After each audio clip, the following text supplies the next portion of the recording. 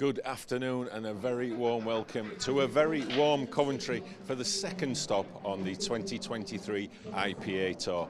Over 270 players are here this weekend looking to take home the various titles that are on offer, and we'll be bringing you the live coverage all the way through till Sunday night to discover our champions. I'm delighted to be joined by our resident expert Marc Pickworth. Marc, if we look back on Tour 1 at Gosforth, we talked about the electric atmosphere there, and Coventry, I think, has gone a step higher. It certainly will do this weekend, without a shadow. I mean, you just mentioned over 270 players this weekend. That is record numbers for us here at the IPA, and we still wanted people knocking on the door to see if they can squeeze in the drawing somewhere, but there was no more places, unfortunately, and here we are in a very, very brilliant atmosphere here. And before we look ahead to the event, just looking back on that first tour stop at Gosforth, some fantastic pool that was played and some great champions.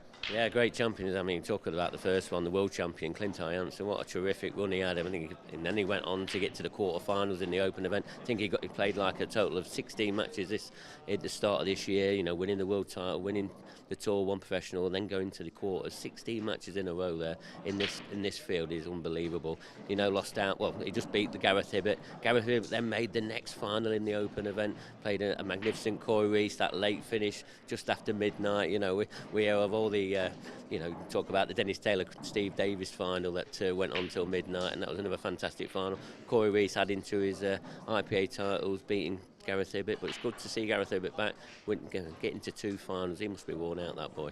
Yeah, well, he's had plenty of time to recover, and he'll be back with all the other top pros looking to take home the first title that we'll be showcasing over the next 2 days, the professional event. And just a word about the ladies, the inaugural Elite Ladies was a massive success up at Gosforth. Yeah, it really was. I mean, let's just talk about Rhiannon Graham. What an absolute storybook that is for her to get to a first ever final, to be honest, and to play in the elite thing where she obviously had a lot of negative thoughts about how she could perform, but to get to the final and play the absolutely famous Deb Birchall was unbelievable.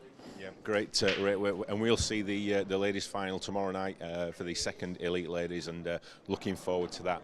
So here we are, Coventry, 277 players, I think there is, Marc, in the draw.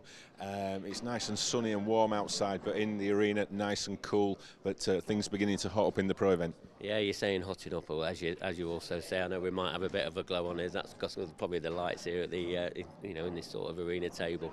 But yeah, you're right. This is really going to start hotting up now. People are going to start getting a little bit serious. They've all, played the first tour now. They've got a few ranking points together. But this is where it really counts now. This is where they've got to step on to move on to the next stage now. And talking of ranking points, there's one player who has got 0 ranking points, who has come back to the IPA, former world champ, former world number 1, Liam Dunster. If people have been asleep for the last 2 weeks, they may not be aware, but he's back at the IPA ranks, and great for him to be back. Yeah, former world champion, IPA world champion, former IPA world number 1 as well. He's back. And he's going to be wanting to make a mark for himself straight away. Don't be surprised if he goes on to win both events, because he's more than capable. He's back to where he belongs, really. He likes it here. He feels more comfortable here, and he's going to have a tough match. So he's going to play one of the new professionals, Andrew Whitfield. And if he wins that one, he will then be playing up against Cory Rees, who won the last Open event. That could be a very mouth-watering tie. Yeah, and potentially a stream match later on. So, but first up, Craig Brown against Simon Ward. Simon Ward, 2-time World Championship runner-up in this very arena 3 months ago. Unfortunately, lost out to Clint Jansen. And Craig Brown, he seems to turn up for the World Championships, 2-time semi-finalist. Yeah, he does, Craig does, and he's such an exceptional player, Craig is. He really goes about he goes about the game really well, really concentrates. I know he's been putting a lot of time in here, and I know he really wants to make a mark. He's had a bit of a few soft tours, if you want to say that, for his standards, but as he always says, to make 2 world semi-finals in a row, that is some going, it really is. Simon Ward, he got to the quarter-finals in the last tour event, got beat by Clint Jansen, a repeat of the 2023 World Final. He got beat quite heavily, really, 9 frames to 4, but he'll be wanting to make a mark. Didn't do so well in the Open, so didn't get the ranking points he wanted, but he's right up there. There's a good chance he could make the top 5, maybe top 4, Simon Ward. It's very close, but there's not many points between Craig Brown and Simon Ward. I think there's 7 points between them two players.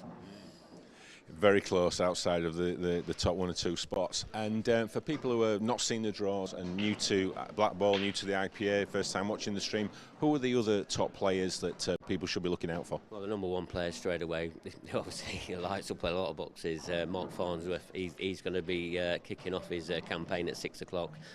He wants to be winning a title sooner or later. He normally starts off the tour really well, but he had a very, got to say, for his standards, a very poor opening to the start of the 2023 season. So he's going to want to come back, and maybe that Dunster return that could ignite him a little bit as well. So could be very exciting. But he'll be back in action at 6 o'clock tonight.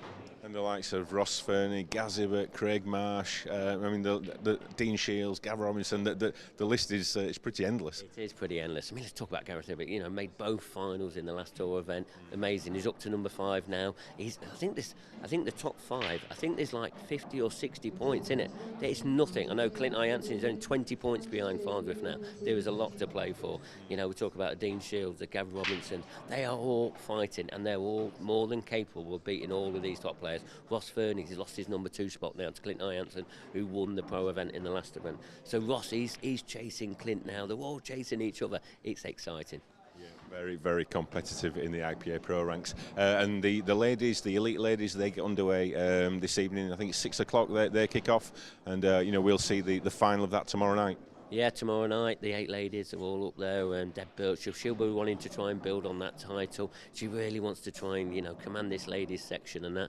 But there's some great players in there, Kelly Egan and Ashley Bird. They're all in there. They're all wanting to beat her, and she's now set the standard, and everyone's got to chase that, and they've got to beat Deb Birchall. Well, thanks a lot, Marc. So the scene is set. So as we said, we'll be bringing you the professional event and the ladies' final over the next 2 days, and then Sunday we'll be focusing on the remaining events, primarily the Open event, which features all the players, all the amateurs, and all the professionals. That is going to be a bloodbath, as it usually is, Marc.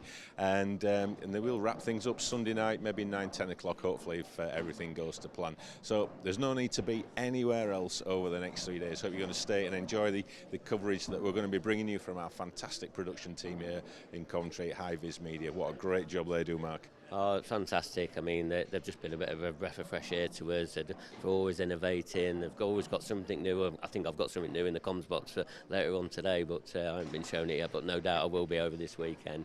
Great team and, fantastic production, as no doubt all of you at home. Fantastic production, must I add. Yeah, fantastic. So, Marc, I think you're going to be a very busy boy. I believe you're going to be in the comms box for this first one. Yeah. So, thanks a lot for your input there. So, I think that's enough from us. I think it's time to get the action underway. It's Craig Brown against Simon Ward. Settle back, relax, and enjoy the action.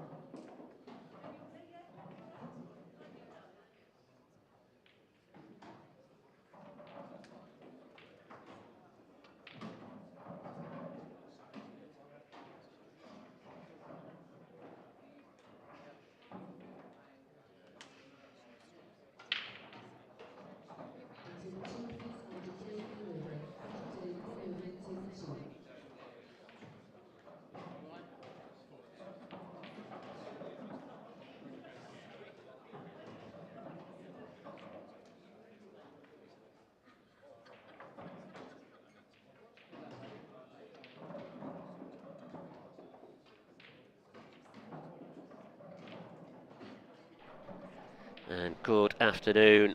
We are just nearly ready now to get this first match underway in the professional event. And here he is, Simon Ward, the 2023 World Championship runner-up. He's up against Craig Brown.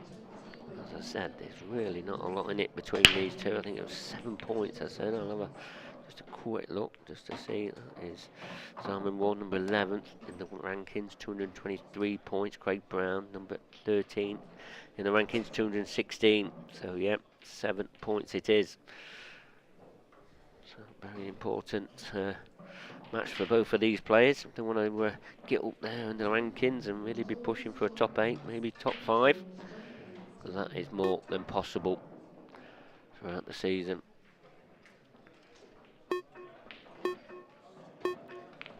Remember these first round matches, a race to 8.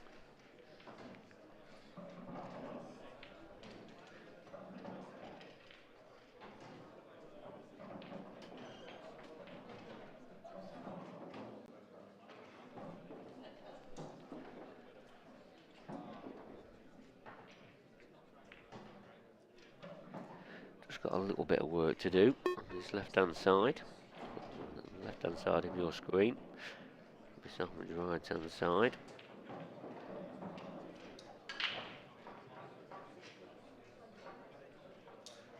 Obviously going to try and open this up now. A bit of cue ball control, but is he on his next ball? He's going to have a chance of a pot. But it's not going to be easy. Everybody's closest to now, top right hand corner. White ball just needs to be navigated into an area where we can pot. What a shot this is. Great shot. Is it black okay? Yes it is. This is looking like it's going to be a very, very good start for Simon Ward. The boomerang.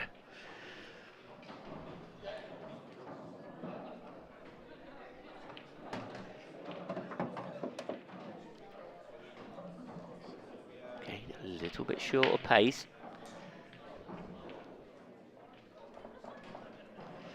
So doesn't need to be just controlling this again. Should be okay going up off the top cushion and back down. Needs to watch the cue ball. It's okay. Left himself a big area to get into. Just making sure he's leaving himself a shot at this.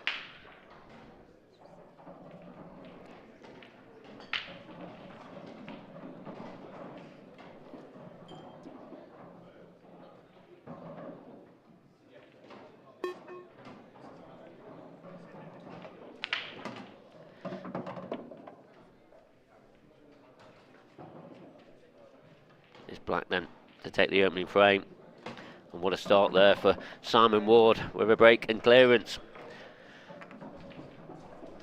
That's the start you want, don't you, when you're just setting off the first match of the tour. It's Craig Brown. He's got a couple of nicknames. The Gaffer is the one that's on the IPA page, but he's also been known as the Downtown Craig Brown. He'll have to explain that one to you. Simon Ward looks very relaxed there.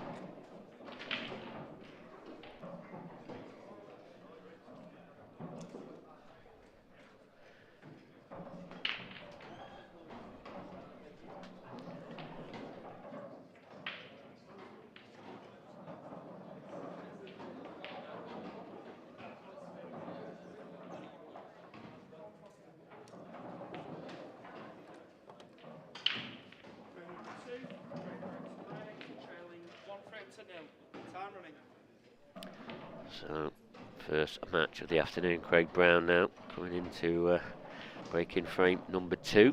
Just another person just coming to my comms box. It's Kevin Barton. Kevin, you just got here from the studio, must have had a longer trip than me. It was certainly less strides. Of course it was. I let myself down that path there to get that from you, didn't I? Jesus. Yeah. And yeah, great to be here in Coventry. And we said at the top of the show, I mean, the interest in the IPA events at the moment is absolutely bonkers. And I think we must be doing something right, Marc. But the atmosphere, it's only early on a Friday. There's probably 30% of the players not even here yet. And what an atmosphere it is out there. It's absolutely phenomenal. Yeah, even last night, I mean, when you started the flyer off, everybody just wants to play, don't they? Everyone's just in there. I want to get in, I want to play, come on. Yeah. Hurry up. They're just pushing us, aren't they? I mean, nobody ever used to come on a Thursday. Nobody bothered. It was, they just came Friday, but now it's part of the experience, isn't it? You come to these events, and yes, the pool is important. Of course it is. That's what they're here for. But it's also about having a great time, great experience, and meeting new people. And just been speaking to a couple of people out there earlier. A guy, it's his first event he's come to, and he's been absolutely overwhelmed with it all. Speaking to people, just really absolutely soaking up the atmosphere, and that's what we've tried to create here. Yeah, and as you said, there's a lot of new players that's just, I don't know, they just keep coming out of the woodwork, don't they? And some great players, and some people that just come and test their skills against the better players. And as you say, they've come here for a weekend of enjoy themselves, and that's exactly what they're getting at the moment. Yeah, somebody else who is enjoying himself at the moment, Simon Ward, 2 clearances, first 2 frames.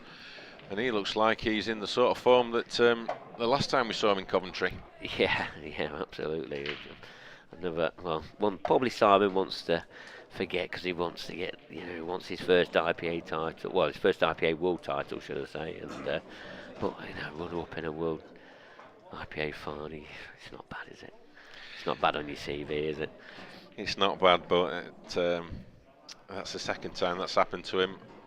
Even for someone as laid back as Simon and pretty pragmatic, it'll be beginning to annoy him a little bit. Yeah, I mean, it was if it had happened to Clint, he would have been in the same boat as what Simon is now. And that was the good thing about that final. Someone was going to win their first IPA title, and after being a runner-up in a previous year. But Simon Ward, he's had 2 visits to the table, and he's 2-0 to the good. Potting again. And we've got a little feature that will be running over the next 3 days, the Smart Rack Break of the Day. And if you've been following IPA news, you'll know that we've partnered up with Alan Yates at 8 Ball Direct with his new Smart Rack innovation that's getting rave reviews from all quarters. And I mean, with breaks like that, it's not a surprise. And at the end of each day, we'll be just reviewing maybe the top couple of breaks, and as our Smart Rack Break of the Day feature. Well, very, very interesting again. I mean, we all know that the break is the biggest shot in the game. It sets the frame up one way or the other for you usually. And Alan's spent a few years developing his Smart Rack, and I think there was a little bit of scepticism at first, but I think people are generally thinking that this is a very nice piece of equipment indeed. Yeah, just a little bit on that, Kev. I'm not sure if Alan did tell you. He told me last night. So on the line that's on your screen in the table at the bottom of that now, there is a little dash, and basically the bottom ball that goes onto that, they're using that ball now. So where they used to drop the black onto the table, because that creates a little bit of damage over the time, they're telling you not to do that now. So they're asking you to roll the bottom ball in to see if it's in the centre of the thing, and that seems to be the new thing now. And maybe that could be a new innovation and a new way of making sure that the quality sticks correctly on the tables throughout. Yeah, and I think at the next frame, if you see our referee Rick Lloyd, that's exactly how he's racking the balls up.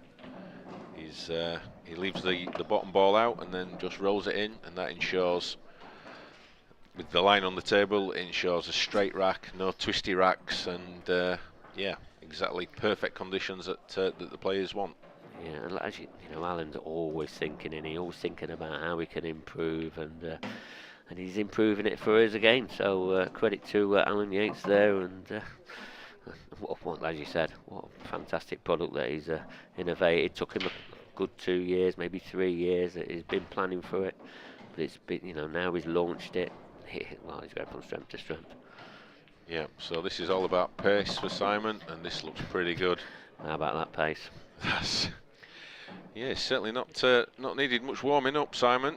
He's renowned as someone who doesn't practice a right lot. He uses the sort of early rounds as his practice, so he can be a little bit vulnerable. But at the moment, there's absolutely zero signs of any vulnerability, and he's looking pretty clinical. Yeah, very unstoppable at the moment. 3 frames to nil. He's had 3 visits to the table and cleared on every opportunity. Craig Brown, 3-0 down, 1 visit to the table. He was in off on his break. At this level, you cannot afford to go in off on the breaks, especially at this rule set. Yeah, but it is only 3-0. It's a race to 8. Still plenty of time in this match, and Craig has just got to stay positive. And there we see Rick Lloyd. He ricks the balls up, leaves the middle ball out, and that is the one that he slides in there at the end. And that, ladies and gentlemen, is your perfect rack. That's going to be the new way now, isn't it?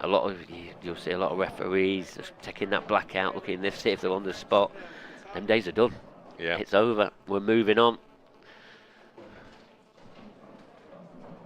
You can see that line right in the middle of that yellow, slicing it in half. And look at that. I mean, that's got to be a nomination for break of the day. 3 balls potted. And well, he's obviously got an easy yellow, but probably would prefer reds. I think his hands are going to be tied. He's probably got the red into the top left. Extension, please. But well, the yellows are not bad. He's just got that yellow that's nearest the white to think about. If that does slide into that bottom right-hand corner, that will be pretty good.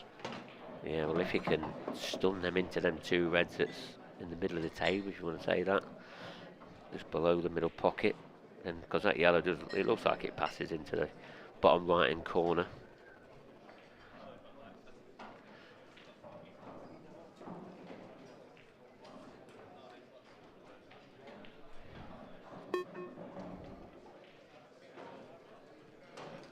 So he didn't quite play his positional shot as exact as he would have liked.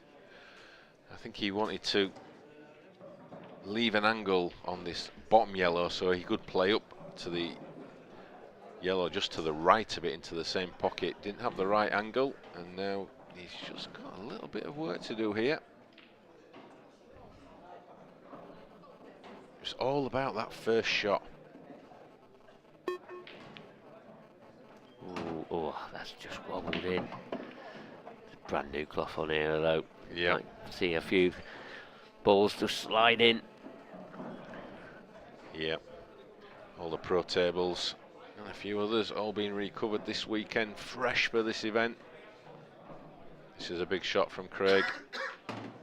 Oh, excellent shot, Craig Brown. He did mention break of the day. And this, as you said, it's right up there already. What a standard so far, Kevin Barton. Well, I'm glad I'm sat in the commentary box, Mark, because I wouldn't like to be playing either of these two. The form that they're showing, this is an absolute dish fest. Yeah, dish fest it is. 3-1 though to Simon Ward. I think Craig's going to feel a little bit better now. He's finally got his hand on the table, putting a couple of balls. He's obviously playing well. I mean, there was a couple of tricky situations there. He overcame them, and no problem. So, he's feeling good. Like you say, Mark, we're feeling a lot better now he's got that frame on the board. He's in the match. Let battle on. Battle is on.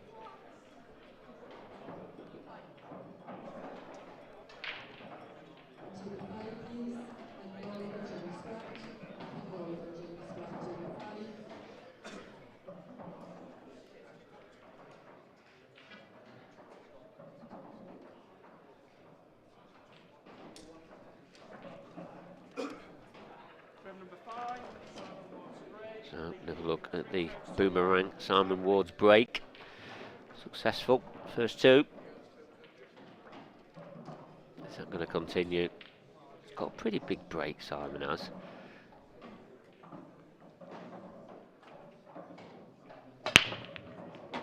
We didn't get a lot on that. He didn't have a lot of control. But look how the balls are splitting, Mark. I mean, crikey, I really would fancy you to get these. I mean, you know, look at these. This is, for these boys at this quality, at this level, this is meat and drink. Yeah, and I said to you, when Craig went off, you really can't afford to be in off at this level.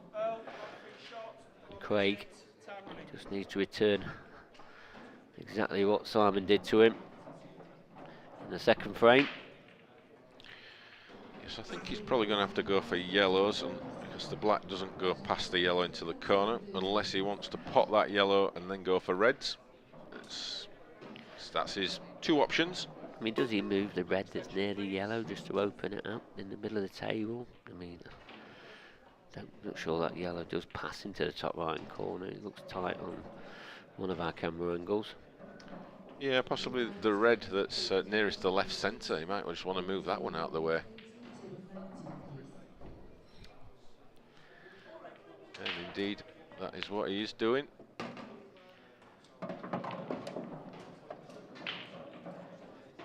If he is onto that one into the right centre, that's a very, very nice shot. That ball could have been a little bit awkward. Yeah, it seemed to travel a little bit further than he wanted. See.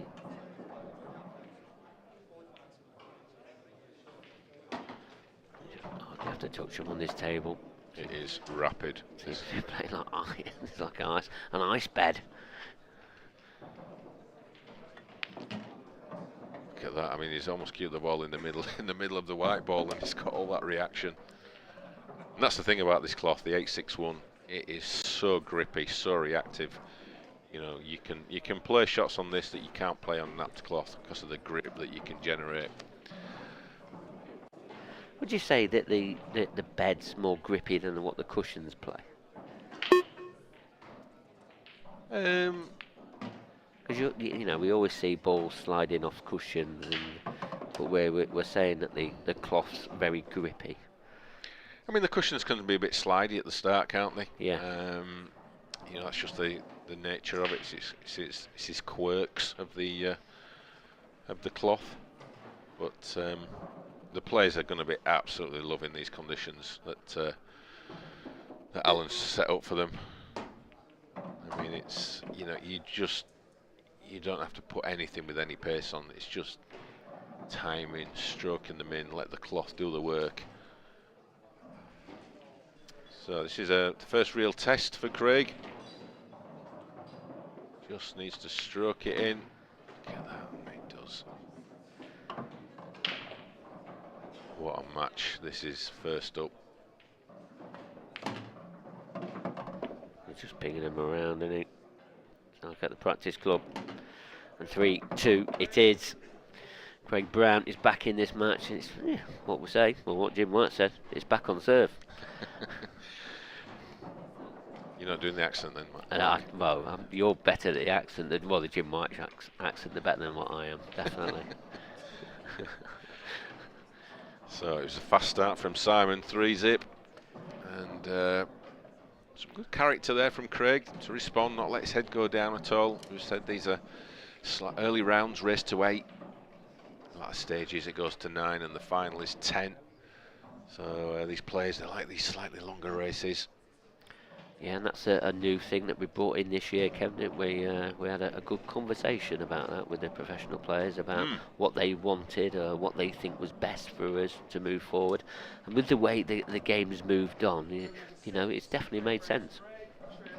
Yeah, I mean the standard of play is so good nowadays that, you know, you can up the races and, you know, it doesn't have any impact on the schedule or anything. You know, and we want to see more of these great players, you know, as well. You know, we want to see them all going head to head, bashing each other up on the pool table.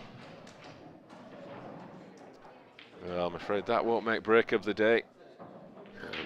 But where the black is, though, That's going to take a little bit of developing. I mean, the yellow is closest to just that one below the borderline. Maybe you can open the black out with that going into it and potting it, but a little bit of work to do. Yeah, a little bit of a dilemma here for Simon. He's probably going to go reds, you know. Just he ain't got many reds in that top half, though, is he, to get that red and the black out? That's the beauty of commentating on Simon Ward's matches. It's impossible. It's absolutely impossible. Yeah, I don't think either suit was favourite there, because you've got the two yellows together at the bottom of the table. You've got the yellow at the top end of the table, and nothing obvious to disturb the black. But you know, you could probably say the same for the reds as well. And as we know, it's all about the black. Yeah, and if he does play this yellow onto the black, where's the black going to go? No one knows, do they? It's hard to judge. Yeah. What's his shot he's looking at?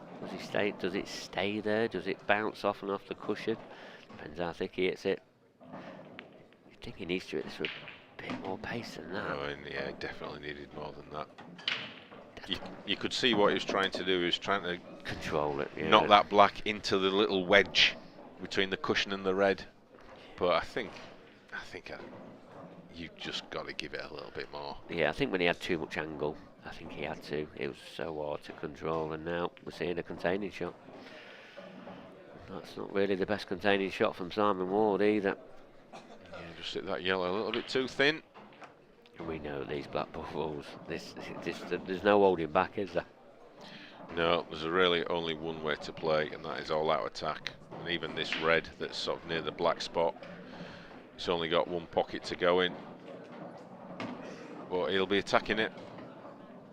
Although he has got the problem of his red and black, he's going to need a plan. He's got the red nearest the right centre pocket, which he could, you know, pop that and try and disturb it, but he's got to make sure he's got a shot afterwards. I mean, if he was trying to cover a pocket there, it was in like the heart of the pocket. Yeah. It never looked like missing. So he's got some decisions to make here, is Craig. Well, I think the one in the middle of the table, or either one in the middle of the table, that's the one. It's all about leaving the right angle. One good shot here, though. He could just leave him a shot and getting him out. I have to say, Craig's sporting some very impressive sponsor logos there. Are they within the rules and regs, those size of those, Marc? Regulated size, yeah. It's like they've just been stuck on. I've never seen him with them on, to be honest. Well, he's sponsored by 8 Ball Direct. Yeah. And room 21, is that it? Yeah, that's where he's played. Yeah, it is, yeah. So, yeah, part of the 8 Ball Direct stable.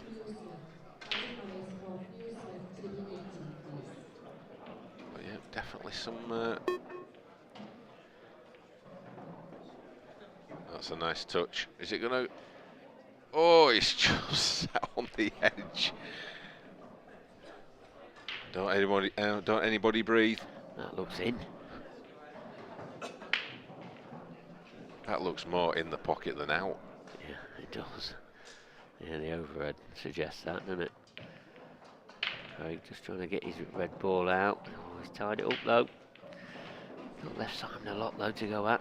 Oh, does that yellow pass into the left centre? Oh. Oh, he'll have the problem of getting the black out. He's got to get on that last yellow, potentially last yellow at the top end of the table. A little bit of containing, a little bit of cat and mouse early on. Yeah,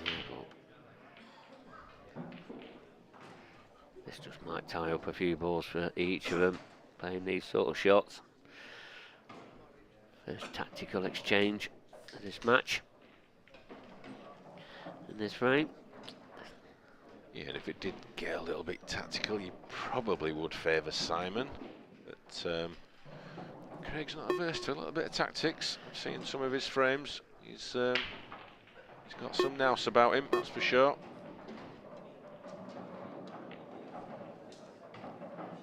Now, I think this is where Simon brings this yellow off, or puts it in a different position. It's on this top cushion. I think that's got to be the option. just bring it to the right hand side of the table. They trying both out here. Trying to get the black out now. Just to get the yellow out. Yeah, just to the right hand side of the table. Again, he can use that to maybe put off the red into the right corner pocket. Have to play it with a little bit of pace, but Nice shot. nice reply. Lovely touch. What Craig's problem is going to be, you would expect Simon to hit this yellow off one cushion. Craig's problem is then that all Simon's yellows are out in the open. Craig is going to have a red tied up near the black. He's not even going for the bottom, he's going for the bottom end of the table. Oh, it's gone round them all. Well, I've got to admit, I'm a little bit surprised at that shot. That all he had to do was just hit this yellow. Like the one on the baulk line. Yeah, yeah, just go across, hit that, and Craig is in effect, he's got to go for a crazy finish probably.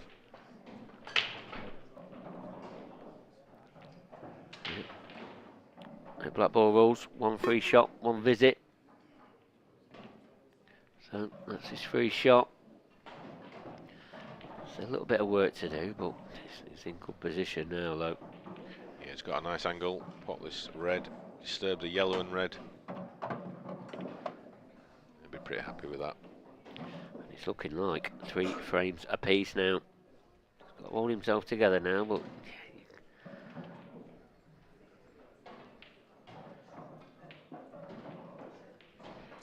Yeah, I like Craig's manner around the table. He gives the shot the thought and then just gets down and plays it. You know, he's pretty quick fire in that sense. But he gives the shot the thought prior, and then when he's clear in his own mind what shot he's going to play, that's it. He just gets down and plays it. And I like that approach. yeah, where some players they have like 2 or 3 shots in the red, don't they? And just sometimes struggle to select the correct one. And do you reckon is that how most players are? Yeah, there's no second guessing himself. He sees a shot, plays it, it's clear in his mind, gets down and plays it. And yeah, it's good. Yeah, it's a method that's worked for him. It really has. I mean, I know Craig, you know, we'd love to be a little bit higher in the rankings here at the IPA, but you know, he's got to be quite happy with some of the results that he's maintained over the years that he's been on it. Yeah, I mean, he showed glimpses, you know, in particular the World Championships, of what he's capable of. I think Craig's problem is that he needs to believe in himself a bit more. He's got all the talent, and there's no reason why he can't be in the winner's circle. I think he's just got to believe in himself a bit more, just get through those tough times, you know, in matches when it's just not quite going his way. Just stay strong, stay focused, like he has done in this match. He was 3-0 down, and you know, he's stayed focused, and he's had 3 opportunities and taken 3 opportunities. I think there's maybe times where he may not have done that, but there's absolutely no reason why Craig Brown can't be in the winner's circle, and it could be this weekend. Who knows? Yeah, you never know, do you? A little bit of momentum, a little bit of, you know, you sometimes need the little nudges, a little bit of touches here and there, with a little bit of rub of good fortune. Yeah. And you just never know, and you need your break working. Yes, it's hard to go, you know, really long in the tournament if your break ain't working. It's really hard. Yeah, and the key is getting those important little nudges, like you say, at the right time. You know, you don't want it when you're 6-1 up. You want it when you're, you know, 4-3, 4-all. You know, you get into the end part of frames. What a break! These are just absolutely open right up here, aren't they? And these reds are over, aren't they? Well, if he shows 50% of the form that he's shown in this match so far, these are all over.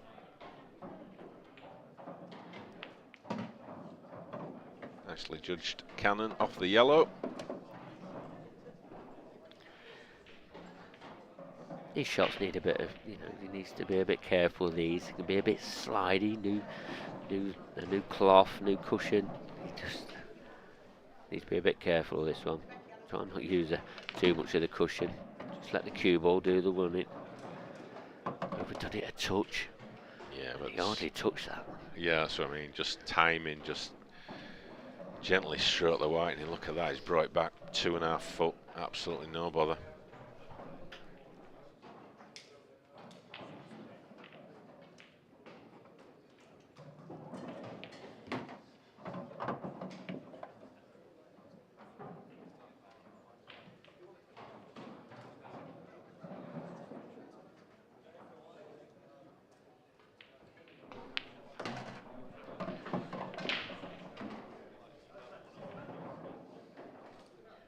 Shot, simple shot, but just gives himself a choice of either red.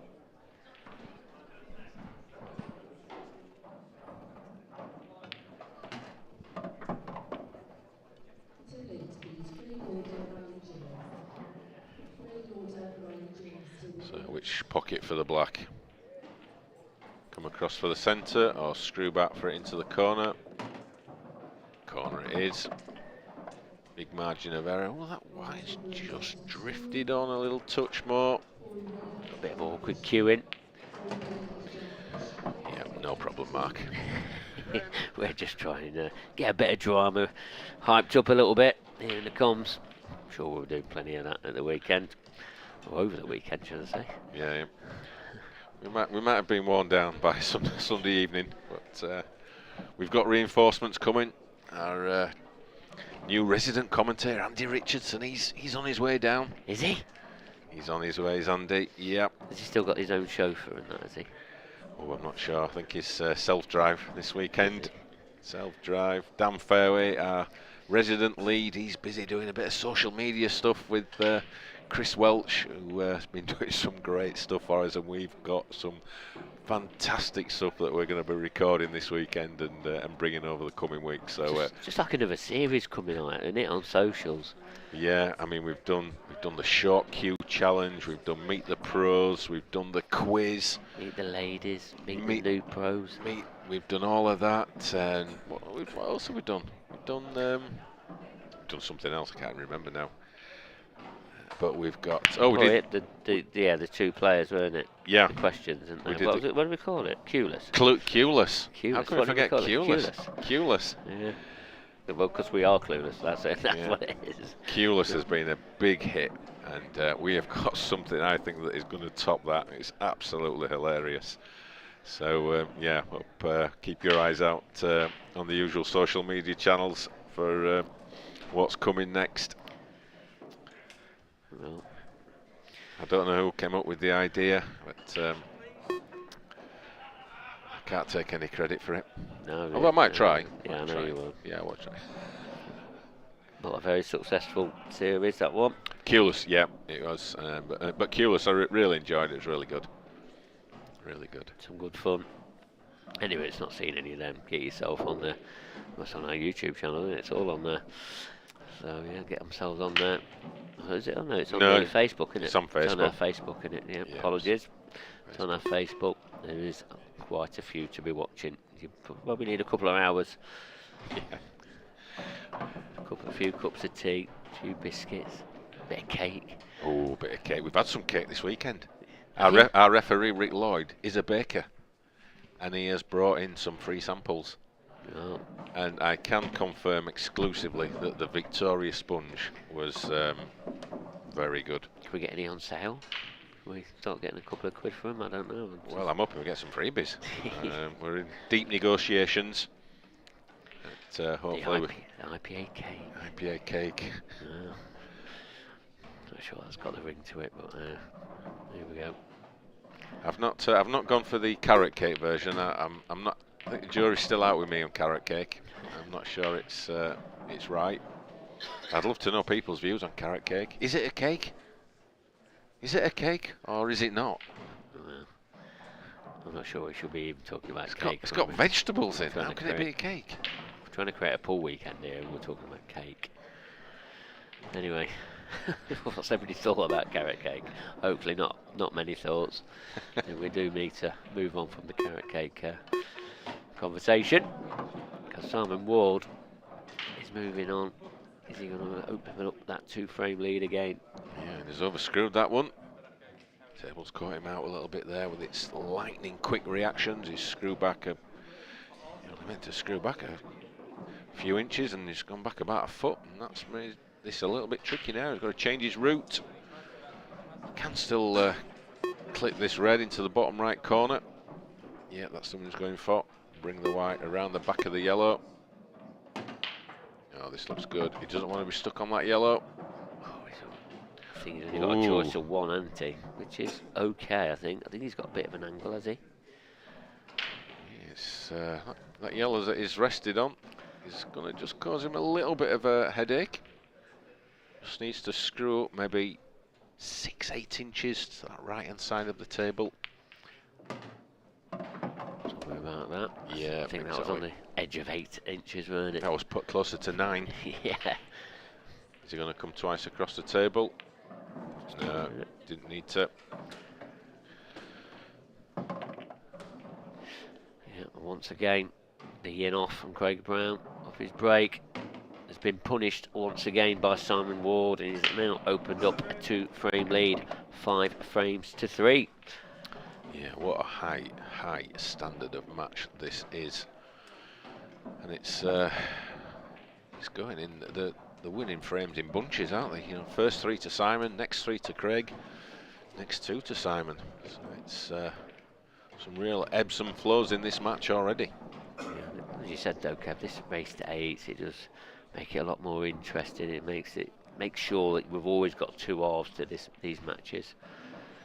Well, I think this match has had 3 halves already. Yeah, we're in overtime now. There's our referee, Rick Lloyd, once again demonstrating a new way of setting up the rack by rolling in the back ball. Who would have thought of that one? I know, unbelievable. The amount of years Paul's been out, everyone always just rolls the black in or spin it in. They've all got, like a spin. Yeah. Yeah. So, them days are gone. We've killed it. Yeah.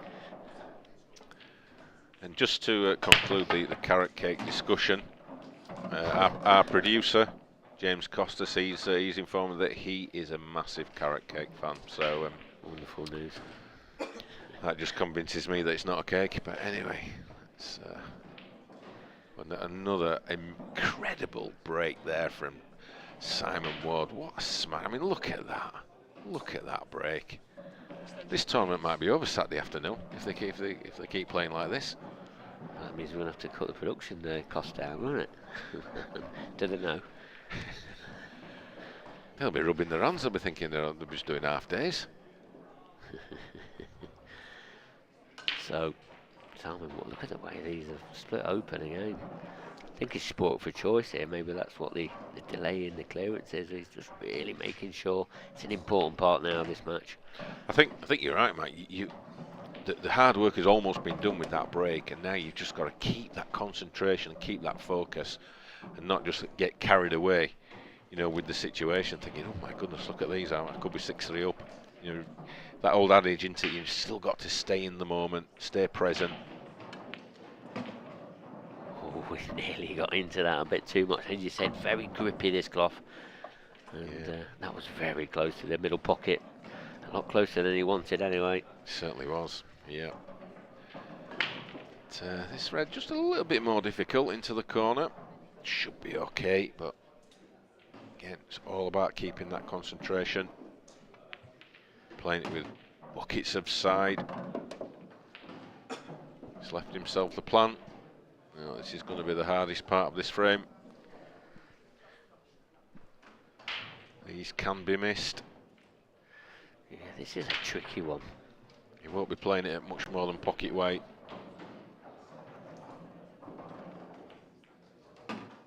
Played it very well. Yep. Very nice shot. Yeah, I think he'll just probably try and screw this white back now. Use the black as a bit of a guide. Maybe take the one into the right centre next, and then this one in. Last red into the right corner. Yep, there's the screw back.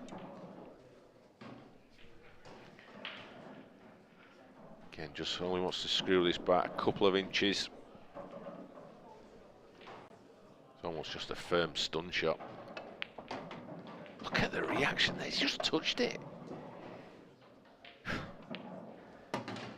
not wasting any time now.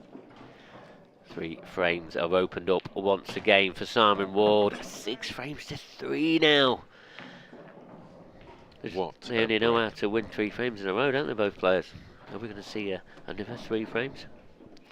Yeah, it was a huge break. Huge break, and that has got to be a contender for the Smart Rack Break of the Day award. Oh, he's just winning it. Well, there's only a minute at the moment. Craig just got to keep his focus. Yeah, we'll just have a look at that break again. There he goes. Look at these balls, far and wide. And just take your pick. Just take your pick. Yeah, took his time out to select which colour set he went for.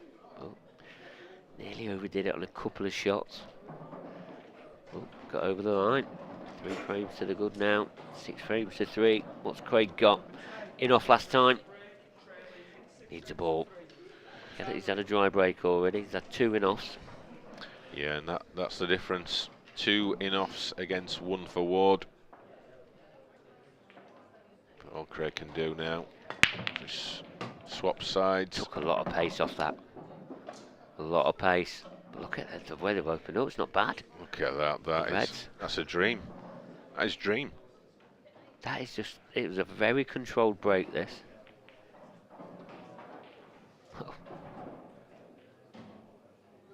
Berserk. It looked like he took a bit of pace off. Not that that replay showed that. It looked like he's absolutely put his cue through him. I think he'll probably play the yellow onto red plant and then just proceed to take reds, and that's the hard work done. Yeah, get the cue ball in a good area. A bit more hampered cue than he wanted, but not got much of an angle on this red in the corner, but shouldn't be a problem.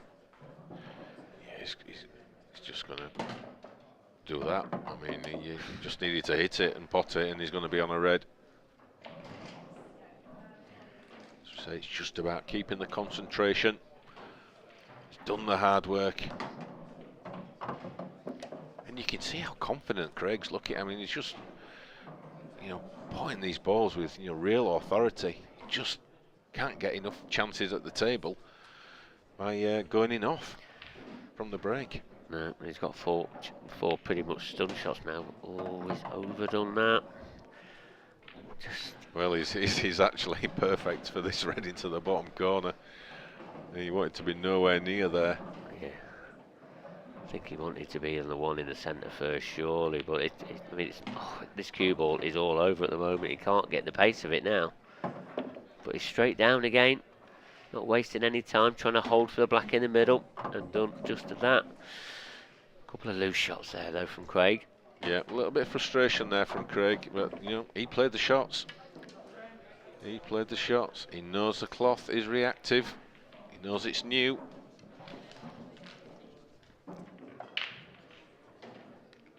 But the important thing is he got the frame on the board, a good break and dish. 6-4, still all to play for. I think, we're talking about, we're just below the centre part of the cue ball, and because the cloth's so grippy, it's sometimes very hard to keep control of. And so he just needs to try and, get over it and just move on now and try and get some better control going out there. Yeah, and this is where the mental strength of the game comes in. You've just got to keep that focus, not let the fact that it's a new cloth, new balls, everything's super responsive, not let that get to you. These are the absolute pinnacle of conditions to be playing in, and you've got to embrace it, not fight it. It's another monster. I've seen 2 go in at least. Oh, wow. Goodness me again. Look at what is going on here. Simon's had 1 in off as well. The cue ball spinning. He can take his pick again. Pretty much every frame you're getting a choice of red or yellows, and as a player after the rake, you can't want for any more. He's going for reds, but he could have gone for either. Could have gone for either. He'll just be screwing this back, coming between These yellows, I think, off the back, off the right cushion, that one. It's absolutely fine. And if he does take this one in the centre, he's going to be nudging into the red. If he takes the one in the bottom left-hand corner. Certainly another contender for break of the day, Mark. Yep, it is. He's occupying all top 3 spots at the moment. Yeah, he has got them all, actually. No, he doesn't want that red to get in front of the other red. It's okay. So just a little soft screw to the middle of the 3 reds. I think he's just got enough room to get. Is he going to bump it out? He's got a choice. He can play on it and bump it out.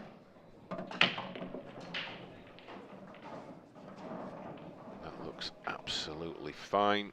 Just stun this red in, screw it back past the black. Depends just if it's straight or just off straight. If he can just finish this off, it will put him 1 frame from victory.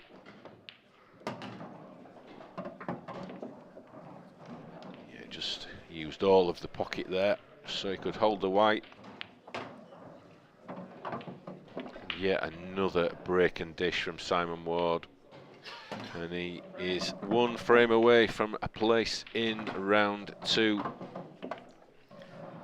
And the way he's been breaking, Mark Pickworth, is up there with the very best I think I've ever seen.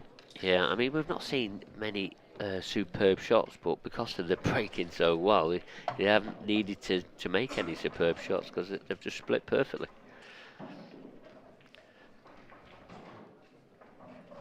So what can Craig do? Well, probably not a lot. It's out of his hands now. All he can do is pull this one back on his break, try and get his own break and dish. And you know, it is 7-4, but it is only one against the serve. Yeah, but first things first, he needs to be making sure he wins this frame off his break, and then just hope, and I mean hope, the way that Simon's been breaking at the moment, it's a huge hope that he gets a chance off the Simon Ward break. That's all he can hope for. First things first, win this frame. There's a yellow down, the white nearly went down. Is another yellow going to go down? Oh, look at the yellows. But look at the yellows, my goodness. Just a black ball, but you think it just drops in that centre. If you get behind it, the one in the top left-hand corner, that'll be the best chance of getting on the black.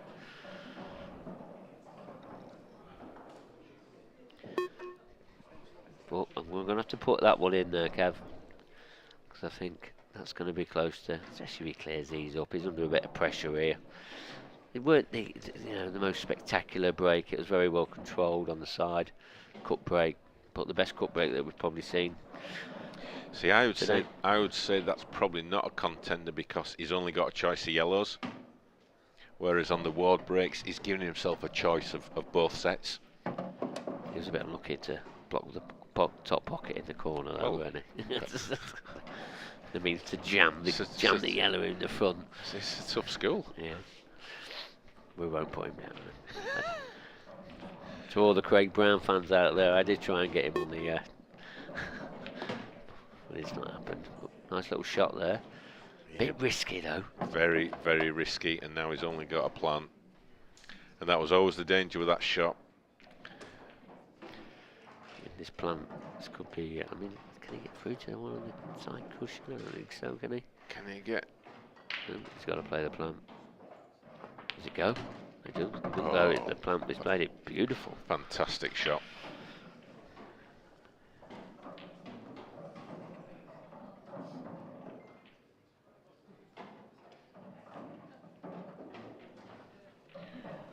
Just this nice easy yellow top corner. Doesn't need to do much with the white. It's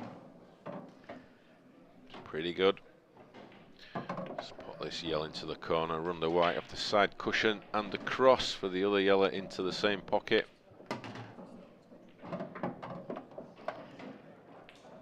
Easy as you like. Yeah, it's made nice work of this. I mean, in this match, this is the 12th frame and we have had 0 mistakes. There's been 0 mistakes. No missed pots, just 2 in-offs. 3 in-offs, two for Craig and 1 for Simon. Yeah, all off the break, yeah. There's been 0 mistakes, 0 balls missed. What a standard to get things going. And these are number 11th and 13th in the rankings. Yeah, very good start, very good start. And the next match coming up, going to be John Heredge against Tom Barley. Tom Barley's been on pretty good form. But John Heredge, a new pro, already had a TV appearance in Newcastle. Didn't go to plan, but he'll be wanting to come back and do a little bit better than last time. And he's a very, very good player. John Heredge is very good. Yeah, we've still to see the best of John Heredge. Will it be today? It will be at some point because. Very, very attacking player. Only knows one way to go, as pretty much does Tom do. So it should be another dish fest. And, break there from Simon. Hey up! Oh my goodness, he's gone dry. Oh, look where it's gone now. That is the worst thing that could have possibly happened for Craig Brown. He's just left him nothing. He's got to cut back on the yellow, and look how horrible it is. I mean, if that cue ball stays anywhere. Just not there. Sometimes little things like that, innit? The pull gods work in mysterious ways. Nice little touch there from Craig Brown. And if that's not touching, that's a nice shot. Oh, it's called. I think the referee's called touching ball. Anyone that's new to blackball, you've got to hit a cushion after contact. So if that had not been touching, then it would have been a little tricky one for Simon. But as it's touching, he can just pretty much. Oh, what's it? Oh, side cushion. Yeah. Ooh. Yeah, I expected that to be better than that.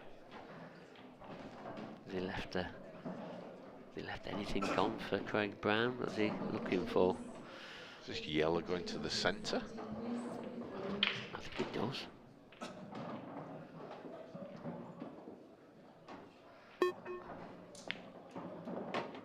Oh, what a shot that is. Brilliant shot, Craig That Brown. weren't easy. That was not easy. He might not be on there for the break of the day. Well, that was a nice little shot. Now, what does he do with that little cluster? Does he try and screw onto it now?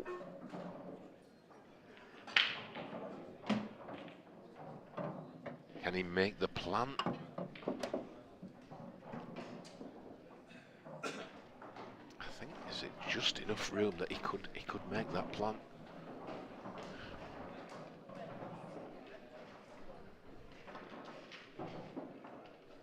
Can he put the outside of those three, bring the white down to this bottom cushion to leave himself an angle to put the yellow into the corner and then disturb those two yellows? I think that's probably what he's thinking. I have to play this with a bit of side. It's a little bit of luck on this one, because he could be nudging the yellows towards that red on the cushion, so this is not easy.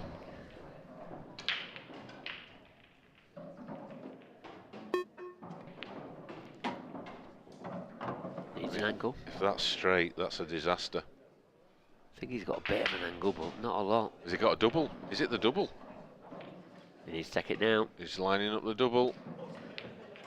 Oh, what a shot. Oh, no problem, no problem. Are we going to go hill first match? Still a bit of work to do, but there's a chance. There is a chance. What clearance this will be. On that very first opening ball with the cannon to open it up. Brilliant clearance. This will be the clearance of the match. Yep, he's played this very, very well indeed. What a performance from both players. 0 mistakes. We're in frame 13. Brilliant shot. One cut to the centre. Yeah, should be, the white ball should be okay. It's going to be canning into a couple of reds, but played it very well indeed. 7-6. Yeah, and again, if you're new to blackball rules, you saw that red just drop in the top corner pocket. Well, as long as you pot your own ball, hit your own ball first, you can pot both. Well, a dry break from Simon Ward, which we never saw that even happening. And now we're here into a 7-6. Yeah, Simon Ward, he's done absolutely nothing wrong, everything right, Simon Ward. And he's only 7-6, and it's just on serve. Yeah, he said though, Kev, a couple of frames ago, there's only one frame behind here, and it was all he could hope for was a dry break, and he got a dry break. I mean, where Simon left the cue ball was astonishing. Thought he got away with it, but Craig played a nice little delicate shot. Simon played a bit of a loose one, and then Craig just went all out attack, and what a clearance. Probably the best clearance of this match so far. So just whilst Craig's gone for a comfort break, obviously, as most of you will know, Liam Dunster is back at the IPA after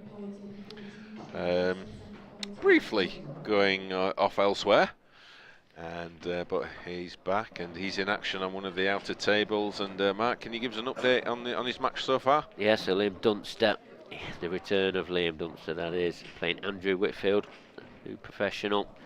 It's only 2 frames to 1. It's been 2-1 for probably the last 20 minutes, so it's into a bit of a tactical frame. He's got his work cut out there against Andrew, and if he wants to be, getting through to the next round, trying to make his return very comfortable, he's going to have a very, very tough game there against Andrew Whitfield, a very good competitor. And if he wins that one, if Liam does win that one, he's going to be up against Cory, Rees. 2 players that are already through, playing the professional event. Michael Tomlinson beat Evan Parry-Williams 8 frames to 6, and Adam Griffiths, great start from him, beating Curtis Lee 8 frames to 4. Yeah, Adam Griffiths, he's one to watch out for. He's a good player, young kid. He's been rewarded with Gareth Hibbott next. Adam Griffiths has. That'd be a great game, that one. That could be a dish fest. That's a generational one. Craig. It's a dry break from Craig. Oh, and look at the yellows. Oh, Simon Ward is going to be licking his lips at this. This is a great opportunity to take the frame and the match. That's his second dry break of this match.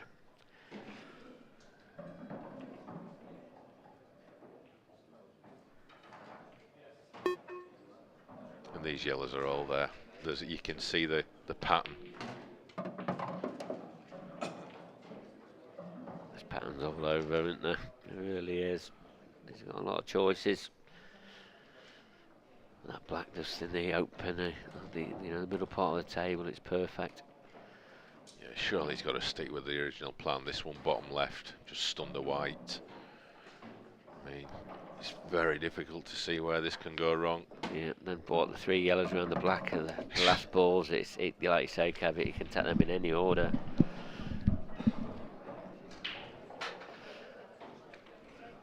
Yeah, are we seeing closing stages now of this match? What a match this has been.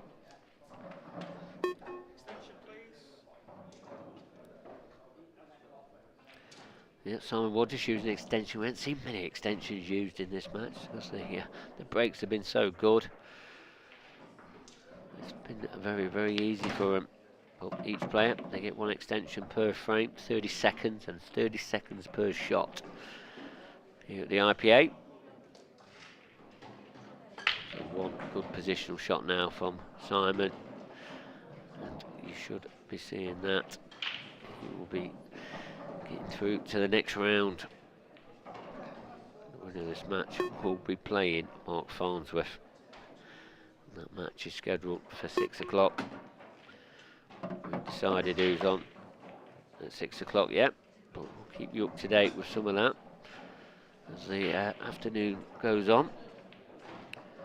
Simon's not quite over the line yet.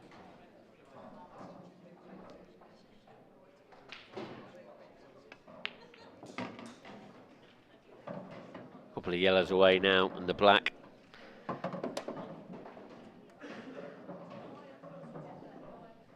To secure his place in the last 32 of this professional event.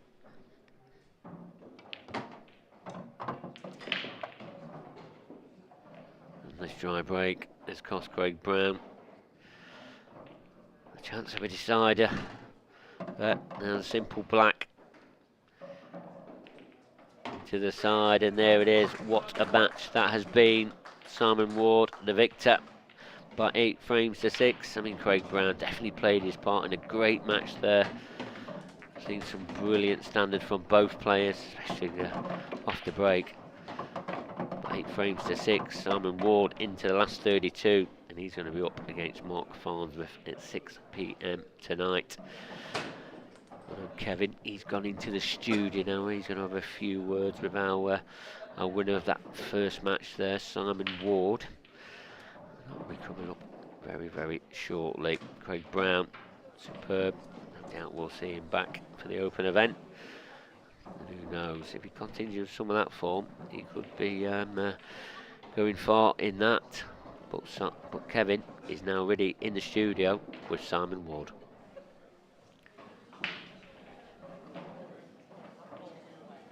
Joined by Simon Ward. Simon, you're renowned as a slow starter.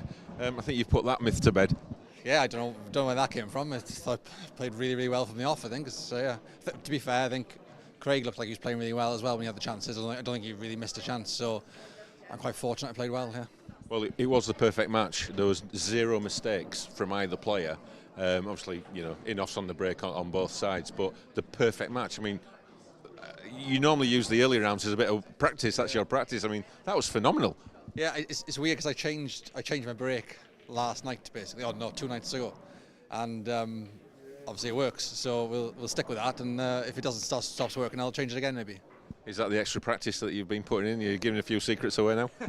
I haven't tried. I mean, I played once or twice this week. I played once or twice last week. So it's a lot more than I used to do. So I am trying. By once or twice a week. Yeah. Obviously, the last time you played in that arena was unfortunately where you lost in the final of the Worlds. I just thought I'd remind you of that. Any thoughts about that? Was that in your mind at all, or just good to be back playing? To be honest, I completely forgot about it until you mentioned it. Actually, yeah. I mean, I look back on the final and on the World Final. Quite, you know, I mean, I played well. Ultimately, it's not as if I threw it away. Clint played unbelievable, and I was second best. And there you go. Really, I'm not too cut about losing. No, I was going to say that you're pretty pragmatic. You're not, you take it all in your stride pretty much. Yeah, I think if I'd thrown it away or if I hadn't played that well, but actually I played pretty well. Clint played really well, and you know, I'd have had to have played top of my game to have a chance really. And I you know, it was quite a close game. So that's the way it goes. So just looking at that performance there, obviously now your expectations now for the rest of the tournament must be absolutely through the roof. Yeah, well, I mean, I did really fancy it actually, but I fancied it for a while. And although I've played okay in patches, sometimes I just haven't got over the line. And actually, that match there, when I was like 7-4 up, and I was basically, I obviously haven't missed. And then I came out to 7-6. I mean, you start thinking, well, actually, am I actually going to win this match, even though I've played perfect, really? But I suppose Craig played really well as well, so it's just one of those, you know, just get your chance and hopefully take it. Yeah, it's very rare that actually both players are at the top of the game in any match. Usually one person makes a couple of mistakes, and that's the difference. But as you say, both players played an absolutely perfect match. Yeah, I mean, both of us broke well, which made it a bit easier. There was a couple of times where we broke off and they were there to take, you know, and I got used to the table really quickly. Sometimes it can take a while to get used to the speed of the TV table, and I sort of felt my touch really quickly. I think Craig did as well, so there weren't any silly mistakes, and I'd say half the breaks were probably we should get them anyway. And you know, so I can't remember playing too many good shots. Just my white ball was pretty good for a change, which isn't normally like that either, is it? So. How did you find the conditions? Obviously, it's new cloth, new balls. I mean, absolutely reactive as anything. Yeah, I would say it's when you're playing well, it's actually easy. It makes the game really easy to play. But then on the flip side, I've been out there and I've really not fancied it at all, and I've been all over the shop. It's like it is like if you're playing well, the table makes you play even better, and you can't miss, and the pockets look about this big. But then when you're playing bad, like you can't get hold of the white, you can't judge the cushions. Even though the pockets look like they play big, suddenly they tighten up on you, and it's. But yeah, table was great. I thought it was really, really good. Because the cloth, when it's new, is ultra reactive. I know there was a couple of shots that Craig played, which were only like smallest mistakes in the match, where it's just like over screwed. You know, you want to screw back a couple of inches, and it's coming back a foot. Yeah, I played a shot. I had a little cut back, and I knew I had to get into the white as much as possible. And I wasn't even thinking about going off in the middle. I think I've almost hit the jaw of the middle of the pocket. And I was thinking to myself, should be nowhere near there, but it grips really, really well. So there's so many shots you can play. I mean, and after that shot, I thought, well, any shot I want to play now, I'm going to be able to play it because the white's just so reactive. Yeah. Would you like to just take that conditions and that performance and just bottle it and take it everywhere with you? Yeah, it'd be nice. Yeah, I think if I break like that, I've got every chance. I think even if I don't play well, if I break that well, then I've got every chance against anyone. But see how it goes. Simon, well played, fantastic performance, and hopefully we'll see you later on. Yeah, well played. Simon Ward with the absolute... It was the perfect match, Marc Pickworth.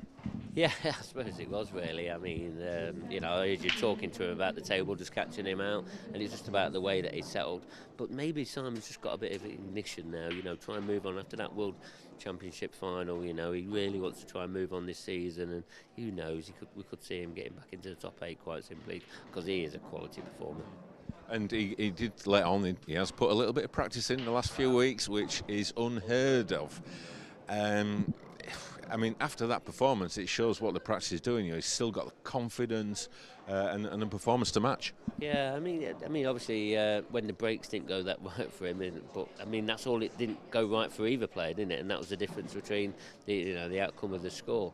But if he does start performing like that, and if he continues to that level, then who knows? You really don't know. And a word about Craig, not much he could do really, just the break gods were just against him, but he was playing well. Yeah, 2 dry breaks, 2 and-offs on the breaks, that was pretty much the difference, and played his part in a great match as well, and if he plays, if he continues to keep playing like that, Craig Brown, he's more than likely to keep getting, deeper in these tournaments. Yep, certainly nothing to be despondent about there from Craig. He's just got to build on that performance, and he could have a good run in the Open. Yeah, I mean, I did say that just at the end of, just as you nipped out to come in to talk to Simon. You never know that Craig Brown is more than capable of getting to the latter stages, and who knows, could get to the final of the Open. If he continues to play like that, continues to show obviously the control, the mannerisms, and keeps his behaviour under control. Because he's a quality player and he's learned a lot over the past years. And if he can take it to the next level now, then who knows, it could be this weekend. So Simon Ward takes his place in round 2. And next up, another intriguing matchup between John Heredge, one of the new pros, against Tom Barley, the banger who we've seen over the last sort of 6-12 months really start to make a name for himself with some really impressive performances. Yeah, he really is, and he don't waste a lot of time. Tom is a fantastic, he's fantastic on the eye. He really is. I mean, he just goes about his work very quickly. You're on about with the way that Craig went on about. He decides what shot to play. Craig with Tom, I don't know where he gets his thought process from. It is super quick, really exciting to watch. With John Heredge, he'll be wanting to try and move on. He played on the TV table last time. I think he played Clint Jansen, didn't really perform to what he wanted to perform, but he's back now. He's had that little test now, and who knows, he could cause an upset here today. And just a word on Tom, a big performance in the World Championships against Marc Farnsworth. Yeah, once again, he just seems to keep getting on. Got to the semi-finals. I know Tom wanted to go one more further, but that match there against Simon Ward was a little bit too much for him in the end, and it was only I think it was like one shot that just made such a difference, because he had a chance to get him to the final. He really did. But yeah, Tom's all of a sudden he's becoming one of the top players of the IPA, and who knows where he can go from now. Okay, well, the players are almost ready. I think we're just waiting for John to take his place in the arena. So thanks a lot, Marc. I know you'll be back in the comms box again, so we'll let you head off there. So just obviously, if you've enjoyed this event and you think, oh, I'd like to take part in one of the IPA events, well, all the tour events and the other events, the Grand Prix and the Masters that are coming up later this year are all open to anyone to enter. And the next IPA event that we'll be bringing you is the Scottish Grand Prix. It's the inaugural Scottish Grand Prix, and that is the 23rd to the 25th of June. That will be coming from probably the best club in the UK, McGoldrick's Pool and Sports Bar, up in Rutherglen in Glasgow. So if you want to enter that event, all you need to do, go to the IPA shop on the website, ipapool.com, enter, pay your entry fee, and that is it. You will be in the draw on the 23rd of June, and we look forward to seeing you there. And obviously further down the line, we've got the Masters at the same club. That is at the back end of the year, and all the details on the IPA website, as well as all the details for the tour events. If you're wanting to enter the tour events as well, they are filling up rapidly. As we've said in the show, at the head of the show, we have got just under 280 players here this week. We've had to put the for sale sign, the full signs up, not the for sale signs, we're not for sale, and we've had to turn entries away. So if you don't want to be disappointed, then again, enter through the shop on the website, and we'll see you in Gosforth in about 8 weeks' time for the third stop on the IPA tour. So John's now made his way into the arena, so I think it's enough from me, and over to the comm box and Marc Pickworth. Thanks, Kevin, and I'm in the comm box now. Just quickly dash through to the studio, and I'm joined by not Kevin Barton, but David Adenall, all the way from the Isle of Man. David. Hi, Marc. And welcome you to my commentary box. And this match, John Heredge, probably seen him obviously on the amateur ranks. This is his second tour now as a professional player, and probably don't know too much about him, but Tom Barley, somebody you do know about. Just a little bit about Tom. Yeah, two very good players. John's obviously new to the scene, as you mentioned, and Tom's a bit more established over the few previous seasons. Should be a good match. Both good lads. Have a bit of a wind up with John. I'll not give him a chance. We'll have a giggle with him later, but no, I think this will be a tough match. Very close, and I think I'd maybe edge Tom slightly.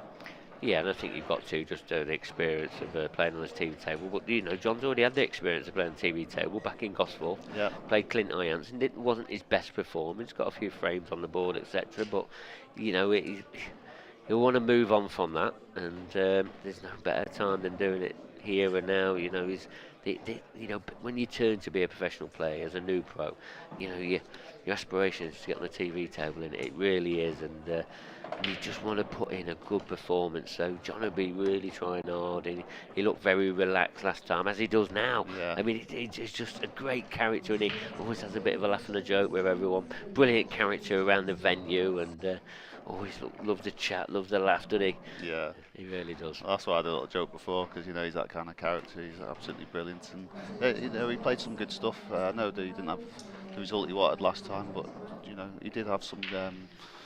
He did play some good stuff during that match, and hopefully that'll put him in good stead for this match. Yeah, Tom Barley, last time he was here at the Coventry event, he got to the semi-finals of the World Championships, just losing by the odd frame.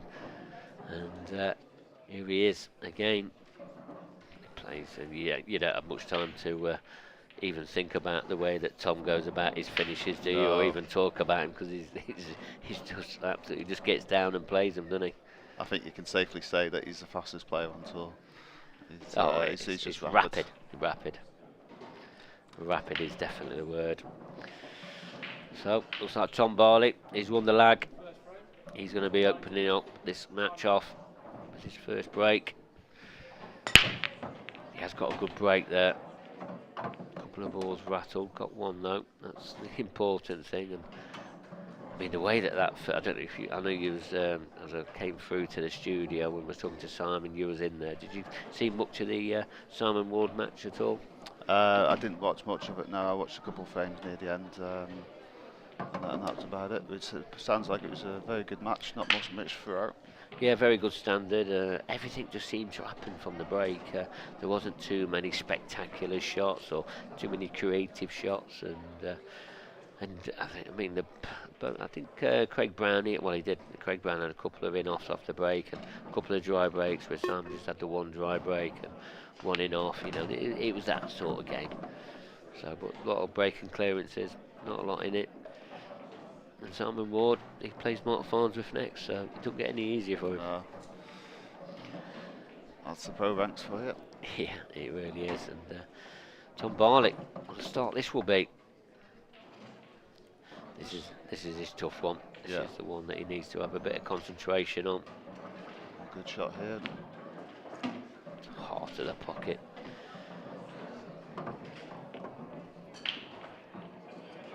I have to reroute slightly. I think ideally I'd like to leave the one over the middle, left middle till last. But it was just getting on this red in the middle of the table. He had to hit that thinner because it was always skidding. I think I just felt like he had to hit it thinner to get it back up the table. He's going to have to force this in, is he? He's playing it with some top and side. He's played it with perfect side. But can he cut this back? Can he cut it in? It's always hard, that shot. I don't know. Does he cut in? Cue ball's going to be wild. I don't think it doubles. I don't think he's got any choice but to try and cut this in. Don't see another shot on. Cue ball. Yeah, weren't easy. Well, what was looking like a simple finish, I think he's been caught out with the new slidey cloth. You know, especially that one over the pocket. Sometimes hard to control, aren't they? Yeah. It's just when he's sliding, trapping the cushion. Just make it a little trickier to judge, especially when you really need the right angle on the next ball.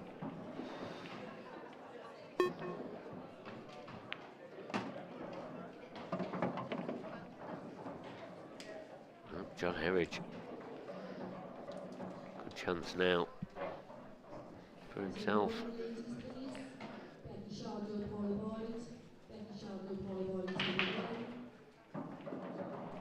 Not straightforward, but a good opportunity nevertheless.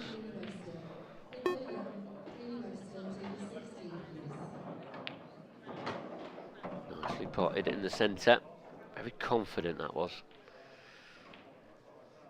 Couldn't really do a lot with the cue ball, so obviously had to leave himself a bit of a tougher pot here, but at least he got the cue ball off the cushion. Nicely done again. Don't want to be on the jaw. I think he's okay.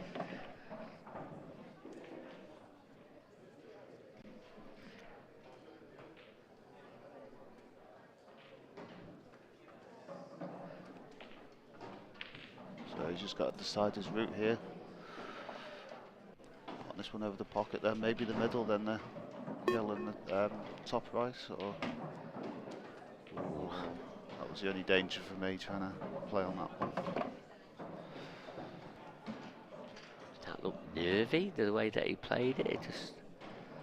Did he just, I don't know, cut out on the shot a bit? I don't know. I don't know what he was trying to get out of that. The reason I'd play it the other way is the one he's currently going for is more in the centre of the table, which would offer a better position on the 8-ball. I could see why he went, he did. Well, we've already seen a miss from both players in this opening frame. Tom, with his second opportunity now. It's not a bad chance, this. I mean, he's going to have a difficult black. But opening frame, just leave yourself a chance, don't you? Yeah. Cue ball again, going to be doing a few miles around the cushions. Always just hit the jaw. He left himself. It's a shot, that's all I can say. Yeah. But you feel, if he misses it, chance for John Heredge. Is he going to try and get the cue ball on the bottom cushion? It's going in. And in it is. Tom Barley. Very scrappy first frame there from both these players. Brilliant shot to finish off though. Yeah, it was. It weren't easy.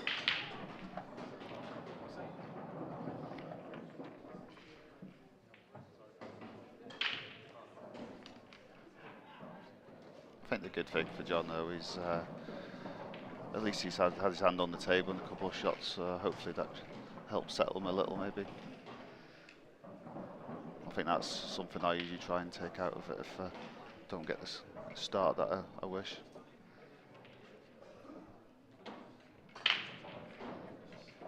I don't know what they're chatting about there. Obviously, had something to chat about. Another colourful character on the Liam Roberts there in the Colourful background. character, Liam Roberts. I like it. Yep. Liam is waiting to play Jason Hill. He's due at 9 o'clock. Liam Roberts, another one of our new pros, remember, finished #1 on the amateur rankings last season. Fantastic season he had. Yeah, brilliant season. Winning that last event in the Isle of Man. He was ecstatic, and he made his decision pretty much before then. He was taking pro status. He wanted it. He did, yeah, I was speaking to him before that event, and he really, really wanted it. So it was so pleased to see he'd done well. It was a giant kill on that season. He was. John Heredge starting off with a successful break. These have felt a little bit awkward. All down to the red and yellow on the bottom cushion. Problem on both colour sets.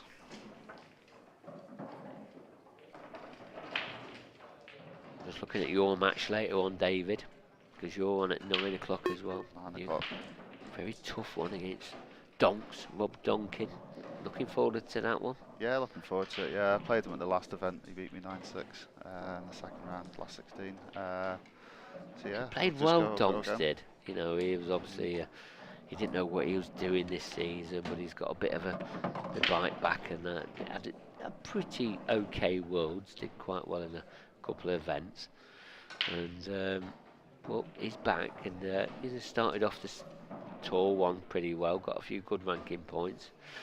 So yeah, it's a tricky game, isn't it, for both of you? Yeah. It's we always tend to have a good game, so hopefully it'll be the same tonight. He played pretty well last time. Wasn't many mistakes in it, so hopefully we'll have another good match. But he has been a bit in and out. You know, he's unable to sometimes commit to all the events. He will miss the odd one occasionally. So. But he did win one of these tour events a few years ago. Yeah, he did, yeah. It says it all, really, of what he's about. Yeah, quality player, former professional snooker player.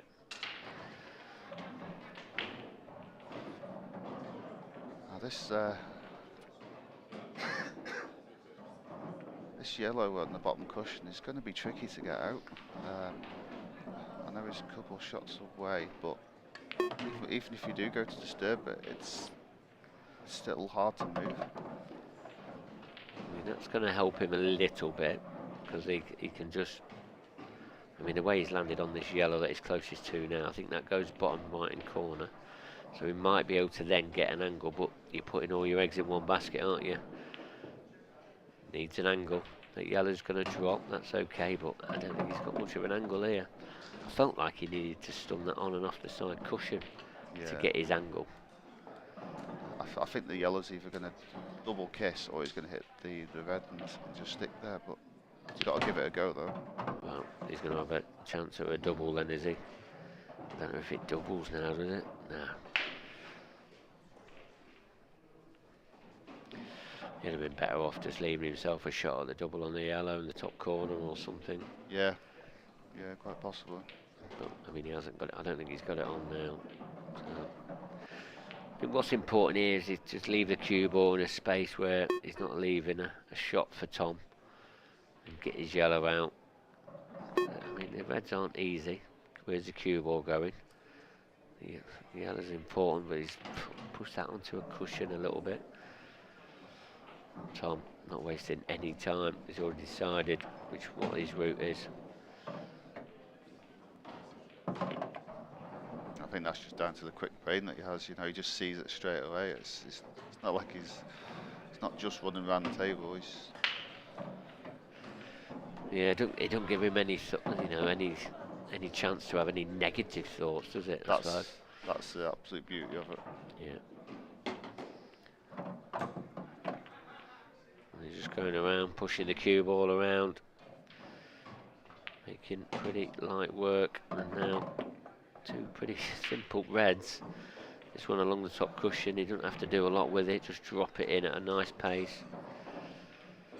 Something like that. There you go. Looking like 2-0 to Barley. Simple black into the right middle. And there you see it, 2-0 to Tom Barley it is. It's not been a spectacular start here, not compared to the last match, but to be honest, it's been a pretty steady start. It's been okay.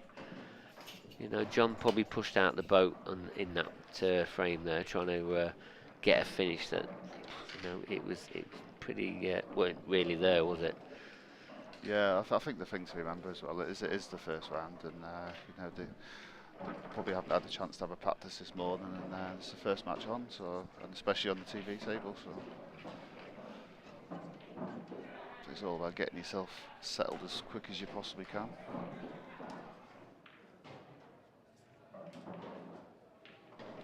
Yeah, well, Tom Barley, he's been here a lot of times here on this TV table. I'm sure he'll be feeling quite settled now. Johnny just wants to try and get a frame on the board. That'll settle him nicely.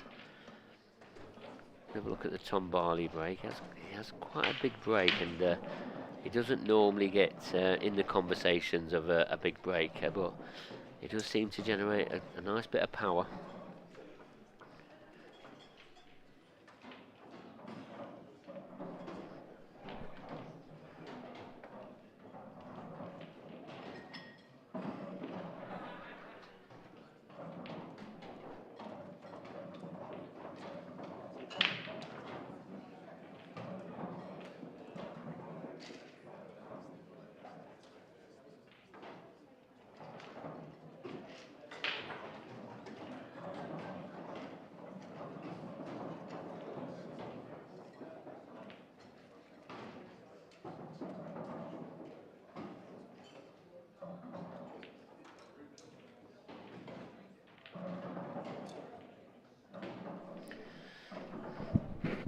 So there's our referee, Mellon, just making sure that pack is wrapped perfectly. Tom Barley.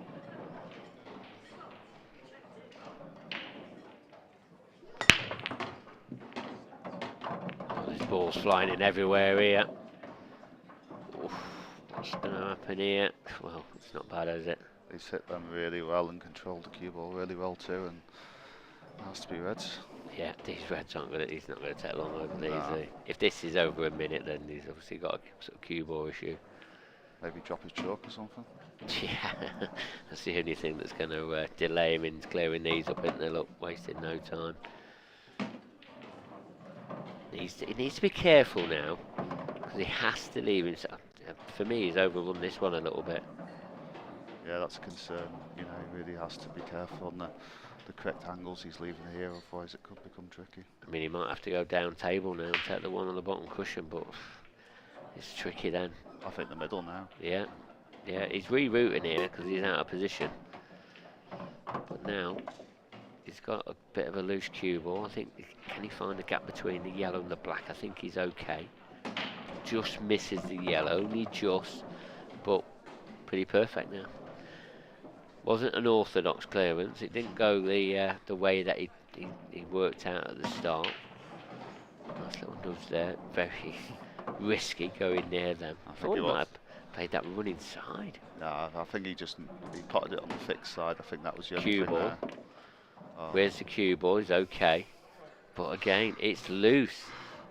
He tried to make it tricky. Yeah. I think that last call he potted on the fixed side. That's why it went towards the yellow, but he was always going to be fine. Wow. I mean, it was a great break, wasn't it? Balls flying in everywhere. But it was the, well, what was it? Third to last red. And it was just that positional shot where he's overrun it by, God, it must be 6 to 8 inches. Yeah, I think I'd have rather been on the high side of it and then come around the sides. to then play that middle one. And it's just concentration for me, maybe. Maybe I'm being critical, I don't know, tell me if I am. So, some latest scores, and Liam Dunster, the return of Liam Dunster, 4-1 to the good now against Andrew Whitfield, 4 frames away from getting into the next round and a possible clash against Cory Rees. Lindsay Davis, a new professional, he's up against Richard Swaffield, 1-0 currently to Richard Swaffield. And Wade Morley, another one, returning to the IPA Pro ranks, 2-0 ahead against Andrew McKee. Plenty of matches going off, and we're only talking about the professional ones here. The ladies, they've started their amateur event. The elite ladies, they start at 6 o'clock tonight. The amateurs, they've started at 9 o'clock this morning. It has been all go. John Heredge, he wants to be starting as well. He needs a frame on the board, 3-0 behind. Cue balls got kicked around, balls flying in again. He has hit them well though. Better, a lot better. And you think if that yellow, them 2 yellows in the middle of the table was a plant, which I think it definitely is. You got to say yellows, would you say? I don't think he's got an opening on the red, has he? Yeah, it's yellows. Got this one over the pocket if he does take this one now. Just got to be careful if it's skidding. Yeah, just making sure you come out cleanly. Played that pretty good. I think cautious are just doing too much there, and yeah. You know, the last thing you want to do is it nudging that red and the black, and cause an issue. Well, the black wouldn't have been an issue. Not sure about this one, is it? Don't want to be going up canning in any yellows. Nicely controlled there from John. Yeah, he's played that really well. Get that yellow in a really good position. Yeah, just got a nice, you know, a nice touch of stun on it, just to take it away from the yellow on the top cushion. Because the natural angle from them two was going into that yellow on the cushion. That could have caused him problems, but chance now then to take his first frame in this match. He'll feel better if he does take these out. Just keep it simple. That's the key, isn't it, David? Yeah, that's the key. Yeah, taking the right order and just keeping it as simple as possible. He's cued that one well. It looks like the next game has been confirmed. So the next game after this, Gareth Hibbott against Adam Griffiths. Gareth Hibbott got to both finals at Tour 1, just losing to Clint Jansen and Cory Rees. Adam Griffiths, new professional, already beaten Curtis Lee already early this afternoon. It could be an interesting match, that then. Yeah, could be a dish fest, that. Yeah, it really could. Yeah, definitely. It's if Adam's coming in with a bit of form after the first match, and then Gareth is what Gareth is, you know, one of the best players in the world. It should be good. John will feel a lot more settled now with that frame on the board. 3-1. Played them quite well, that. Yeah, doesn't have a big break, does he, John? But seems to be a controlled white more than anything. I think that's a decision that some of the players do have to make, you know, whether to go the controlled route or the full power. And obviously, yeah, some players don't have the option of that full power. Some of the big breakers in the world.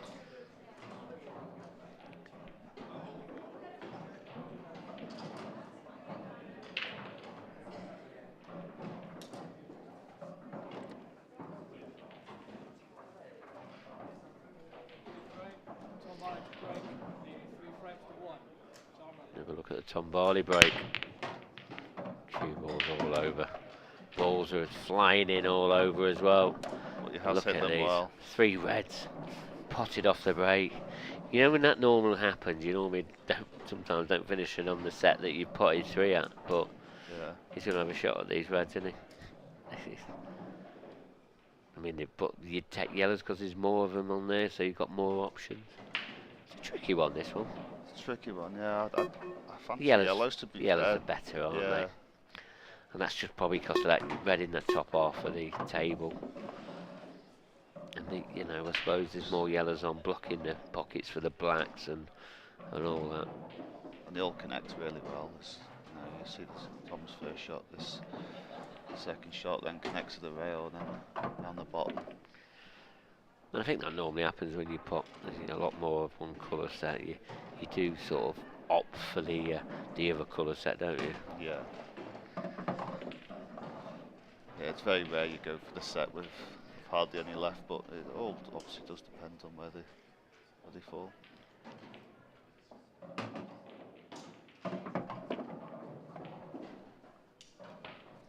Absolutely perfect with that little nudge on the 8 ball. Should now take a 4-1. A little bit more angle, but he should be fine.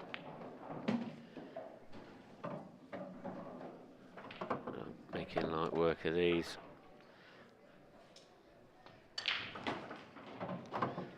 And 4-1 in no time at all.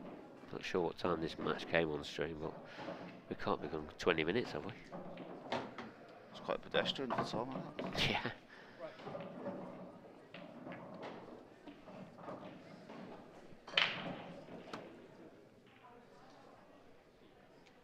He's the sort of player that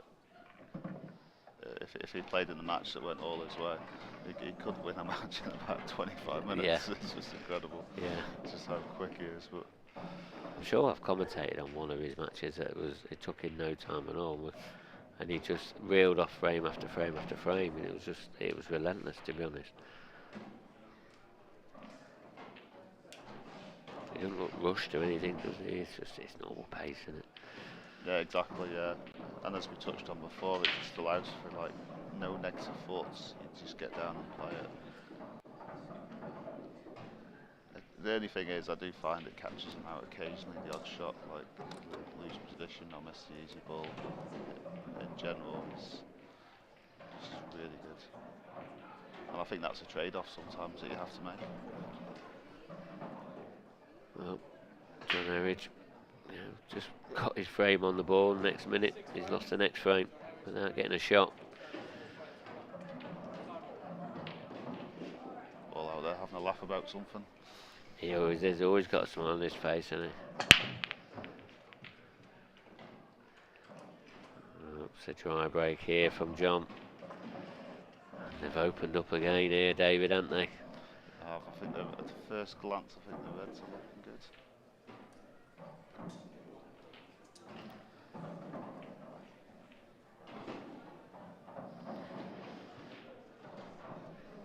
Yeah, I think it's looking like Reds here. All the ones at the top of the table first seem to come down. Yeah, I have to take this red into this same pocket as the one he's just potted. So, but again, it's not wasting any time at all. Giving us a chance to keep up.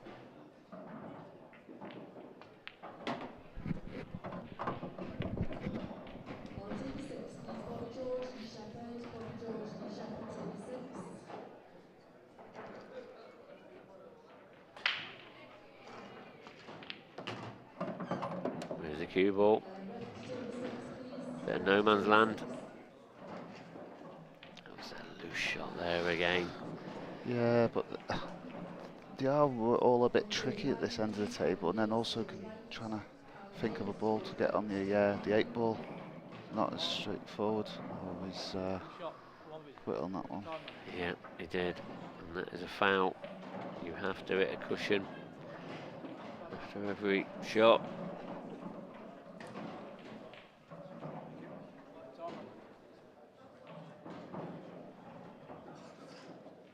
So here with 2 shots, sometimes it's easy to overthink it or try and make it too easy, but I think the shot here is to get the 8 ball off the cushion.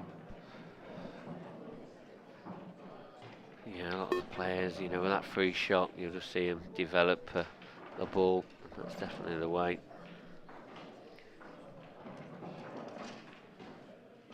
The only downside with that shot is you've got less room to get onto the yellow on the bottom cushion, to get the cue ball on the bottom cushion, so, but I'm sure he'll be fine with that.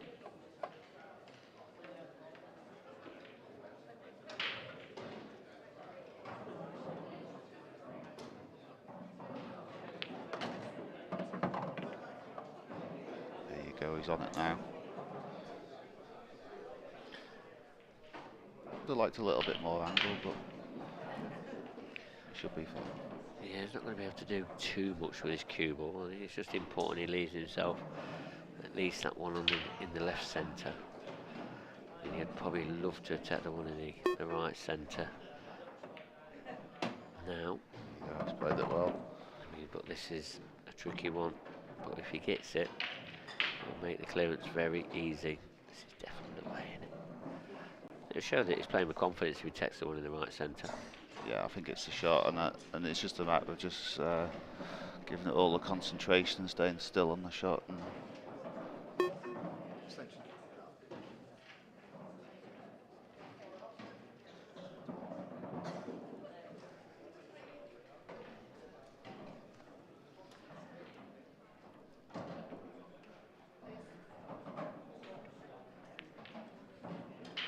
nicely done. Make this clearance a bit more simple now.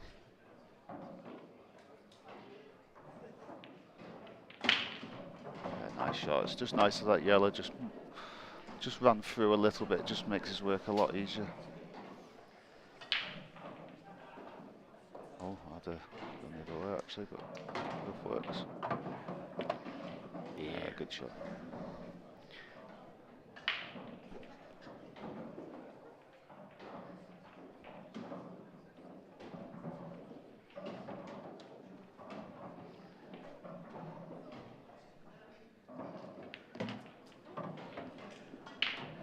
The rest on that red, just nudged it enough. Maybe that was the slide on the cushions. Maybe didn't take into account. Heredge pulls another one back, 4 frames to 2 now.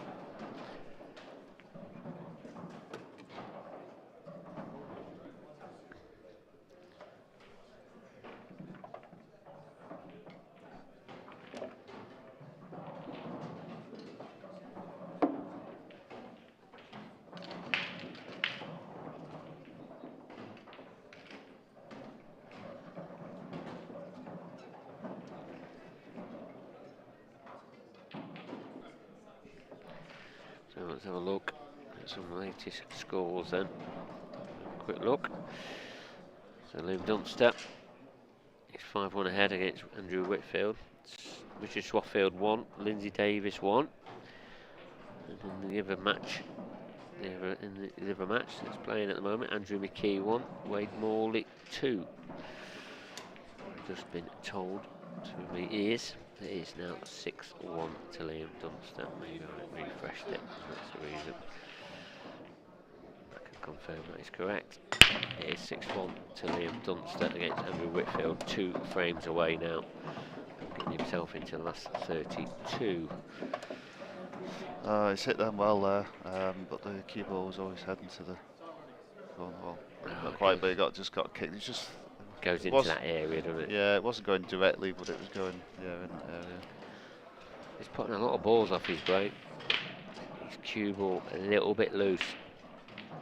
It's been a bit of a mixed bag, really, hasn't it? You know, he has controlled a couple really well, and a couple like that.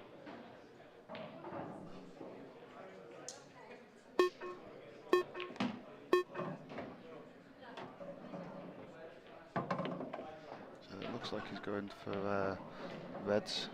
The tricky area that we can see is at the bottom of the table here on the left. Just getting in behind that. He forgot to put the top on it, did he? I think he's trying to stun with left hand side down the side rail to pop that ball that I mentioned. That's the trickiest part of this clearance, is getting on that ball.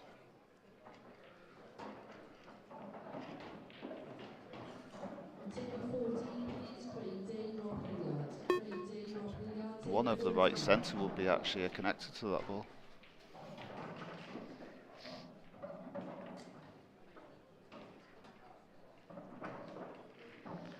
Big shot. Oh, up to the challenge. Great recovery. think that he's just sort of proving about, you know, how good of a player John Heredge is. Yeah, definitely. It's a good shot after the previous one to come out with that. Viewed it well.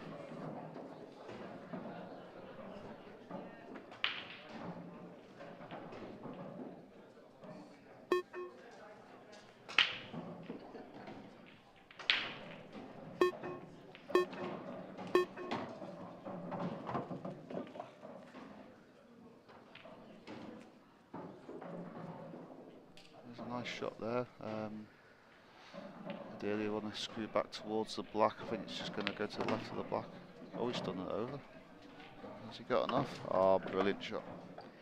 Yeah, very good positional shot there from John Heredge.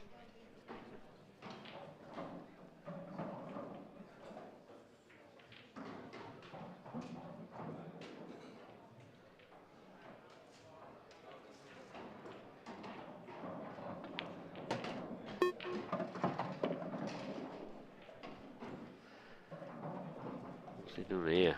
Is he okay? Providing that 8 ball goes in the left centre, he should be okay. I think he's overhit it, but then you know, he had to edge on the side of caution with that yellow being there. Cued it well. Brings it back to 4 for 8.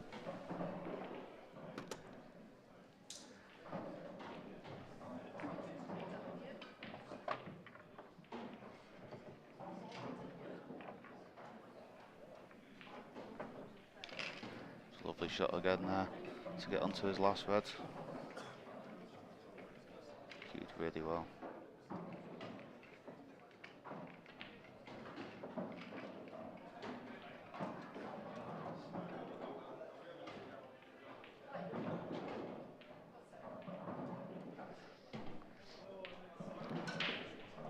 So this is back on serve now then, 4 frames to 3.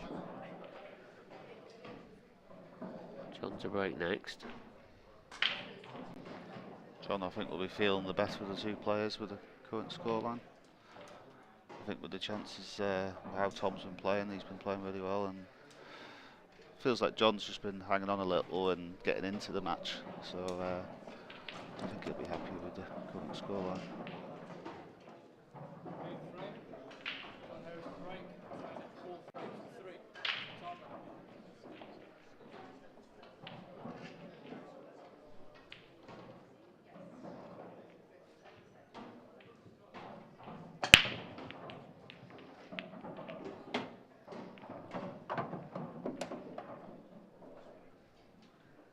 So Liam Dunster now 7 frames to 1 to the good. He's 1 frame away from playing Cory Rees in the next round, which is absolutely going to be mouth-watering in the. I think it's the last 32 match, isn't it? Yeah, it is. Yeah, that's going to be a fantastic match. It's a big lineup that for the last 32 match. Unbelievable. But it's what we come to expect.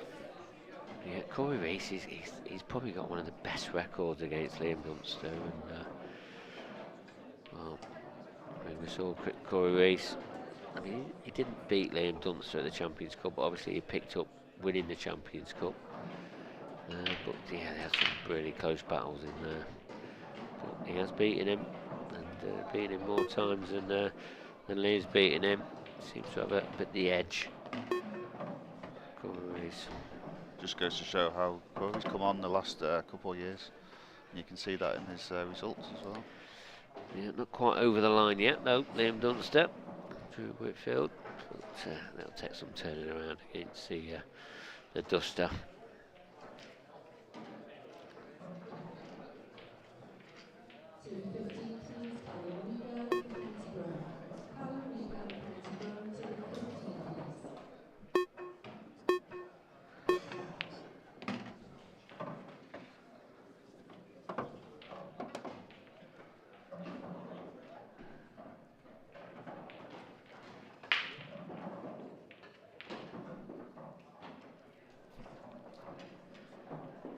Big double.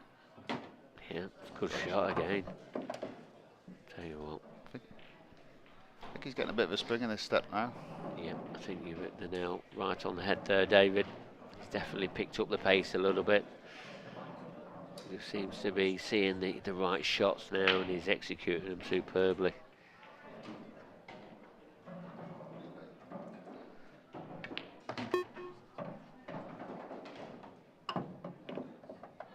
Having a chat with John earlier, he said he's only managed to play 2 frames in the last 2 weeks. Yeah, but it's amazing it can work one or two ways. It can either work for you or against you. I think no recent battle scores.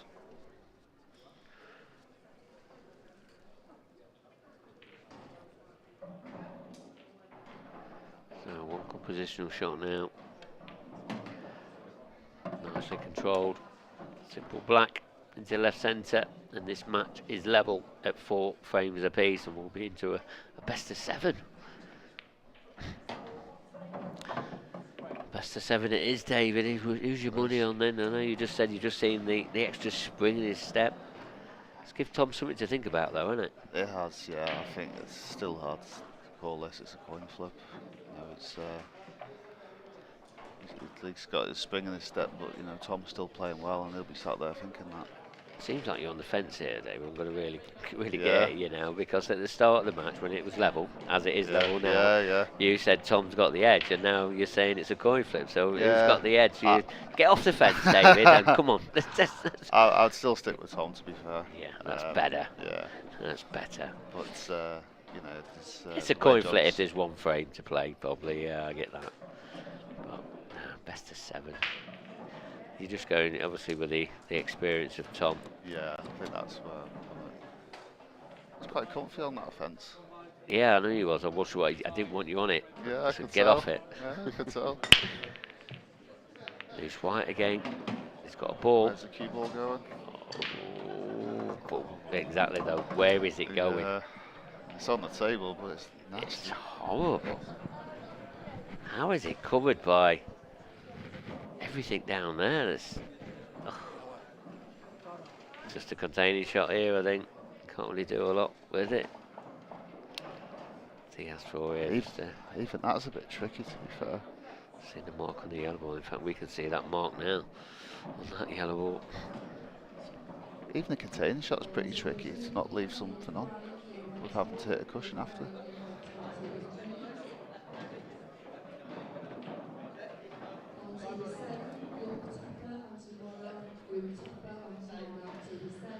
Yeah, it's a nice little touch. I don't think it's touching ball.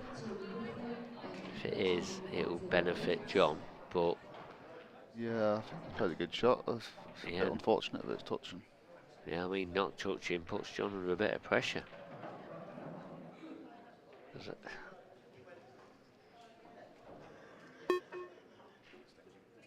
awkward for him, I think.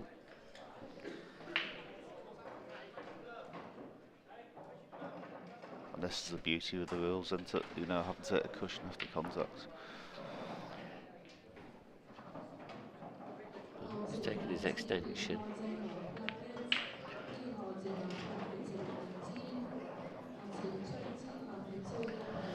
White ball's come through the gap, but still a little bit of work to do. Tom's wasting no time again. This is an opportunity on yellows. Just the yellow on the top cushion needs to be careful consideration. What's he playing now then, is he? Can he get a pocket? No, he's going for it. They're all there.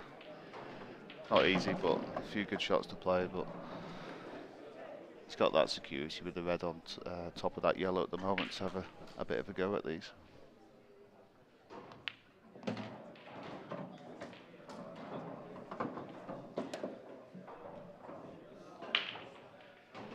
gather that's a plant, is it? Yellow onto yellow.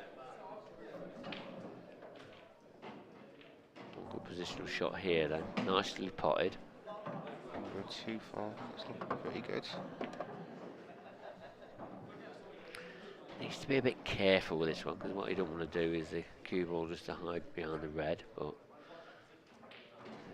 quite like this, taking that out of the equation. So for me, I think this just sticks, does it? Does it just stick to the red and it stays there? Just hit it hard enough and it'll... Not sure. Can he get enough of it? Just making sure the red doesn't travel too far, or the opposite. Well, he's got a shot at this black. Got to go top right, surely.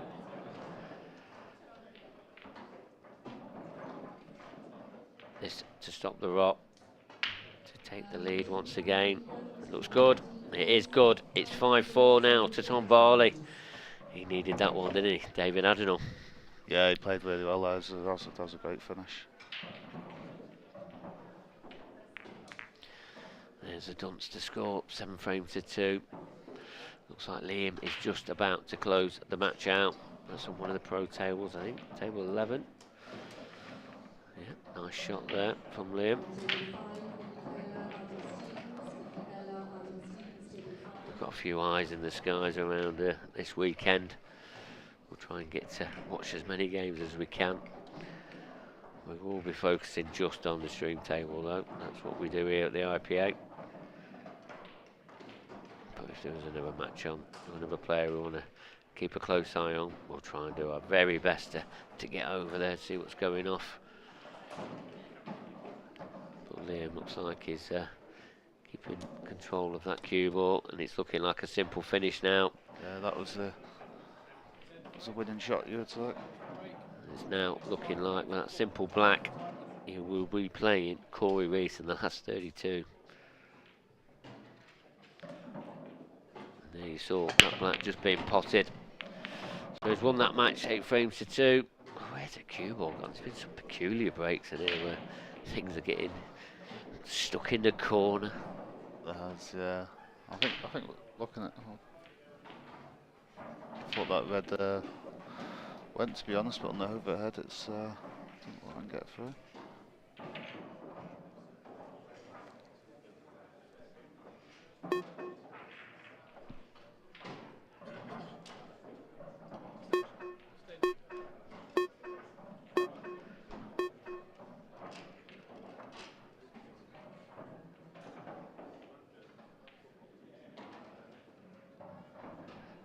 Not easy, these reds, really not.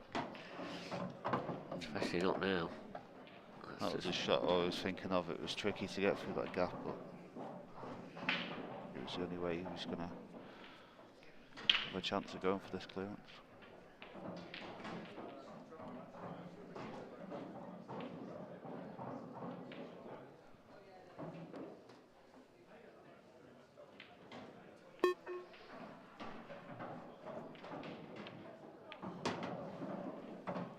Nice shot.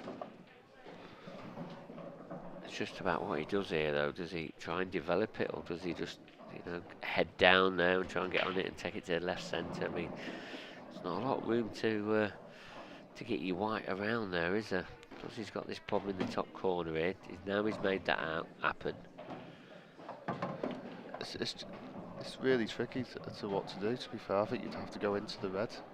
I don't think you can potentially screw off this right cushion and come back across to the red in the left centre, as you mentioned, or you might have to actually just run into the red itself.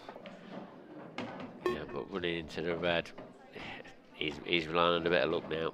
I think if you run into yellows, you're not going to have a shot anyway, no. Unless you hit the yellow, the left to it, half ball. He needs a bit of luck now. And then it finds the gap, which I think is the shot, to be fair.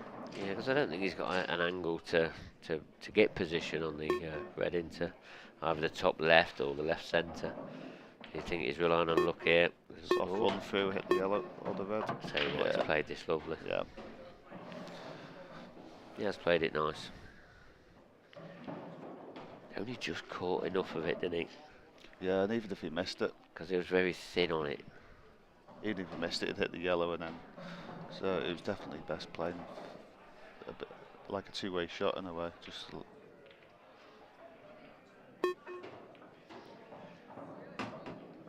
yeah, nicely done again, and it's going 5-5. Just he was a little worried there, but he's getting close to the 8 ball. That's a great clearance, that. Yeah, and I think that shot was definitely well, it's so important that he got that cannon right.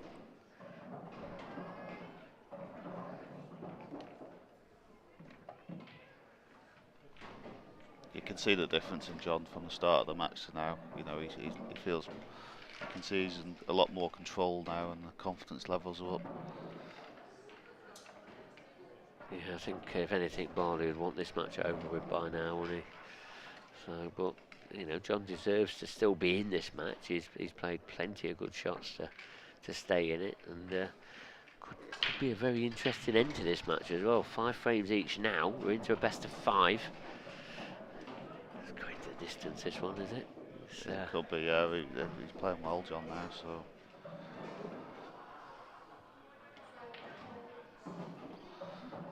I did edge Tom at the start, so I should stick to that, shouldn't I? Don't want to be getting back on that fence again now.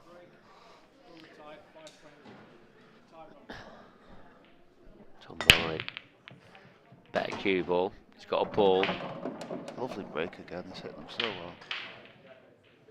Yeah, he's got 2 reds off that break, but opening shot. Has he got one? Is it a plant?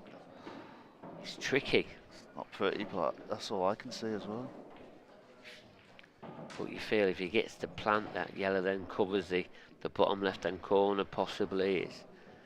Can he get through to the red? I think it all depends how thick you let you pot it and that with pace. He's played it with pace. Yeah. Has that come out well? I don't think it has. I think the red does it not go bottom left now, I don't think. I think it's, yeah. If that goes, then it's on. But I don't think it does on the overheads. He's not easy.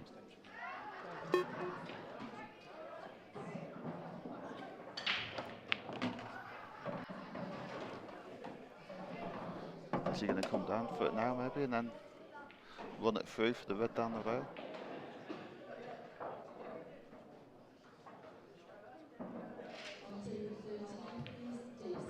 Going the other way.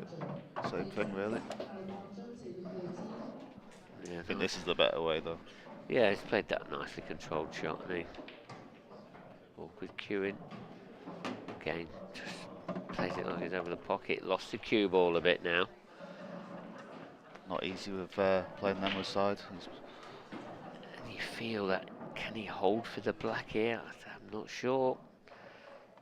He's trying to, and he's tried it. Has he got enough? I think he's alright. Yeah, it's a good shot, that. Never good clearance. I mean, that shot there just to hold for the black. Easy. 6-5, Tom Barley. I think that's the impressive thing, you know, when you come to some of the top pros, how they can pot balls at absolute pocket weight to create angles and hold for balls. And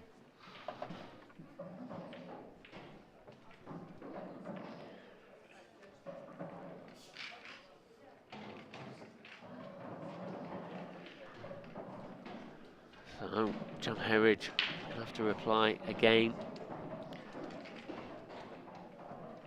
We're just starting to see a good standard now, just lifting up as this match is really heating up.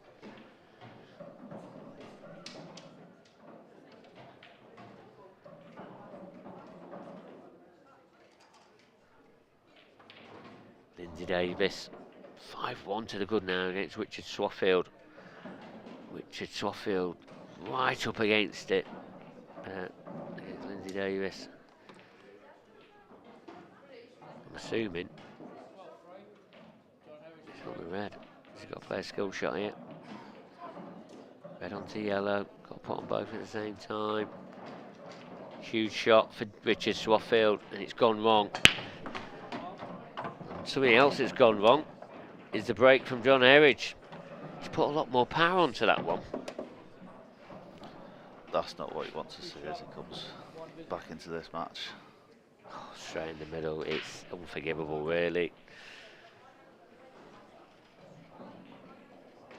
So frustrating that as a player. You do choose that little bit extra pace, and then so easy to then go and do that. Well, Tom Barley, a chance now to get on the hill. Not straightforward, but it's just a bit of a developing work here.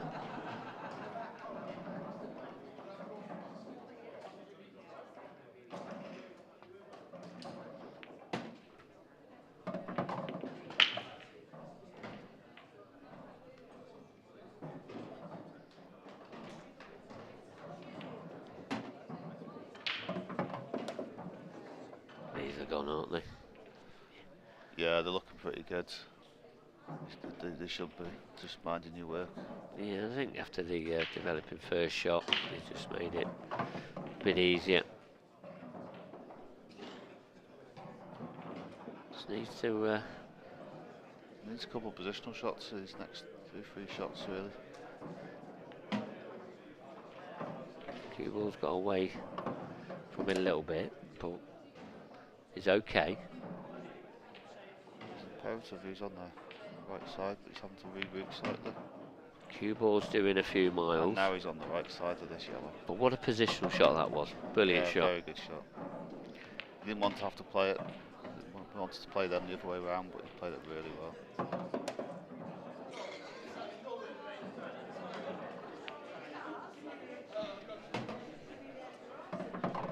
Now making light work.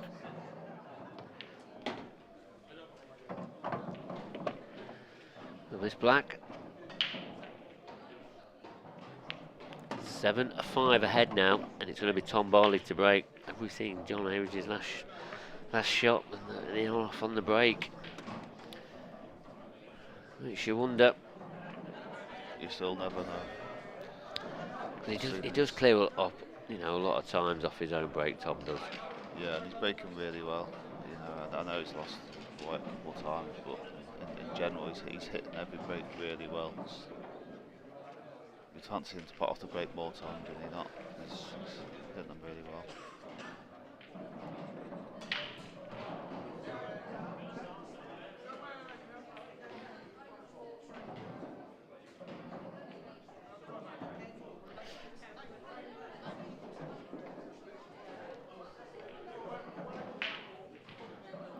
So I'm reading the next matches. It's not 100% confirmed. No one's told me. But Gareth Hibbott against Annan Griffiths next. Then Marc Farnsworth against Simon Ward after that. And then to wrap up the night, Liam Dunster against Cory Rees. How about that for an evening night of action? And that's not even the finals. That's just to get to the last 16. It's a scary field, isn't it? For the last 32 matches. You know, it's wow. Brilliant view in that. That's just to get to the last 16. Don't be going anywhere tonight. You have to watch all them. What's your money on there? Do you want to back any of them? Good luck. I'll leave it with you. I'm just here. I'm just in the commentary box. I might be getting back on that fence, I think. Yeah, I bet you will be. Well, what's everybody else's thoughts about the matches coming up? They're free crackers. Berserk. And they all could be finals. Oh, yeah, definitely. Definitely could be.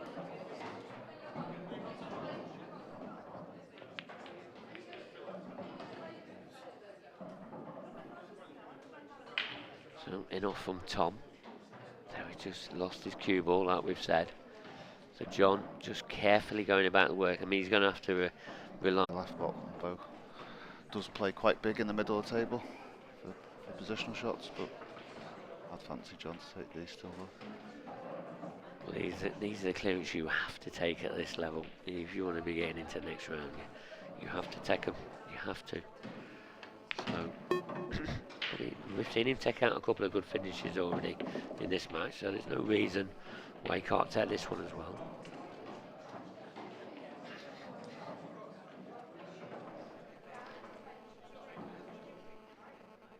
Key shot. Positional is key. Cue ball's got away from him. Where's the cue ball now? Is he on anything? Can he see enough of the red? I don't think he can he? I don't think so. And I think that look there tells you we are right.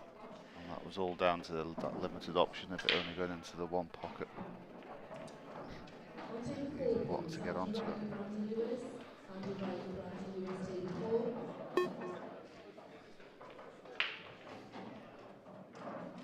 So, can see a thin edge. What can he get out of it?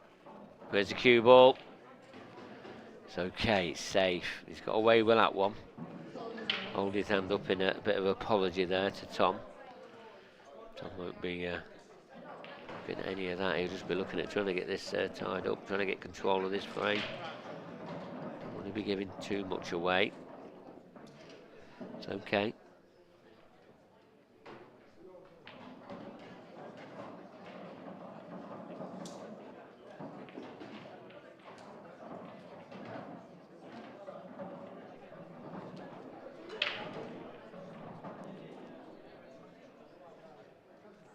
John's not out of this match yet. But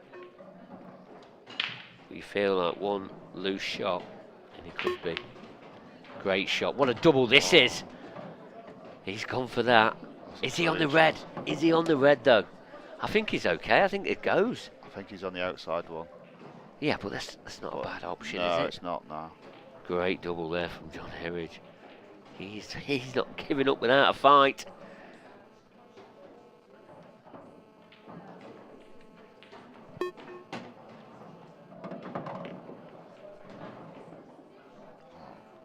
I think he's snooging himself, hasn't he? Yeah. Yeah. That yellow, as I mentioned earlier. You did mention it earlier. You're absolutely right, David. It's just in a horrible position. Do you feel like he should have hit that a bit harder and gone in a bit of a bigger area instead of? I think he's having to play either side of it and make him wind up. It's just both tricky. Well, it's a little bit fortunate maybe, he's kept himself in the frame a little potentially there with the knocking the 8 ball over the corner. But Tom should be able to take control of this frame now. They should do, but Tom's one of them players that he just goes for his shots, doesn't he? Yeah. So he's not thinking about anything else but clearing these up and really. Is it a containing shot now? Containing, yeah. Gotta get 2 shots. But I know what Tom's like. He does like to go all out attack, doesn't he? Problem is he's got the yellow on the left-hand cushion as well. Not that it's an issue. He wants to get that yellow away from the 8 ball. He needs to make sure. Well, looks like you're right. I'd have gone for the snooker. But he should have done that on the first shot, not so much the second shot. But now he's all out attack here. He needs to have the right angle to drop down on the yellow that's near the black. Well, he's going round so quickly. It's very hard to commentate on what he's going to do. No, he's just going to play behind it. But it's just, I can't see this as the percentage play. Though. I do fancy he played well. It's a good position to play this shot. Though. It's hard to control this on a new cloth, but how well has he played this? Brilliant shot from Tom Barley. Fantastic. What can you say to that, mate? Well, it certainly wasn't a percentage play, but what a clearance. There you see it. Tom Barley closes the match out. Just when we thought that we could have been going to the distance and that, but bit of an unorthodox clearance. It was looking at a containing shot. He definitely looked at that on the top half of the cushion, but in the end, Tom is just so attacking. He pretty much goes for anything, and that's the reason why he goes for anything. Cause he produces clearances like that. Yes, he just looked at it and go, "I ain't having any of that." It's an impressive clearance that. I mean, with this match that started off quite slow, didn't it, really? Both players made mistakes, missed balls early on, and, but we saw a very good standard towards the end of the match when both players settled, really well. Yeah, we did, yeah. It was nice to see John come back into it, he played some good stuff there. Obviously been a little disappointed early on, but no, he came back into it really well and showed how good he is, but Tom just had the chances near at the end and played some good stuff to finish it out. Well, David, thanks very much, David. Well, we're going to now head over to the studio where Kevin Barton's talking to our winner, Tom Barley. Thanks a lot, Mark, and I'm here with the banger, Tom Barley. Tom, continuing off from where you were at this venue a couple of months ago in the World Championships, great form. Yeah, carried on. Yeah, played pretty well there. A couple of bad positional errors there, but didn't miss much at all. Yeah, happy with that. Yeah, once the first frame was a little bit scrappy, but once you got out of the blocks, you looked to be your usual free-flowing self. Yeah, I broke really well all the way through it. I had one enough, but I think I took most of them off my break, and he played pretty well as well. I mean, he only made 1 or 2 slight errors. I think not a bad standard really altogether. Yeah, I mean, John, one of those new pros that probably a lot of people don't really know, but we've seen him play, and obviously he earned his spot with some great performances in the amateur ranks. He's a very, very attacking player, and we probably haven't quite seen the best of him just yet. No, that's the first time I've seen him play, and I went for them all. I mean, if you're going through the amateur ranks, there's a lot of good amateurs, so you can obviously play the game, can't you? And how would you say that your own game is at the moment, the form that you're in? Is it where you want it to be? You happy with it? Yeah. I've just had a money match recently, so I've been on the green cloth. So it's the first time I've played on the blue cloth in about a good 2 months. So it took a couple of games to get used to, frames to get used to. But yeah, we'll just see where it takes us, don't we? Yeah, I mean the table's just been recovered and it is lightning fast and super reactive. Obviously, really different, as you said, to playing on a napped cloth. Yeah. I mean, because I played on green for a couple of months, and you come onto that, it's nowhere near as reactive. Where locally, still very good tables locally, but nowhere near as reactive as what they are. Yeah, very nice. You can tell it's been reclothed. And great atmosphere here in Coventry. We've talked earlier that nearly 280 players, biggest IPA event ever. Do you sense the atmosphere playing in the arena? Yeah, all the tables are flying. Plenty of good. Had a look at the amateurs draws. Plenty of good amateurs coming in it. Nice to see new players coming in. Yeah. Lots of new faces, and we did a flyer on Thursday night, and there's some new names there, and it caused a few shocks. So we're looking forward to the Open. It could be the usual bloodbath. Yeah. No easy first rounds is it for us pros. Look forward to that as well. Concentrate on this one first, hopefully. Yeah, absolutely. Tom, great performance, well played, and hopefully we'll see you later on in the tournament. Thanks a lot. Tom Barley, the banger, takes his place in the next round, and another great match to follow up that first match with Simon Ward and Craig Brown earlier. Yeah, I mean, both players they didn't start off too well in that match, but the way it heated up towards the end, John Heredge, he's played his part in another great match, and then that clearance at the end from Tom Barley, phenomenal. And David said, well, he's going to play a containing shot. I think he looked at a containing shot, but he didn't consider it for very long. I said, he's going for these because he's very attacking minded. He don't like to give the player a chance of coming back to the table. And that's what he did, and to get on that final yellow, perfect pace. Tom, one of those players in that group, ever expanding group of those bubbling up just behind the elite one or two. Could it be his time to shine, you think, following on from a great World Championships? Well, he's definitely opening a lot of eyes now. He's definitely well known. He's definitely getting a lot more results than that. There's a lot of the players, he gets a lot more respect off as well. There's no reason why he can't go deep in every tournament he plays in. He's got that way. I mean, sometimes we always criticise him. He has to give that concentration to each shot because you feel that, a few shots get away from him as a bit of a loose cue ball compared to some of your top players, etc. Can he go on to another level? Yes, he can. He really can. If he, I don't know, you want him to knuckle down, don't you, and have a different dimension, but it won't be Tom Barley. Don't ever change Tom Barley. Just be Tom Barley all the time. The fast, fluent play style suits him to a T. Yeah, and suits the rules and the conditions as well, of course. So coming up next, it is one for the ages, isn't it? We've got Mr. Experience, the man who's just about won everything, been around for probably about 120 years or so. Hibbott against one of the new pros, one of the young kids on the block, Adam Griffiths. What can we expect from this one? Well, I'll talk about Gareth Hibbott first because I really don't know where he gets his stamina from. He must be made of superior granite. Honestly, and made the 2 finals in Tour 1, a phenomenal achievement in itself. And then you've got Adam Griffiths, newly, pro. He's had a couple of years' chances now of turning pro. 2 years running, he's had that offer. This year he's taken it up. I think he declined it first, and then he's thought about it. I think he replied back in about 20 minutes. No, I've changed my mind. And then straight away back on. He's taken up the pro status, and here he is. And he's on his, probably a bit of not a TV debut, but as a professional, it's his TV debut, and up against one of the all-time greatest players. And it's a fascinating matchup, isn't it? Because it's the old versus the young. It's the old brigade against the new guard kind of thing.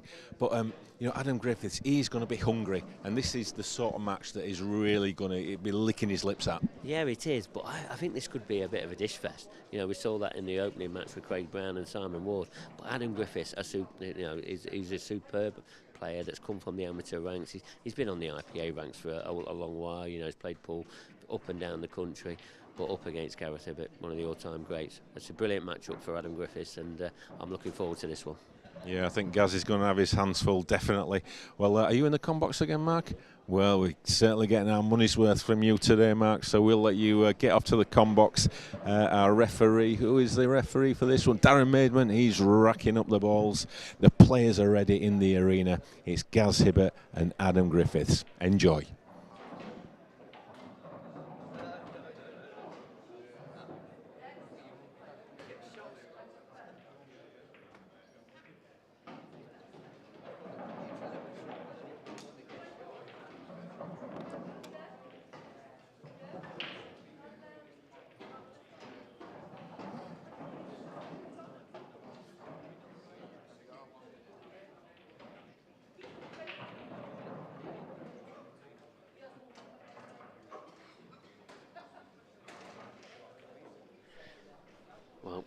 passed back from the studio again into the commentary box. This is our third match of the afternoon, coming up to the evening very, very shortly. The godfather, Gareth Hibbott, who's won the lag. He's breaking in frame number 1. Remember, these are a race to 8. Gareth Hibbott, the number 5 seed. Got to both finals in Tour 1. Lost to Clint Jansen in the professional one. And then Cory, Rees in the Open. Good break here from Gareth. Well, it's a huge break. Controlled the cue ball pretty well up and down the centre of that table. Straight away, wasted no time.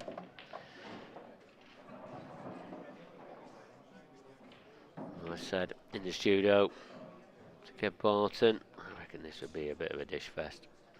Alan Griffiths, never a great player. You know, if the break works for him as well, could be some matchup. Could be some standard. I mean, we've seen some standard already. That opening match between Craig Brown and Simon Ward had its own dish fest. You know, we had a bit of a slow start in the next match, John Heredge against Tom Barley, but the standard just got better and better as it went on. Once again, going to see an opening break and clearance from Gareth in this opening frame. Looking in pretty good stead now. Just run this yellow down, leave himself an angle, and hopefully he'll leave himself the route to get back up for the black. Should be okay. Got a bit more angle here, but on and off the cushion. Just leave himself a shot.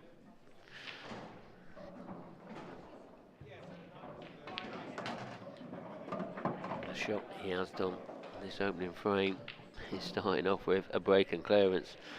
Is that the standard that we are going to see in this match?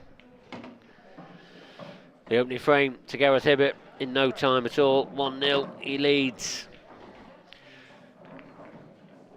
Not giving us any chance to settle down in this commentary box. Yeah, he's got a huge break there. Hibbott.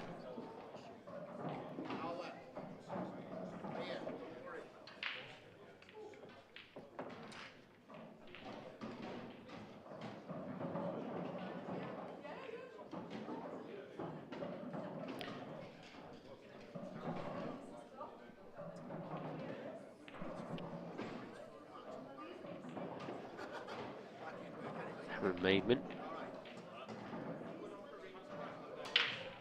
The referee.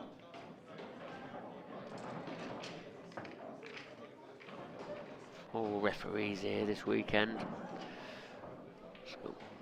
Macmillan's referees.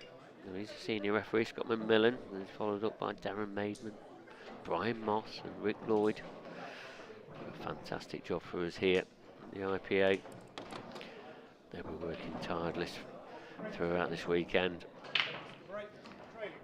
Loads of matches going off here. Remember, over 270 players here this weekend. Record numbers. Has Adam got a ball?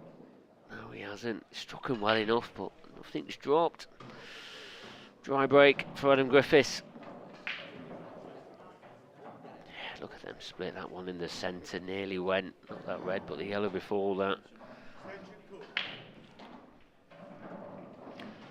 Got a bit of a cluster in the top right hand corner. So need a bit of careful thought.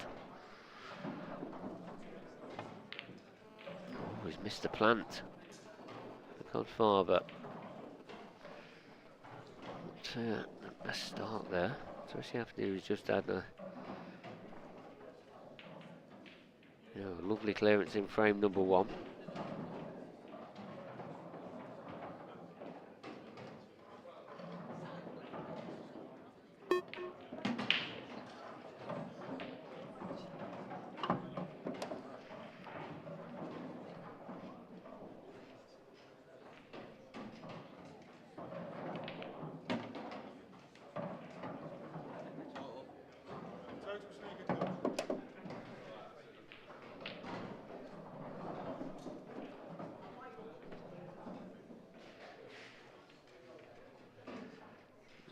Peculiar shot there from Adam. Not sure that was the plan.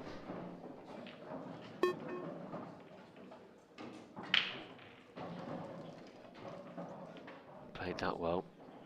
Got out of the snooker very well.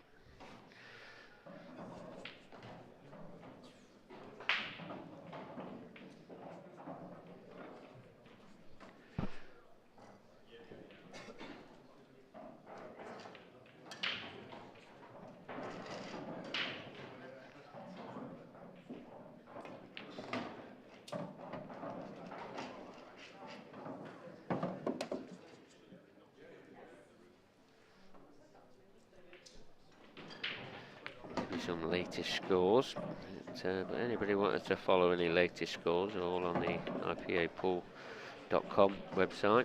You see the links on there, or we're running through qscore.com, so they're all on there as well.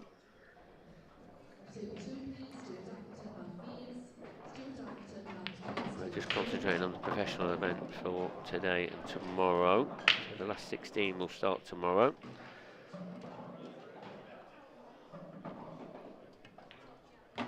Remember, Adam Griffiths has already played today in like a prelim round 1. Played Curtis Lee, and he beat him 8 frames to 4. So he's already had a match already. And this is Gareth's first match, being seeded number 5. He'll be seeded into the next round automatically, as do all the top 8 players in the seedings. We just recently changed. It was top 16. We're now done it to the top 8. That's what the players decided. So that's what we've implemented for this season.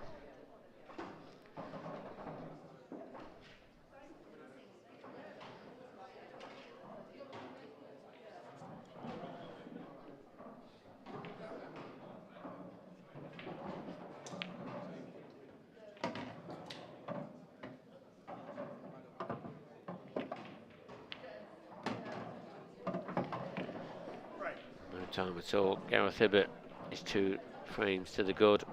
That's a mistake there from Adam, snookering himself.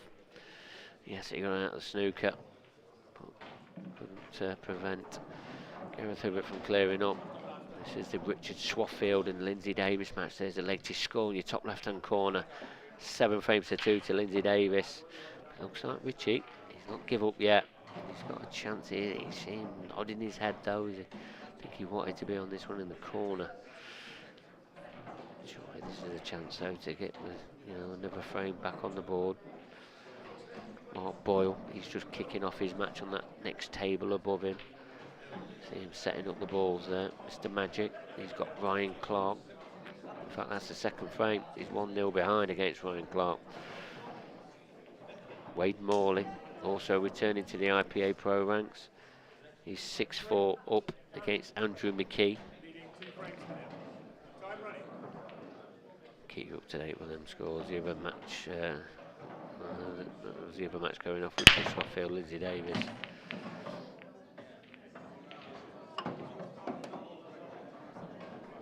Gareth pops the ball off the break again.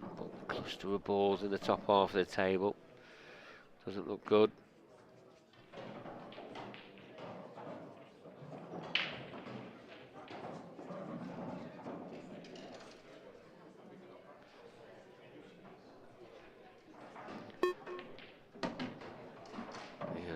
Players are powering through these matches, and we could have another possibility of another 3 matches coming to you after this one, which is in a race to 8. Believable. Remember, we didn't start till 3 o'clock. That's not come out for Gareth Hibbott though.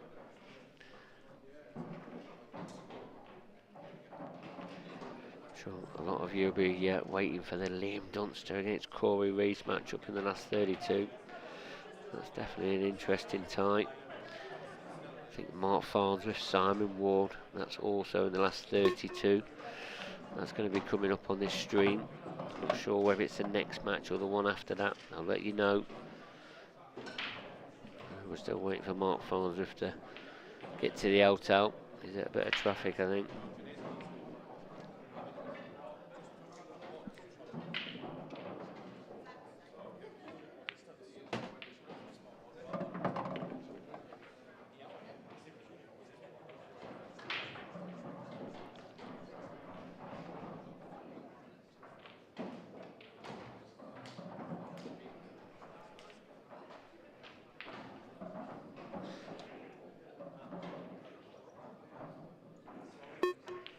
So does that red.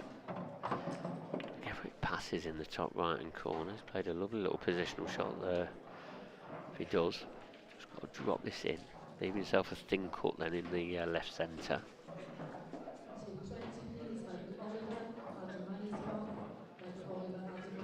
Tricky bit of cueing on the cushion. Oh, played it well. Played it well. It would have been an inquest if that didn't drop, because he did cue it quite well. It's black then for 3-0 to Gareth Hibbott. Flying through the frames.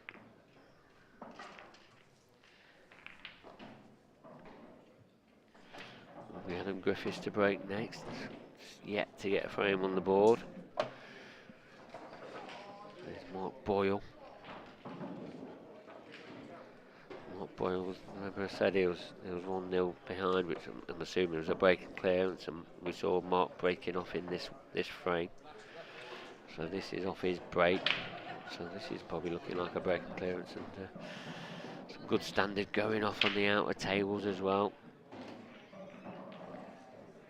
This is looking like one frame apiece. Richard Swaffield still in the match there. 7 frames to 3 now, so Richard did clear up off that one there. Lindsay Davies, he's got something to think about there now. Another look at the Adam Griffiths break. Dry on the last one. Where's the cue ball? He's lost the cue ball. Things are going from bad to worse.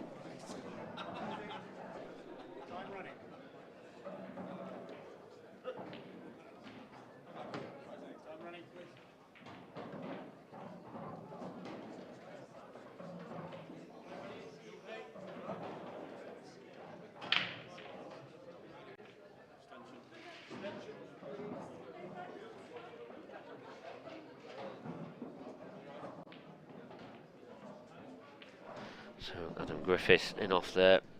Not really good reading for any Adam Griffiths fans out there. So Gareth's got a good chance now, going 4-0 ahead.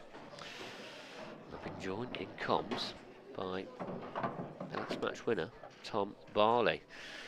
Tom, thanks very much for joining me. Are you just going to come in here to talk to me about your match, or are you going to come in here and just do a bit of comms for me? A bit of both, hopefully. Yeah, it was played pretty well last one. Looks like Gareth started off pretty well. I haven't seen the first 3 frames. Yeah, well, Adam's had a dry break. Gareth broke and cleared on the first one, then got another chance on his on the third frame. And now Adam's gone in off, and now he's looking like 4-0. Looking like curtains, these ones, aren't they? Yeah. And the way this table's breaking at the moment, you just tell. I mean, you've obviously been on this table already. It's breaking beautifully. Well, I think I had a ball off every breakout, went off on one of them, but that was splitting very well, very well. If you're playing well, nice potting table. If you're playing well, very nice. Yeah, well, you know, you boys expect the best conditions, and you've obviously been giving them this on the weekend. Everything seems to be playing absolutely perfect. I mean, just before you come in, we're just watching the Marc Boyle game on the outer tables with Ryan Clark, and they've had a break and clearance each on the outer tables because they've all been reclocked as well. So you should see some consistent conditions throughout this weekend. Yeah, I've heard a lot of good reviews from all the quite a lot of the amateurs and a few of the pros that have played so far. One of the pros, Gareth Hibbott, he doesn't seem to go away, does he? Does he get stronger by age, Gareth? Do you think? I've had 2 or 3 battles with him. I don't think he's played too great against me. Luckily, I'm getting on his bad days.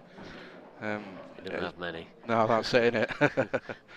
He's Got to both finals in tour number 1. I mean, that's an achievement in itself. Weren't it? And come up against two machines really, Clinton Jansen and Cory Rees. They just excelled against him, didn't they? The standard's that strong, isn't it? You need to play very, very well and a bit of luck along the way, don't you? Especially on shorter rounds. It's a bit longer now, isn't it, in the finals and semis, isn't it? It's 9s, is it now? Yeah. Well, that was all all down to you guys. That's what you guys wanted, which makes sense, doesn't it? So yeah. I don't get that far yet. No. I don't. But I mean, I was just talking about playing these race to 8s, and that doesn't really jeopardise the schedule. Yes, it's an extra frame, etc. to get to, but I mean, we're going to possibly show 6 matches today. We didn't kick off till 3 o'clock. Yeah, I mean the standard's that good, isn't it? It's like good 85% of it's just dishes, isn't it? So you get 2 very attacking players. It could be over in 45 minutes, can't it? First away, especially if one of them steamrolls the other.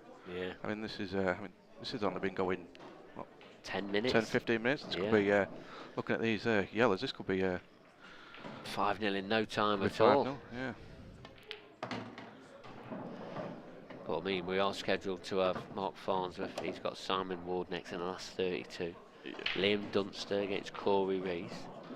I mean, that's the last 32 match. I mean, it's phenomenal. You normally get them in semis and finals, don't you? Well, I mean, all of them have got the chance of being like the final, haven't they? And then you've got Marsh, which is also scheduled for this table as well. Oh, is that? Yeah. Yeah. Well, you've probably not been told yet. No. But I'm only saying what's in front of me. I mean, everything's all on time dependent. We don't want to be out too late because we have got long days tomorrow and Sunday. So. I mean, it's the first time I've never played Marsh on. And yeah. On tour. Never played him. Well, It's only player I think I've not played on tour on the pro circuit. What, you've been on 3 years now, 4 years? Yeah, this is my third year. This. That's right, yeah. That's one player I've never played. It's what you come to playing it on. The new players, all different players. Yeah, Marc boiled out 2 frames to 1 to the good against Ryan Clark. Wade Morley 1 frame away now from getting into the last 32. He's 7-4 ahead against Andrew McKee. Good to see Wade back. Yep. Yeah, that's Ryan's first tour in a while as well, isn't it? I think he's not. Did He missed it. he's missed a few. Has he Did missed? he miss the first one? I think he missed the Worlds, didn't he? Did he miss the I Worlds? missed the Worlds. That's I don't right, know if he played first tour. Yeah. It's good to see him back. Another very, very solid player. Good cut in there, recover that one. He's got a great cue ball. Yeah. Great cue, but he's got a great touch around the table. He's absolutely perfect now. Yeah. Just come off the 2 rails here. Brand new cloth as well. It's obviously a little harder to judge with a brand new cloth. Sometimes they slide on the cushions and that, but Well, it's very grippy, isn't it? yeah, So very reactive, very reactive. Can't fault it. Maybe has he got a bit too much angle here? probably not enough. One of the 2, yeah. Could maybe go up and down, maybe if you can avoid that red. Yeah. Slid a little bit. So that's what's taken the pace out of the cue ball. Just that side has made the ball slid off the cushion. So got a bit of work to do. It's a bit thin, that one. Play it off the red here, but needs to be careful of the other red going near the black. Yeah, if he tries to cut it in, he loses the cue ball. So this is the way he's got control of the cue ball, but he's Yeah, looked a bit too thin that to be playing the cut, I think. He's not left him easy. Yeah, he's too bad there. no. Well, I think he can get through to the one in the top right, the one that's on the baulk line. Yeah. So the chance now for Adam Griffiths to get on the scoreboard. You've got to take these chances against guards. You don't get many. Oh, he's just not settled, but he'll take that little bit of luck, a little bit of good fortune. It's always hard to get that first frame. Yeah. It settles you down. I'm not sure if he had left him the yellow. I think he has. If that red did miss, I think he has just left him that yellow. Shot to nothing now here. Adam. Yeah, comfortable there. Surely he gets a frame on the board now. Yeah, leave himself half ball on that red at top. Slide down for the other 2 and should be 4-1. Bit fortunate with the fluke, but I didn't expect him to miss the one in the top right hand corner. I really didn't. No, it didn't even really rattle it, did he, either? I mean, just needs to settle onto your frame on board, settle down. He's got into that as well. Where's the cue ball? been a bit fortunate. Well, have to play it round off. Yeah, he looks very nervy at the moment, doesn't he, Adam? Yeah. He's just not settled in. Yeah, if you're not used to playing on the match table, it's takes a bit of getting used to. They play a little bit more reactive, especially with a new cloth.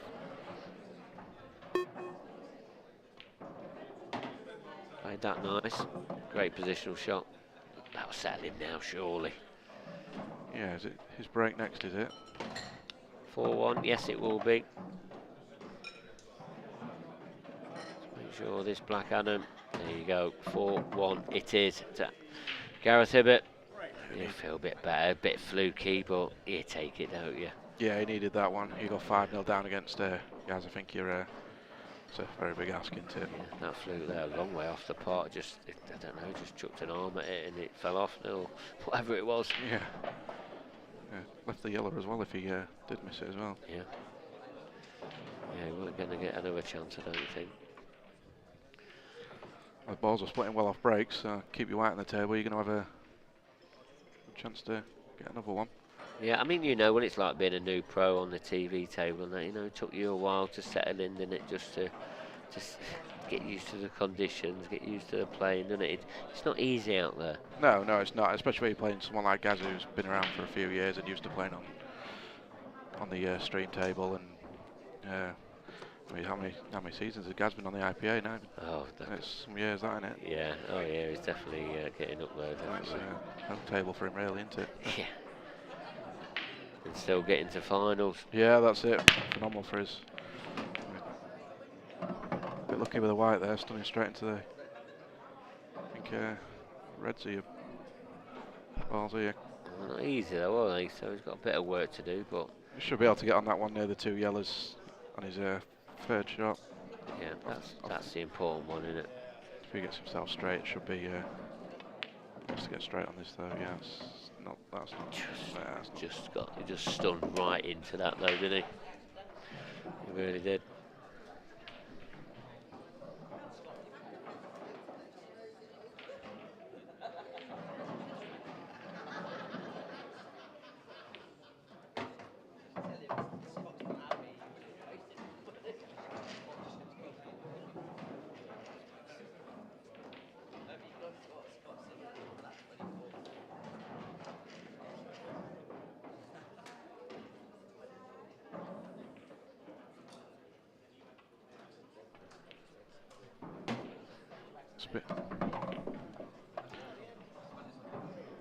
He'll get another chance to drop on that one near the two yellows, but he needs to get it right. It's not last chance really. Yeah, and it's the cloth that's just caught him out, very reactive. But this is his last chance now. He needs to get this absolutely spot on. He needs to drop off the cushion. He should be. You don't want to be off straight. It needs to be pretty perfect. Yeah, that's. Looks okay. Good enough, I think. Yeah. You can use that yellow just directly above it to stop it if it's going too far, but I don't think he's that much. No, I don't think he wants to be leaving himself any hampered queuing, does he? So just leave himself nicely. Yeah, I like the way that he's left that gap. Yeah. He looks very calm and casual around the table, doesn't he, Adam? Yeah. I mean, now he's got that first frame, it makes the world of difference. He won't mind how he's got it off the flute. Just dropping them in. That's nice. Yeah, Hampered. Bit awkward this isn't nice. Should be okay, but it's not nice this. Bit aside and it's gone. Himself together. No, he didn't hit that well at all. That was all. That was not a nice shot. It was not nice. I'd have maybe hit the yellow a bit harder to move the hit the red a bit harder to move the yellows maybe the shot before. So you won't leave yourself awkward. Glued, yeah, he was glued on it, wasn't he? And, these should we meet and drink these for Gaz?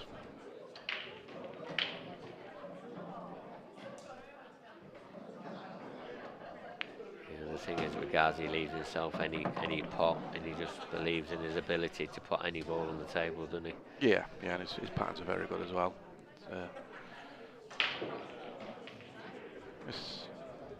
I'd like to be a bit straighter on this one, but navigate himself Yeah, around. just reroute up here, I think. Just reroute. He's got so many different dimensions to his game, and he's got a lot of different shots in his armoury, and he can just produce anything, can't he? Yeah, I mean, even if he's not playing to his 100% standard, he's got a plan B game and a plan C that's still rather solid. But that's unless that goes. I think he's okay. Like you say, does the outer yellow go? He obviously does. Yeah, straight down on that, Cleanly done. anything but straight and a slash yellow, and he's should be 5-1. Table's really nice, isn't it? Oof, if Yeah, anything, probably straight, too yeah. nice. Didn't seem to want to stop that one. He'll still back himself for that black.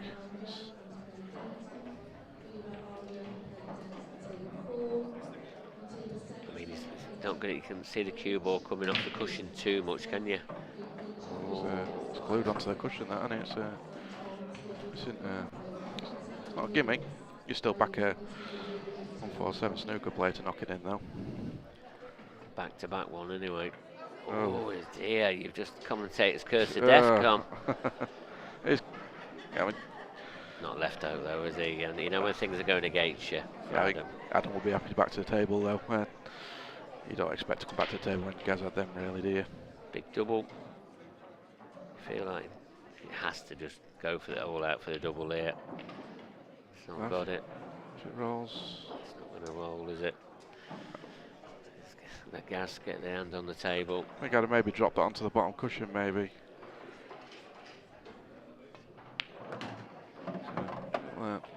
5-1 it is to Gareth Hibbott. Yeah, but I've got to say a little bit unlucky with the way that it travelled up to the top cushion and got pace on the table, just catching both players out. You know that he had. I mean, Adams had the chance to win that frame, but with that handbag queuing, you called it, Tom, didn't you? Yeah, like I said, I think I'd have hit it just a little harder and not the yellow out of the way, and you wouldn't have been hampered. Yeah, they're not nice to queue. Them, not 4-1 down, they're not. Yeah, Adam is definitely up against it now. So Lindsay Davis, he has safely made it through to last 32 against he beat Richard Swaffield 8 frames to 3. So a good win there for Lindsay. Wade Morley, Andrew McKee, that game's still going on 7-5 now to Wade Morley. Bit of a comeback on that. Is that one last 2 or Yeah, 3? yeah, he's definitely got one. So he's back there. I think it is 2 that he's had now. Mark Boyle 3-1 ahead now against Ryan Clark. Carl Clark and Paul Harkness, that game's just got underway. They're in their first frame. Yeah, it's heating up. We're in the last 32 now. I mean the games we've got left to play. Mark Farnsworth against Simon Ward. That's next after this one, and then we're going to have Cory Rees against Liam Dunster. That's going to be an absolute phenomenal one, and then everything is all about on time and who gets through. So you know, there is talk of you being back on there, Tom, against Craig Marsh, but you know that could also change as well. So it is all about waiting to see. But the next 2 games, they're guaranteed. Mark Farnsworth against Simon Ward and Liam Dunster against Cory Rees. That's a definite that's going to be happening this evening. But we'll keep you up to date with everything that's going off. Some games they are. They are. And they're last 32, Tom. Last That's 32. it. And I think now, now we're obviously only seeding the events only by the top 8. It's making some difference to the draws, isn't it? Yeah. I mean, I think Cory had a tough last 32 last round as well. I think he had Ray Brown, was it? That's not an easy one either. I don't think Cory's going to get any sympathy from any of you. No. Anyone could beat anyone here though, can't they? You can, yeah. But Mark Farnsworth against Simon Ward next after this one is going to be some match-up, isn't it? Simon played very well first game, didn't he? It was, and Craig Brown played superbly. 2 dry breaks and that was that, wasn't it? Two dry breaks and 2 in-offs, and Simon had 1 dry break, 1 in-off, and that was the standard of the match. Shows how big it is, the break, doesn't it? I mean, yeah, it's massive at this level. Certainly is, and I think if you want to be one of the top players, you have to have a big break. But that's what I've worked on. I mean, that's been my massive improvement the last year or so. My break. Well, and I said that you don't really get the you know, the credit you deserve. You're not in the conversation with the big breakers, but you have got quite a big break. It's a bit like Gareth.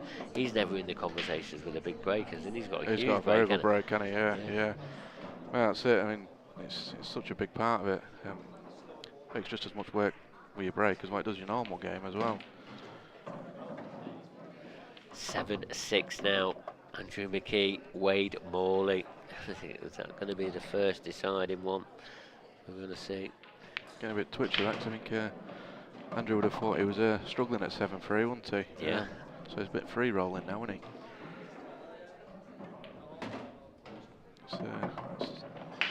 It's good enough, that, a little bit short, but he should be able to dig into it here. Yeah, he's got such cue ball control, hasn't he? Yeah. It's so reactive, you can get into it enough. Plays them so naturally, and 6-1 now to the Godfather, Gareth Hibbott. It's not looking great for Adam, is it? He hasn't not made many mistakes, though. What I've said, except that last frame, he's not made many mistakes at all, has he? I'm just looking at the top half of the draw. So you've got obviously Marc Boyle up there as well. So Farnsworth, Simon Ward, that's at the top of the draw. That's going to be next. And then Marc Boyle, that we're looking at now on the screen, he's 4-1 to the good against Ryan Clark. So the winner of the Farnsworth Ward plays the winner of this match, last 16. Boyle Clark. So all of a sudden, the last 32, Farnsworth's got Ward, and then if he does beat Simon Ward or Simon Ward beats him, he then got a possibility of Marc Boyle. Unbelievable at the top half of that. It's very top heavy, isn't it? The top half. Well, Liam's in that half as well. I mean, you've even got Mikey and Liam and Cory in that half. Mikey and Dan. We haven't even spoke about Clint Ianson yet. We haven't spoke about Craig Marsh a little bit. Obviously, you're playing him. Dean Shields, we haven't seen him or spoke to him, but spoke about him. Ross Fernie. He's got Lindsay Davis now. So, but he's number 3, so he's in the top half of the draw as well. Ross always seems to be thereabouts, doesn't he? Yeah. Always. Oh, sorry, no. Ross Fernie's in the bottom half of the draw. It's Cory Rees that's in the top half of the draw. Yeah, he's got Liam, hasn't he? Yeah. We're in Scotland, aren't we, next month, is it? We are. 4 more weeks, yeah. In off again there from Adam Griffiths. He needs to work on his break, just like you've been working on it. He's stunning straight in there as well. I mean, you always class it a bad shot if they're stun straight in. It's unforgivable. Yeah. Smiling to himself there, but he'll be gutted on, deep down, won't he? Yeah. Especially at these rules, it's you get that free shot and you very rarely come back to the table after a free shot. Yeah, it looks like he's going to develop the reds out here. Yellow onto yellow, knocks the red out the cushion. You just feel. Should be okay, yeah. It's going to be 7-1, isn't it? If this red goes at its closest to now into the bottom right, then it is over, but it doesn't go. Couple in the way of each other, maybe them two on the right hand side. It's had awkward, but you expect Gaz to work yourself right now. A little bit of work to do. They'll want to get up for that last one. They want top earlier, I'd imagine. Oh, he's played this nice. Just glance past, just clears this one out of the way. Clever. Can he just play the cannon nice, just to nudge this one over the corner? Yes, he can. Yeah. It's perfect now, isn't he? Yeah. He's going to be going up to that last ball, though. I think he'd have liked to have. It would be easy to get up there. So this game has been going 34 minutes. That's what Gaz could do to you if he's on the ball. We're on frame number 8. He's going to go up for it now.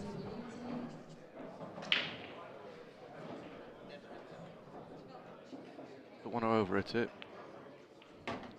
I'll be off the side cushion. It's perfect, That's isn't it? fine, that, yeah. It's perfect. As pretty much always, he does have his... his cue ball controls there. He has it. He's right up Pinpoint, there with the very, very best. Pinpoint. I won't mind having it. I've got a loose cue ball, I think. Not criticising you on that, but your cue ball does a few more miles than other people's. Yeah, I tend to close my eyes sometimes on it, yeah. Oh, that one wiped his feet. Wiped its feet, it did indeed, but it doesn't matter. This black for 7 frames to 1. It's one-way traffic, and it's Gareth Hibbott to break next as well. Yep, yeah, the way he's breaking it, you'd imagine he's going to get a chance off it as well.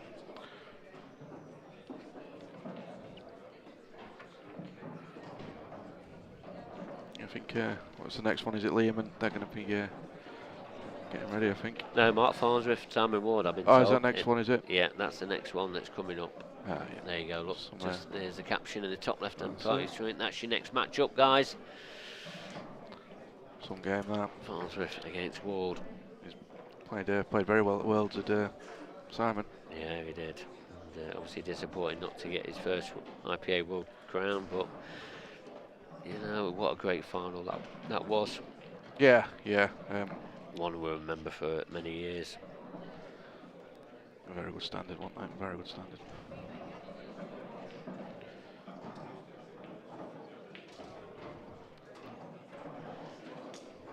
So, Gareth Hibbott, have we seen Adam Griffiths' last shot, which was an in-off on his previous break?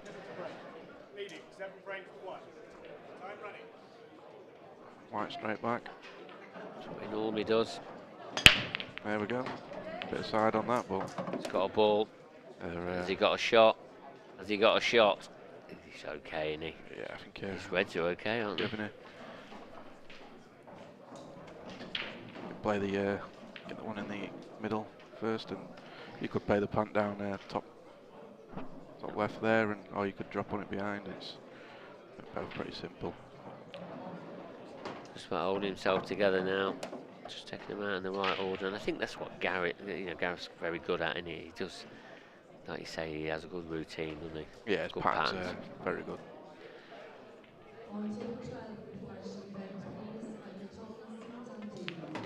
Yeah, he's going to play the plan because I want the last three up there for the black.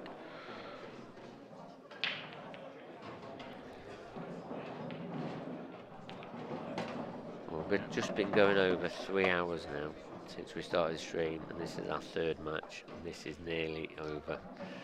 It's been some standard. Been all quick games, haven't they? Yeah. All been quick ones. Even gone to the wire, haven't we? What was it, 8-6 the first one? 8-6, yeah, we've not had a decider yet. And there's not going to be a decider in the Andrew McKee or Wade Morley game either.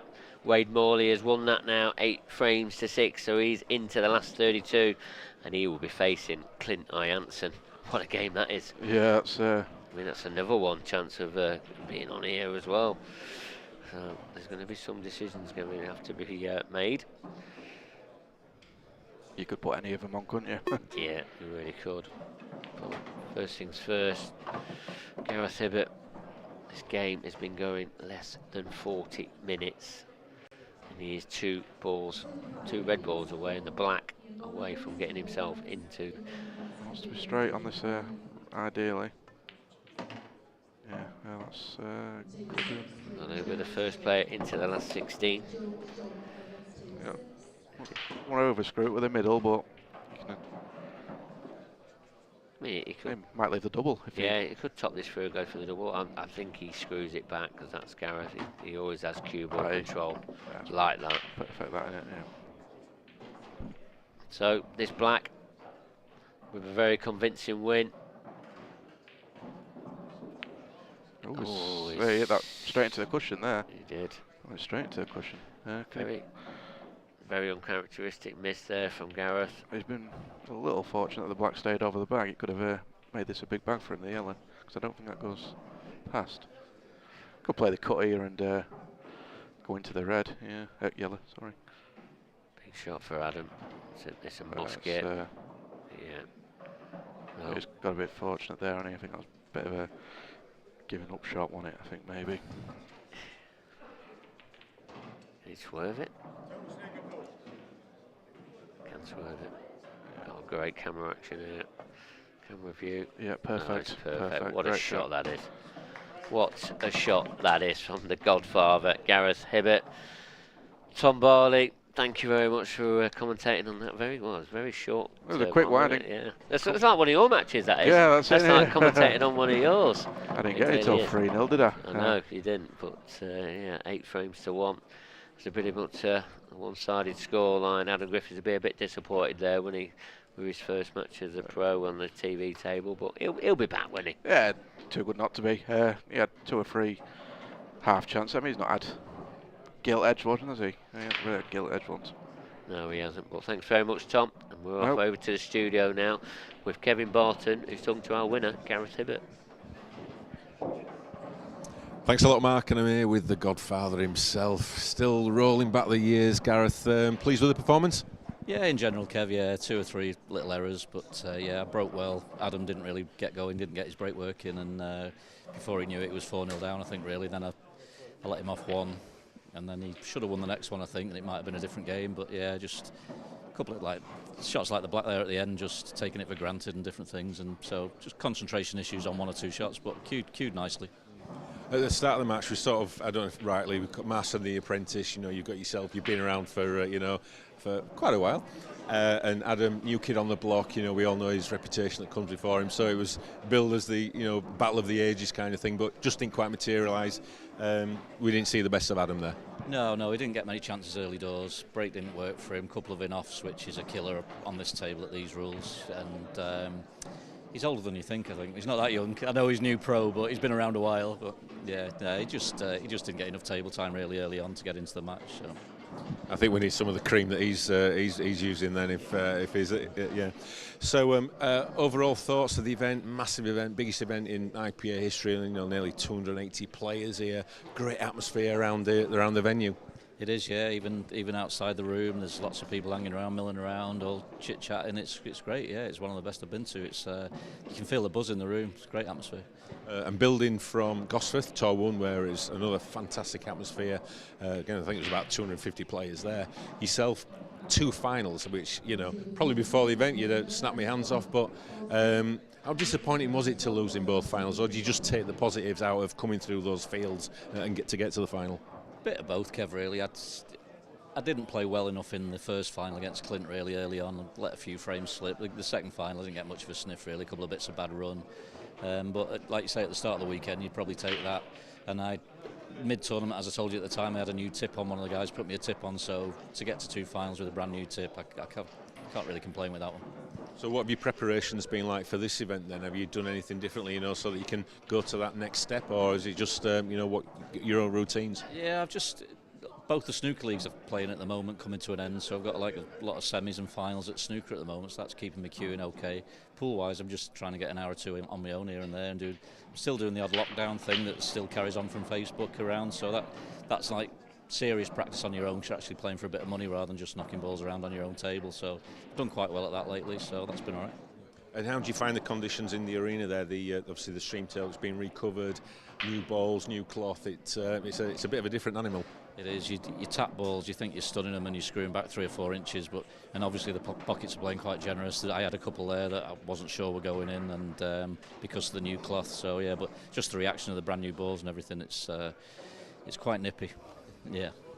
It certainly is. Gareth, well played. You're into the next round, and good luck for the rest of the tournament. So the Godfather takes his place into the next round. Marc Pickworth, he's just getting warmed up. He's not done as Simon Warden, showed all his cards in the first match. Yeah, it didn't look like he got out of first gear really. He just went around, did his work, and just cleared up when Adam made the mistakes. I mean, Adam won't be too happy with his performance, the way it went for him there, but Gareth Hibbott into the next round. Yeah, I mean, Adam didn't really put him under any pressure at all in the match, did he? Gareth got to the fast start, and then it was just about managing it after that, I guess. Yeah, and I think when Adam, he had that fluke, won that frame, then he went on for his clearance, and then he left himself really tightly hampered for the black, and it was a very nervy black, and it was not easy, but far from easy. But I think if he'd have got that black, all of a sudden he could have made a bit of a game of it. But after he missed that, he just couldn't get himself back together, and Gareth, went on from strength to strength. I mean, that match took less than 40 minutes. Yeah, and obviously Gareth got to the final, both finals in Gosforth. Do you think he's going to be able to go one step further this weekend, or is the competition just too tough out there? Is it? Well, I think the competition is too tough out there. It really is. But Gareth Hibbott is right up there. He's number 5 seed. He has been an IPA number 1 player. He has won IPA titles, and he's got to 2 finals already in tour number 1. And we saw another convincing performance from there. It's all about consistency with Gareth. I mean, his break works very well, and for these top players to win titles, you have to have a very good break, and Gareth is got that good break, so there's no reason why he can't pick up a trophy. Does he believe he can win more? Yes, I do. I think he does believe he can win more, and it's just about whether he can just bring it at the right stage, right time. There's no reason why he can't be picking up one of these titles this weekend. Well, we shall wait and see how it all unfolds, but coming up next, it's blockbuster alert time. It is the former world champion, the current pro #1, Marc Farnsworth, and he's up against Simon Ward, who we saw earlier play an absolutely faultless match. What a match we have got in store here. Yeah, I mean, this is the last 32 tie, and Marc Farnsworth against Simon Ward. Last 32, really? Are you kidding me? But that's exactly what it is, you know, the #1 seed against the number 11 seed. But this is how it quite up now. You know, the professionals voted in. They only wanted to have the top 8 as a seeded now, so that's what's made these clashes in the last 32 possible. And here we're seeing the first occurrence of that with these two players. And coming up after this match, we have got another blockbuster alert. And as you said, the way the rankings now, we are going to see more and more of these big matchups coming in the early stages of tournaments. We have got the former world champ, the former #1, the guy who is back, Liam Dunster, against Cory Rees, who is beginning to fill his trophy cabinet up on a regular basis. Yeah, I think obviously Cory Rees, he probably needs to get hold of Liam Dunster and just ask who's been making his trophy cabinets, because obviously he's got a huge one at home, and Cory's obviously on there making creating his own trophy cabinet with loads of trophies in it. But both of these matches that are coming up, this Marc Farnsworth, Simon Ward, the Liam Dunster, Cory Rees, they're both not just like tour final possibles, they're like world finals possibles. That's how good these players are, and we're very, very we're spoilt here with these matches. But Marc Farnsworth, Simon Ward, what a match that is to look coming up. Absolutely Fascinating encounter. Can Simon Ward keep up the form that he showed earlier on today, or will Marc Farnsworth show his #1 pedigree and come out on top? It's time to go to the commentary box with our very own Mark Pickworth.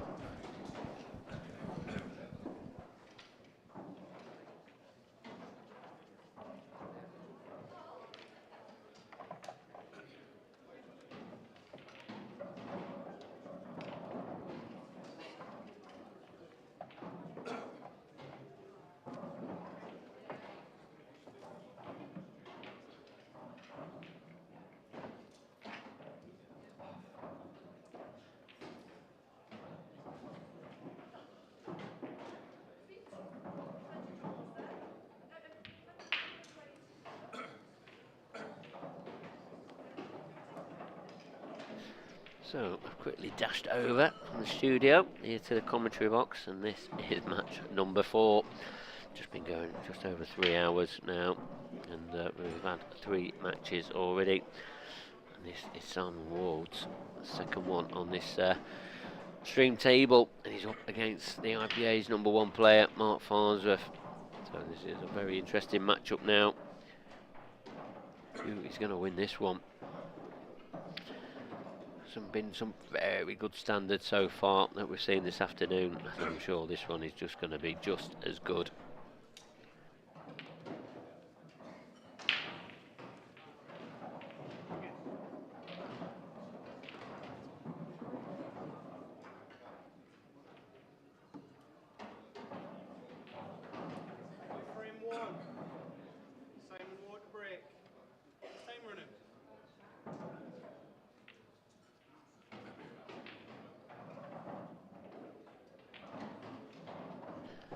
So Simon Ward gets this match underway.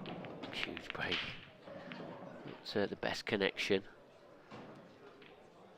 Oh, it's dry. Not the start that Simon Ward wanted. Cue ball just jumped off the break here, look. That's what just took a little bit of pace out of it. A little bit unfortunate that yellow didn't drop in the corner there. Oh, Farnsworth. IPA's #1 player. Didn't do too well in Gosforth, like he normally does. So he'll be wanting to make amends here. Obviously the return of Liam Dunster as well, that's going to ignite him a little bit, but he's going to have a tough match here against Simon Ward. Simon Ward already put in a very good display against Craig Brown. So did Craig Brown, to be honest. That was a great matchup for the opening match of this Coventry tour. Electing for the yellows, opened up that one nicely. You gotta say, Farnsworth is in. He's in here.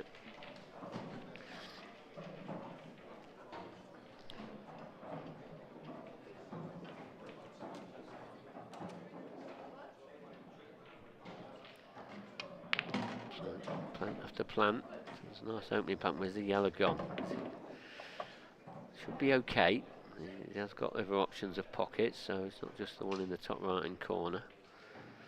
But he played it at a good pace just to give it a percentage of getting round there. Just going to drop on it now. Lost the cue ball a little bit.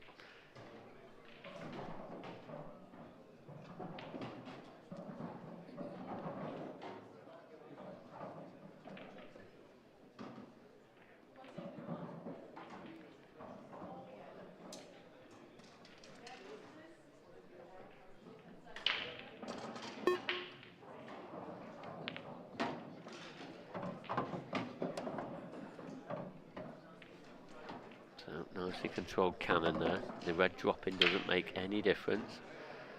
Being potted. Marc will stay at the table. That's a legal shot. As long as you pot your own ball, you can pot the opponent's ball at the same time.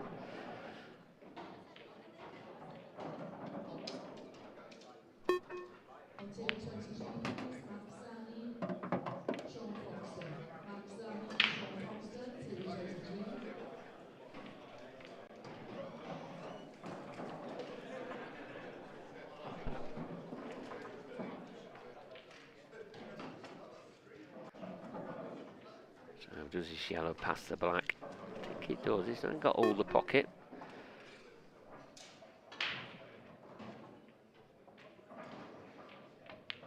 It does pass. Can't do too much with the cue ball. It's pretty straight.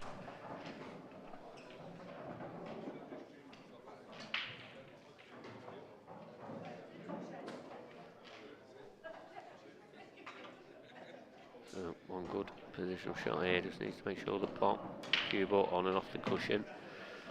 That's fine, well controlled.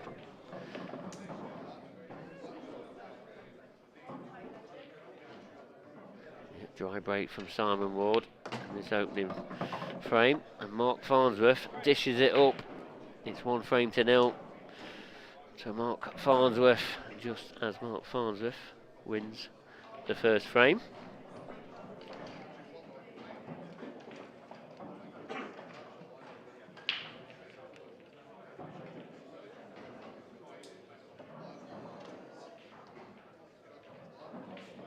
Yeah, so just as I got interrupted there, no, I say interrupted, just coming up with a bit of a plan. So just as Marc Farnsworth clears up that first frame, delighted to be joined by our very own professional commentator. I'm glad he's here, to be honest, and I don't know where he's been. Who told you that? Who told you professional? No, I'm calling you professional. Oh, well, I appreciate the compliment. Yeah, well, you deserve it, because you are very professional indeed, and pleased to say, Dan Fairway, he's joining me in the commentary box. I'm going to stay with him for a little bit anyway. I don't really like him being here. Well, I'm going to stay with him for a little bit, because it is very daunting in this commentary box. It's not that is. Yeah, I've never done this before. Yeah. First time in, of course. But yeah, Dan, you've been busy, haven't you? We spoke, me and Kevin spoke about a couple of things that you've been doing this afternoon regarding like a new series, because obviously we mentioned we've done Q-less, we've done Meet the Pros, Meet the New Pros, Meet the Ladies, and please add any other. We did the short queue challenge, and we've done a lot. We've done a lot, and we've got a new thing coming. We haven't mentioned what it's called yet, but it's coming out in the next few weeks. Would that be fair to say? Yeah, we'll be filming it this weekend. And we've got two ideas on the burner. Wow. And we'll be filming those this weekend. And I'm not going to give them away, because if any players are listening, we'll spoil the surprise. Yeah. And part of it is definitely going to be the surprise. But it'll be a little bit of a break from the norm, but it will be fun and it will be funny. We hope. It sounds good, Dan. So you're leaving it in suspense, aren't you? And no doubt you'll be announcing a bit of that on socials at some point, won't you? Yeah, we've got to build up the anticipation as Marc Farnsworth gets underway in this second frame. Decent chance this red, so he's got that one tight on the left-hand rail, which is a tricky ball. I was saying just before you came in, Mark, well, I was talking to Kevin in the studio about it actually, about Marc Farnsworth. You know, is he going to get a bit of a ignition? You know, he didn't start off tour number 1 very well. All of a sudden, in Dunster, he's back on the ranks now. Is that going to ignite him into, you know, really stepping up his level? Because he normally starts a tour off in ridiculous fashion, but tour number 1 wasn't successful for him, was it? I mean, I think it's the first really bad tour he's had in years, to be honest. And to be fair, that can happen. At this level, you've only got to lose 2 games, and that's your weekend done for the professionals. So, you know, maybe you don't hit form, or maybe someone hits form against you at the wrong time. I think the thing that Marc Farnsworth has done so well, and to an unbelievable extent, is his consistency in recent seasons. That's why no one's been able to touch him. Because for me, he's been more consistent than even Liam, Clint. You know, they're all serial winners, but Marc's won more than anyone. Yeah, I think you're right about that one. He started off this match very well. I mean, he's going about his work here nicely as well. Can he hold this for the middle? He's got to really dribble this in if he's going to. He's actually underdone that slightly. Yeah, if anything, yeah. It's not what you normally see, Marc, here. He hasn't really settled on this new cloth yet, but...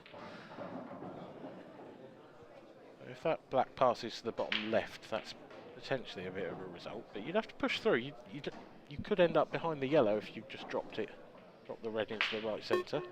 That might be worth screwing back and leaving a slightly longer black. Yeah, that's the shot. Yeah, leaving himself a shot, and more than capable of getting this.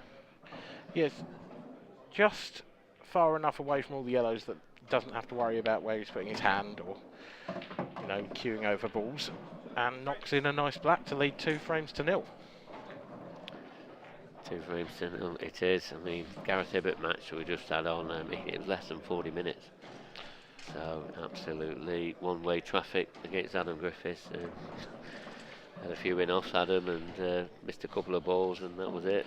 Yeah, I have to concede, I always thought I'd pop into the commentary box for this match. And I looked at the match, and I think it was 2-1 to Gaz at one point, and thought, oh, I've got time for a birthday pint. So... Does that mean we've all got to get your pints in? It does, yeah. Yeah. Not even a happy birthday yet. Oh, sorry, mate. I didn't realise it was your birthday. But happy birthday, then. Thank you very much. Well, we're absolutely honoured to have Dan Fairway in here for his birthday. And I'll take the drink later on. And he's drinking blackcurrant juice at the moment, by the way. That's what on my head. Yep, just blackcurrant juice. Yeah. This is why I said he was professional. So he's professional, and this is how he is. He said so. He's treated his stint in the commentary box now. He doesn't know it's going to be for the next 7 hours, but that's up to him, isn't it? Whoa! Wow! Cue ball's just stayed on the table, and I'm not quite sure how. I'd love to see that break off again. I mean, that was bouncing all over, wasn't it? He has made a ball. There's a red down. It's like a golf ball bouncing on the green. Well, you'd know a lot about that. I would, yeah. Oof. How has that stayed on there? Incredible. Must have been the spin he put on it. Oh, that's highly fortunate. That definitely needs to be on the highlight reel, that one does. Now, Simon really has to be taking reds here. He's only got the red just the top left of the cue ball, but the yellow down towards the bottom left corner is in all sorts of trouble.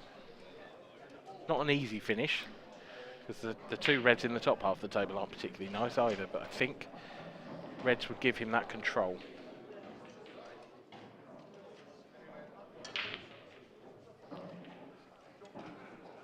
That's the first part of the jigsaw in place for Simon. Now Now where does he go from here? I don't think this finishes on, Mark. Yeah, but we're on about Simon Ward here. He just produces stuff from nowhere, but this is the biggest. Oh, he's going for it though, isn't he? Oh, he is. I didn't think he could get through to that. No, I didn't. It's a terrific pot. What does he do next? Yeah, the red near the cue ball. I mean, what's he looking at? You could play it off the yellow and into the left centre, maybe. Oh, you could try and cut it in the left centre, but where the cue ball goes from there is anyone's guess. Is he playing it off the yellow? I think he might be. Good effort. Near jaw. Gonna fluke one. He hasn't missed it though, has he? He's still at the table. Yeah, but that's worse. Yeah, he's in trouble now. I think he's, well, if he continues to go for him, but I don't think he's got any choice, has he, unless he can. I have no idea where he goes from here, honestly. I mean, he's got to have to be something spectacular if he clears, if he gets out from here. There's no straight pot on, No. so Time's ticking down. I don't know if there's a double. I'm going to cut this up to the top left. Does that go? Oh my word, this is extraordinary, isn't it? Did go, but he'll be disappointed he hasn't got the pocket. But wow, that'd have been a great shot, wouldn't it? That was much closer than I expected. Brilliant effort. And he left a bit of an angle on the bottom right to get his last shot red out as well. Yeah, he did. Marc Farnsworth comes to a table that is not without its problems, though. It's still got the yellow tied up on the bottom rail. The top rail is a problem that he's just solved. But he'll be wanting to get into that red and yellow on the bottom as early as possible. If you start leaving that till late, he could put himself in the same situation that Simon's just found himself in, where he's gone hard at a finish and has left his opponent a better chance as a result. Yeah, and you feel the ones in the top half of the table, you don't want to leave them till the end, because then he'll have to go back up table to him. But yeah, he's definitely got something to think about here. It's not straightforward out. This isn't, and he hasn't got too many yellows around the problem yellow on the bottom cushion. So things to think about.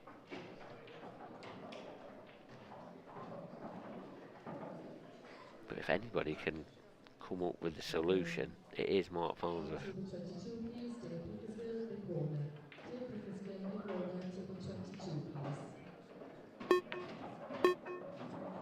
Nice shot. But still missing that angle. There's nothing down there. Yeah. It's the entire reason that Simon couldn't go yellows in the first place. That yellow's been tied up the whole frame. It's actually, he needs to like push a yellow into that area to get it out now. So does he use ones on the top cushion to go down into that area, or does he try all out attack now? Surely not. Could just cover this pocket. Yeah. See, now he's got a ball to go into it with, and he's left Simon nothing. It's a good shot. But he gives Simon a chance now of doing something. He's obviously got this corner, so the red that is nearest to, you expect him to push this out. Is he just going to try and cover the opposite corner here? I think that's the plan. Don't want to flick the yellow, it's okay though. It's not the end of the world, but I think he'd rather have the pocket. So what has he left, Marc, here? Has he got any shots to get this yellow out of this bottom cushion? You could screw along the cushion from the one over the pocket and screw into them, but the problem is you've got a high chance of potting the yellow, and if you do that I don't think you're on anything, so I think that's too risky. Or is he going to thin it and try and go into it that way? Great shot. That's the only way you could get out back in the open. Yeah, really good shot. Creating an angle that wasn't there, so great shot. And now really looking in control of this frame.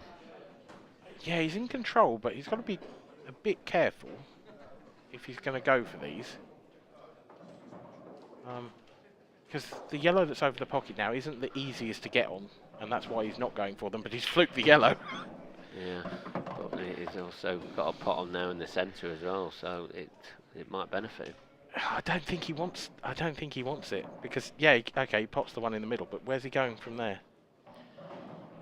I don't think he wants to pot this unless he can top through. Guarantee the angle. This isn't great. But again, he's a good potter. Marc is. He's normally good at his positional play as well, so maybe he can cut this back into the bottom right and then come off the cushion and land on the yellow on the bottom cushion. Needs to avoid the red next to the yellow, doesn't want to push that over it. Good shot. Very, very good shot. A bit fortunate he got the fluke and left himself an angle on the middle, but you know, he still had to produce a good shot to have any chance of this clearance. Yeah, but I mean, the fluke was an attempted safety anyway. Is he on this? I think so. I think he is just. It is only just though, or is he? Oh, that camera angle suggests it's tight. It is tight. It's a pretty poor positional shot from Marc.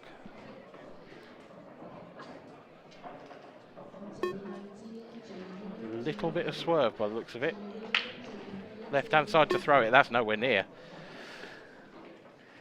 I'll be happy with that. Well, Simon Ward needed a bit of divine intervention to get off the mark in this match, and it looks like he's just got it.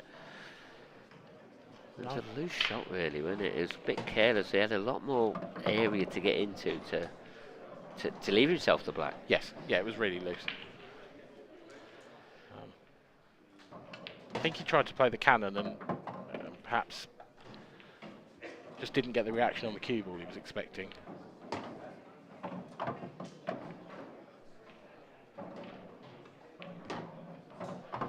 Still, Simon Ward gets a much needed frame on the board.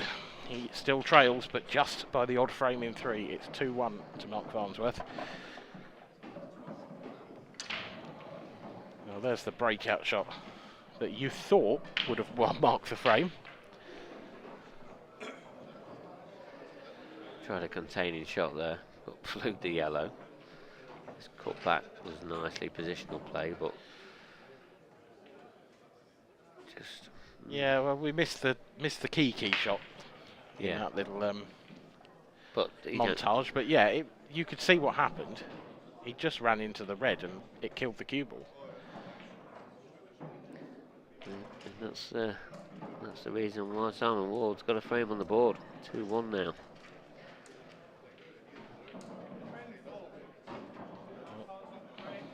These aren't the things that will faze Marc Farnsworth just yet. Of course, the last time he was in this arena, he was picking up a world title, Marc. Here in Coventry. The seniors against Wayne Parker. Was it 8-0? 8-1? 8-0. It was 8-0, wasn't it? It was a crazy scoreline. Was it like 25 minutes or something? Yeah, it was one of the most ridiculous matches I've ever seen. So one-sided, but not through no fault of Wayne. Just everything came out for Marc, and he made the most of it. Yeah, he's won that back-to-back now. That seniors title. Studying this table, Marc's got to go yellows. He's got a plant to start off with. Can't go reds here because of the black. It's absolutely surrounded by yellows. So yeah, it's a tricky clearance over this. Yes, it is. He'll want to move black at some point, or the yellow, but probably, you know, if you could find a way to nudge into the black full ball, then you know you're getting that out and positioning yourself nicely for the yellow at the same time. But it's a bit touchy early doors in the finish.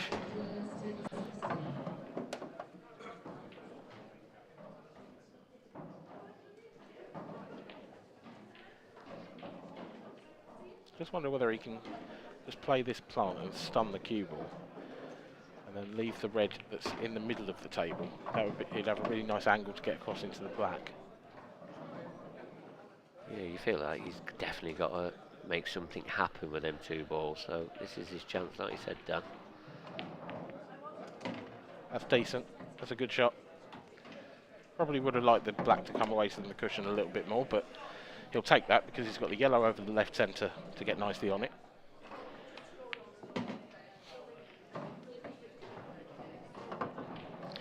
Yeah, making light work of these now. As you said, Dan, one in the left centre, last ball. Natural to drop onto the black. So a couple of late scores: Marc Boyle 6, Ryan Clark 2, Carl Clark 2, Paul Harkness 2. Make that Carl Clark 2, Paul Harkness 3 now. And Michael Tomlinson 2, Dan Davey 3. That's another great match up, them two. Another great match. There's a lot of, I mean, for an early round, there's a lot of coin tosses in those matches you mentioned. Yeah, I mean, I said this in the studio to Kev, you know, since we've changed from it's only top 8 seeds now, all of a sudden it's bringing up these mouth-watering clashes, and we're getting them in the last 32. So these Fridays are so important for the outcome of who's going to be picking up the professional event on the Saturday night. Yeah, I mean, Farnsworth Ward, this is probably the tie of the round, is it? Number 1 seed against number 11 seed. Yeah, and of course, World Championship runner-up as well in Ward. You know, yeah. Back in form after a little spell in the wilderness, you have to say.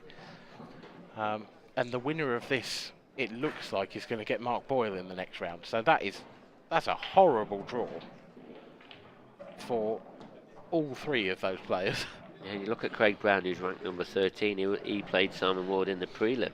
So that top half of that draw is stacked. But yeah, and Craig Brown, you know, he's made the last 2 World Championship semi-finals as well, back to back, which is a phenomenal achievement in his own, and he's come up against that. It's just that's the draw, though, isn't it? Can Simon Ward keep the cue ball on the bed of the table this time? He does, and he keeps all of the other balls there as well. Yeah, didn't really get into that, did he? Not his normal. Not the best. And this is another really big chance for Mark Farnsworth. You could make a case for either. I think I slightly prefer reds. You could play a plant first off. And then the right hand of those 2 reds that are together would go down to the bottom right, by the looks of it. The only reason I prefer reds is because you've got that one up near the black to get onto it, because that's right in the middle of the top cushion. You want a ball up there, and if he takes yellows, I think he's almost got to take the one on the baulk line, which is the one you'd want for that.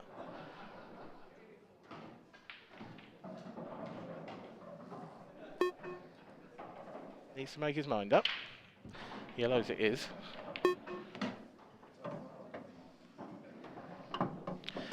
See now, he's got a vanishingly thin window to get the cue ball into, because clearly the black will only go to the top right. So you've got to get the cue ball in that left-hand side of the baulk area. It's not going to be the easiest final positional shot here.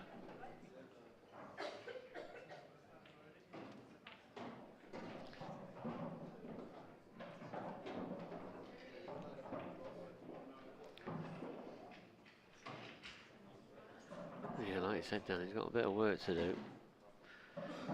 Just that the balls are just far away from where he wants them to be. I wouldn't say it's getting any easier yet. No, he's still favourite from here, but yeah, there's going to be a key shot coming, and it's sort of tricky to see where it's coming from. You know, I don't know about you, but I personally can't pick my favourite yellow to get down onto the black from those. No, I mean, the obvious one is the one in the right centre to stun it to the other side, but it still takes... How's that missed? Oh, I thought that was dropping. Yeah, I did. I think Marc thought that was dropping, but he did catch the jaws. Yeah. It just goes to show that these pockets are tighter than you think at times.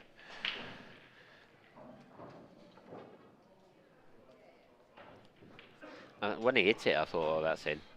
I didn't even thought that he'd missed. Covering that pocket has given Simon something to think about. Because the obvious route is take the red in baulk and take the black to the other corner. You can't do that now.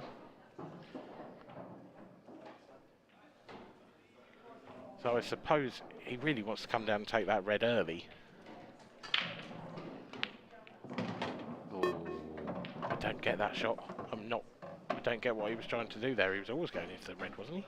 Well, I think he thought it would have glanced past, didn't he? Because of the power he played it. He thought it would be on and off the cushion, but it's nearly full ball. I mean, that's a big misjudgment. It's not fatal. No, he's having to reroute a little bit though. Oh, the yellow's dropped, so that'll get replaced. That's how close that yellow was.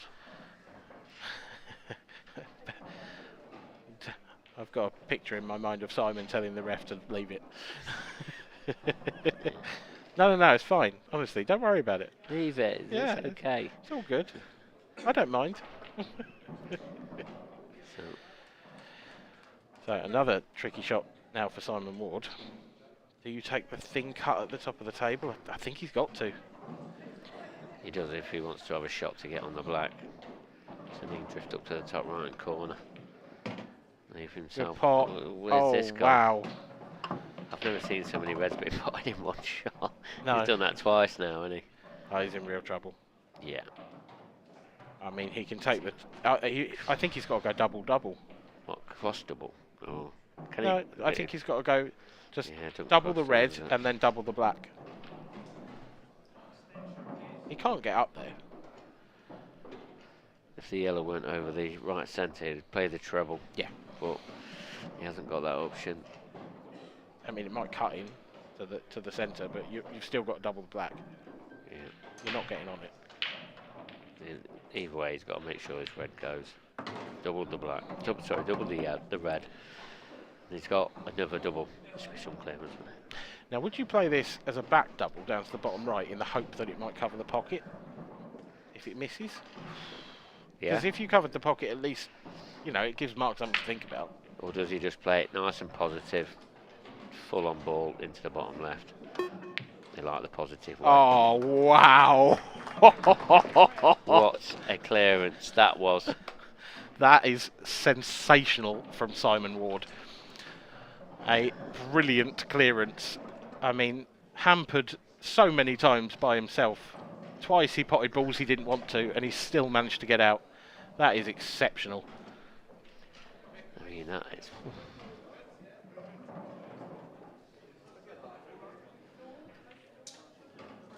I mean, that's definitely one of the clearances of the day so far. There's no doubt about that. That'll be one of the clearances of the season, mark my words. Yeah. But brilliant black, brilliant double beforehand as well. I mean, you've got to say, was he unlucky on 2 occasions where he's potted 2 red balls? Because in that break, he's potted 2 red balls twice. No. The first one was careless. For me, they were bad shots. Yeah. Because the cue ball shouldn't have been going near, particularly the first one. The second one, yeah, perhaps a little unluckier, but he won't care. It's 3-2. 3-2, it is. That really was a sensational clearance.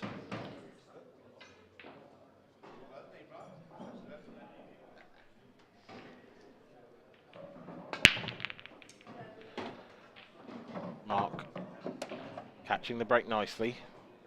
Not lots of power in that. He doesn't really arch his back into the break, if you know what I mean. He just punches them through, but it's a good result. It's a great chance on yellows. There's no clusters, you can see a pattern.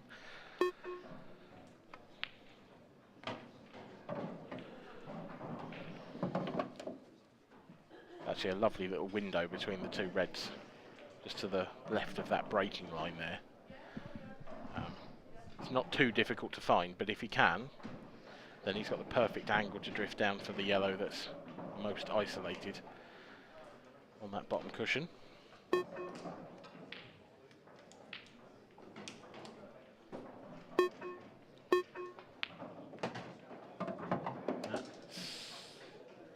bit straight, possibly. I think he's come a bit farther. He might have to take the one down the rail first.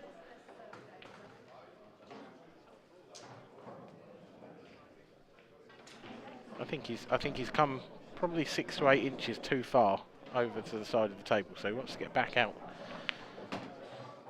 That's a much better angle. This is perfect.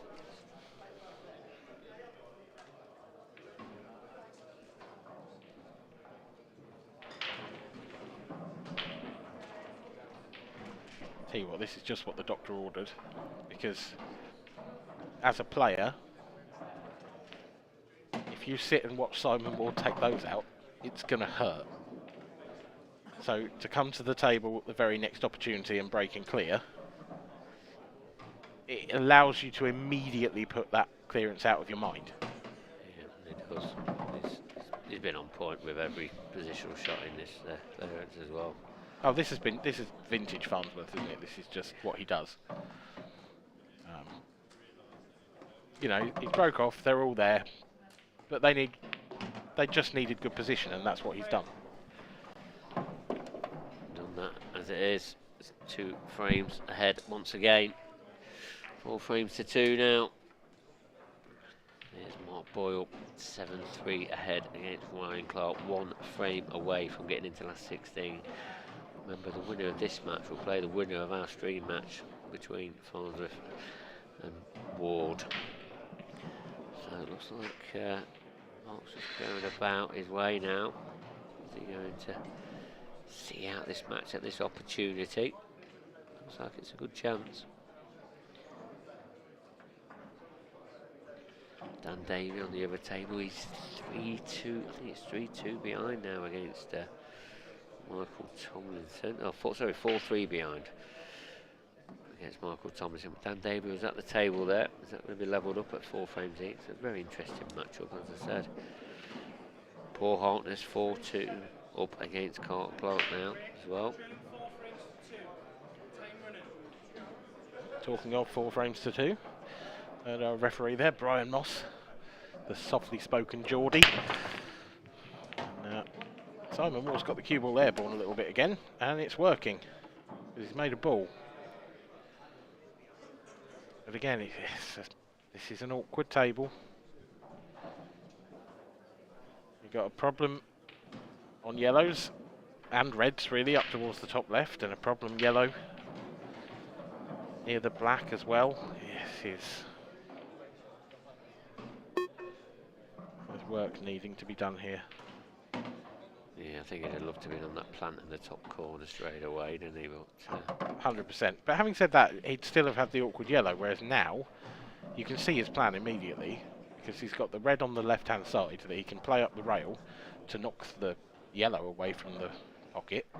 And if you do that, there's actually no problems left. It looks tight though, this. It doesn't look...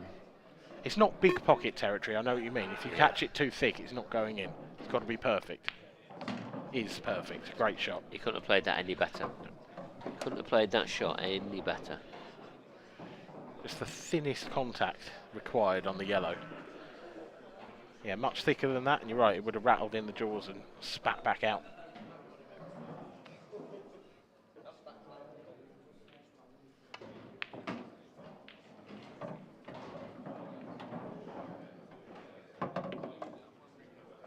They've both been a joy to watch in this match so far.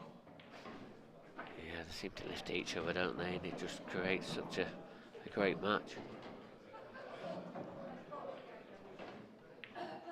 Oh, just as no. we're talking and bigging them both up. Simon. That is very surprising. Yeah, I didn't see that one coming. I think he's just tried to pinch the pocket a bit so he's not leaving himself. I don't know what he's doing. He's pulling a few faces anyway. Yeah, he's not happy with that. I have to admit, I was surprised he didn't go in. Like, I don't know. It was a split second and you look up and you think, well, he's going to pot it, but he's obviously just caught it a bit thick.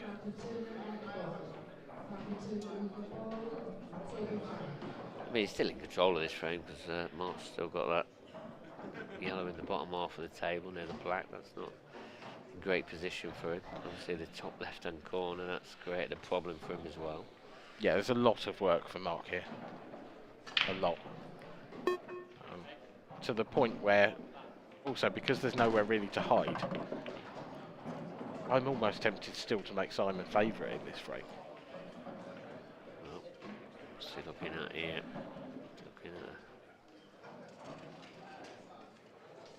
Is he looking at a combination shot? I mean, I think he is. He's taking this in the top right hand corner and canning it into that corner.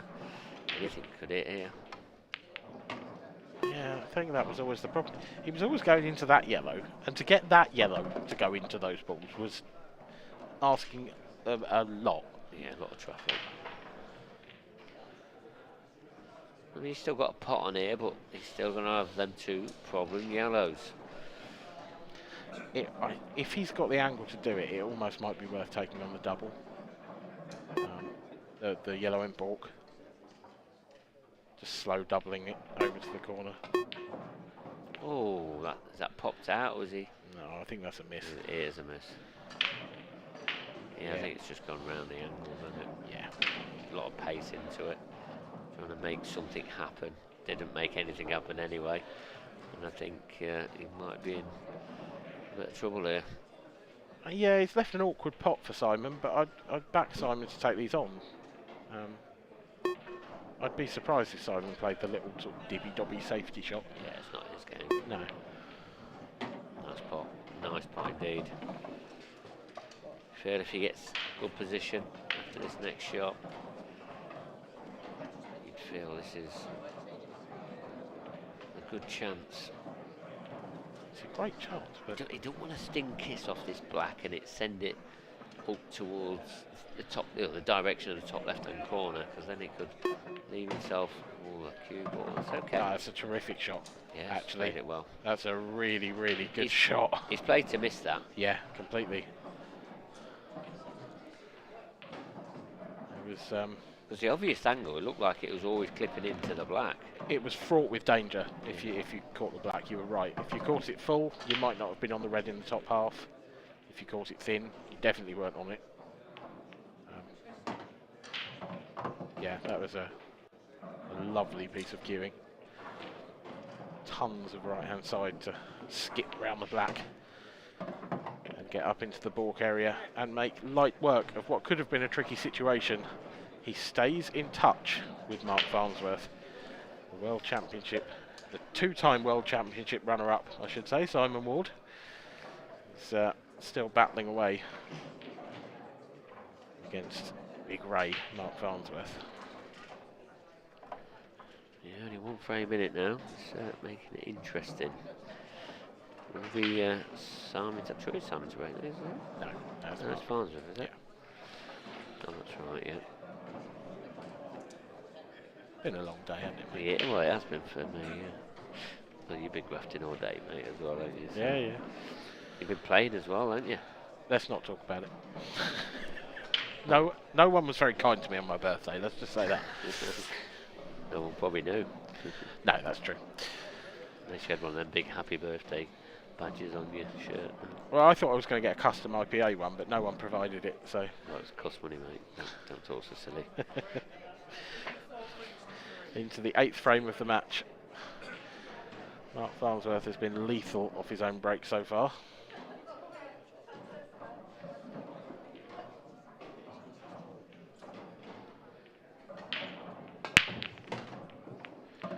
He's caught those sweet again. And it's left him a chance, but one of those tables where the more you look at it, the worse it gets.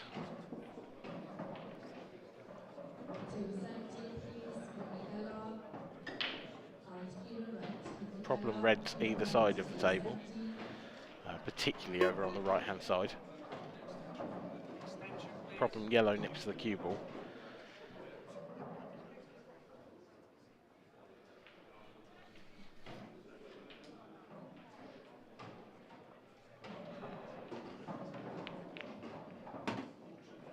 Okay, so opts for yellows, and he's now going to work out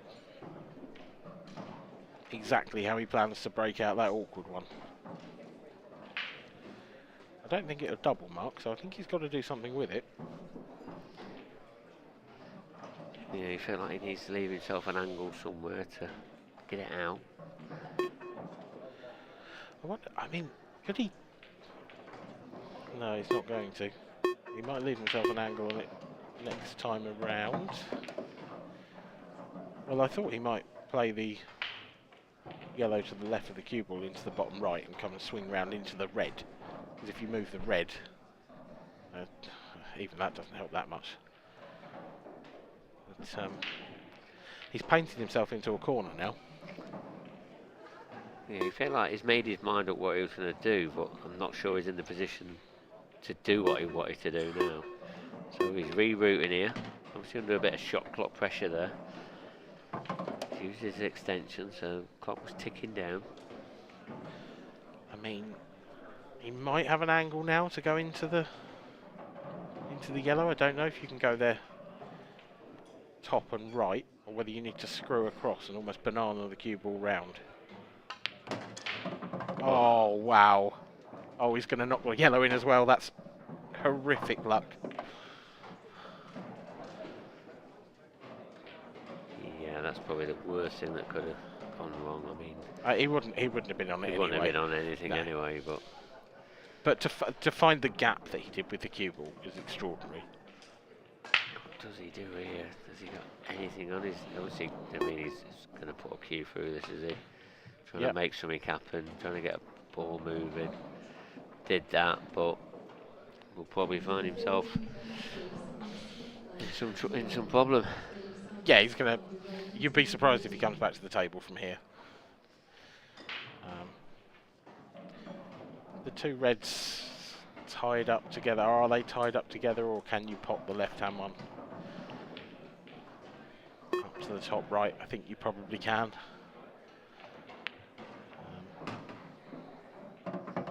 It's an interesting one. That it looks like they're easy on the main camera angle, but the overhead just looks like that second red might be creeping in the way.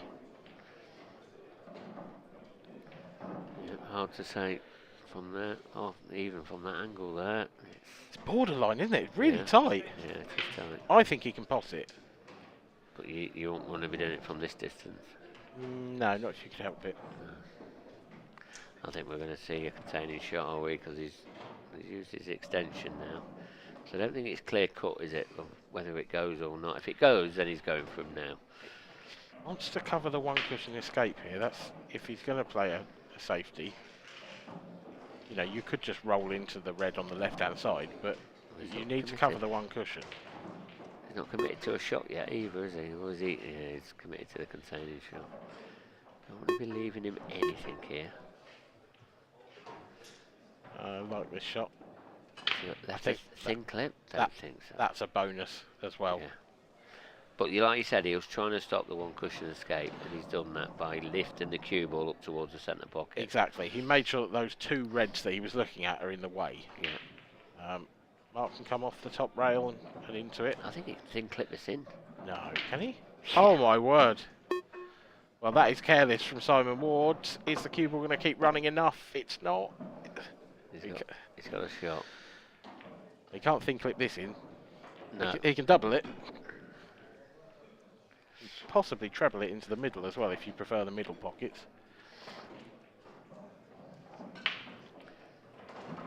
The double's a bit thin, you're losing the cue ball. Treble. Treble. Oh, so close. That's what he's played. So close, yet so far. Simon Ward. Still got them put with them two reds. And I'm not convinced anyway. We've seen all the angles, I think, possibly. It's honestly too close to call. From the camera angle that we're looking at now, you wonder what the fuss is about. But when you look at the overhead... No mistake of a thin clip here, is that? I don't think so. No. It's a good cue ball. Good riposte there from Simon. But it does leave a one cushion, and it wouldn't be a huge surprise if Marc made this. No. It'll be going close. It'll be a terrific shot if he makes it, but it wouldn't be a shock. See if he can. Ooh. Now I mean, that's further away than I expected, to be honest. Yeah, that's for me as well. Yeah, let's put the black in a pretty nasty spot over on the side rail, but Simon might choose to move that immediately. He's got a nice angle here. Yep, there you go. Does exactly that. I think that red still passes the black, and yeah, it does easily. So it makes his work a bit easier. So Mark Boyle safely into the last 16. He will be playing the winner of this match that we're currently watching. What's the last 16 that's going to be? Either way, what's the last 16? I mean, this match is far from understanding who's going to be winning this one, especially if Simon takes this frame. 4 frames each into a best of 7. So, oh yeah, he beat Ryan Clark. Mark Boyle did 8 frames to 3. So he's into the last 16, as is Gareth Hibbott, who beat Adam Griffiths just before this match by 8 frames to 1.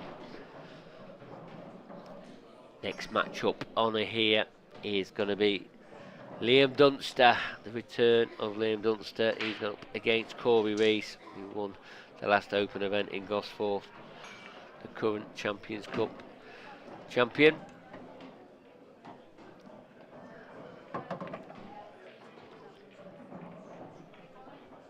But who is going to be winning this one is the question. Nothing in it now. This simple black to level this match off at 4 frames apiece, and there it is. It is 4 frames apiece. Hard to understand who's winning this one. I mean, there's a few bits that hasn't gone Marc's way, but you know, you could also say that Simon's been a bit unfortunate at times as well. Very evenly matched now. I'd say, personally, on the balance of play, I think Marc has just shaded it. I think Simon's perhaps had fractionally more of the run of the ball. But equally, you know, we're talking a hair's breadth. We're not talking a gaping chasm between the two. But if I had to choose from here on, I'd be taking Marc, I think.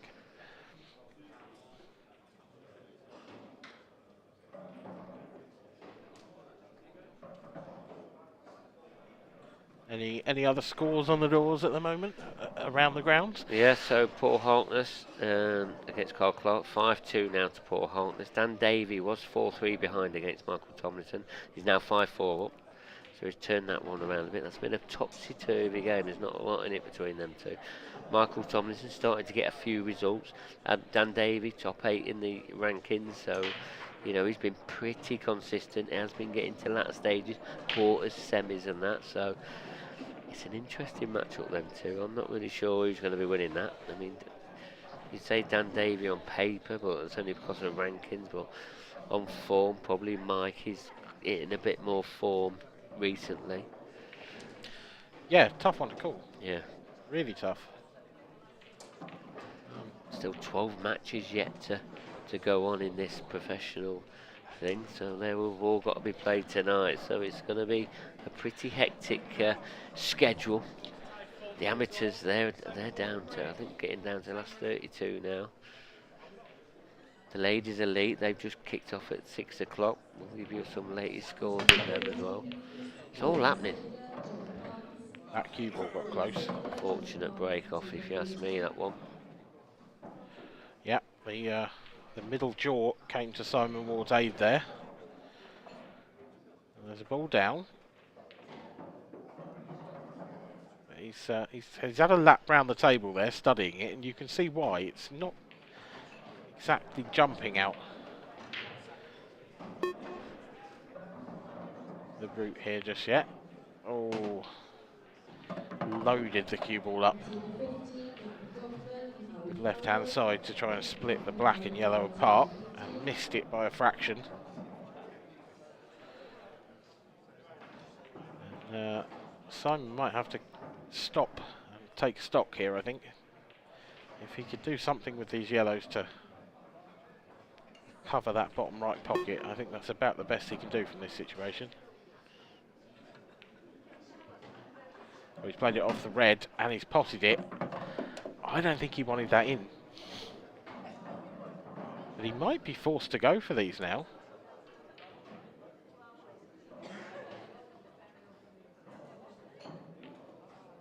Just wonder if the yellow that is next to the black, if you got over on the left hand side of that,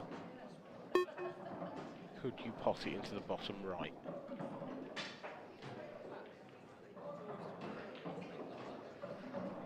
Well, we may never know. We may never find out. Because Simon has elected to take a pause on going for these, but he's left Marc an easy little return safety here. Oh, look at that touch. What a touch.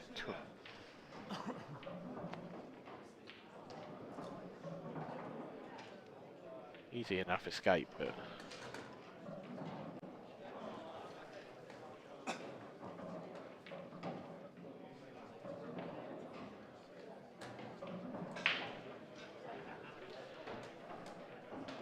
so the question now really for Marc is, he's in control of this frame, he's got more options on the table.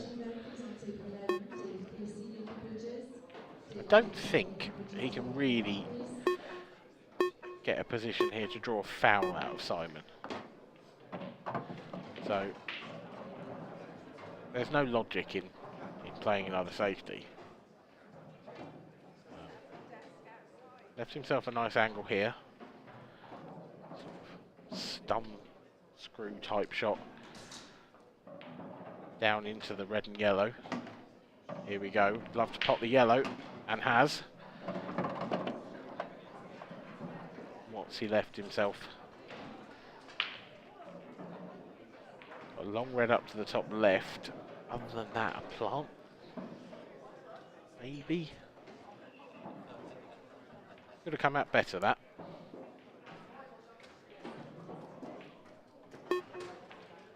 Oh, beautiful. Didn't think that red passed the other red. But the fact that it does means this is getting better and better for Marc Farnsworth.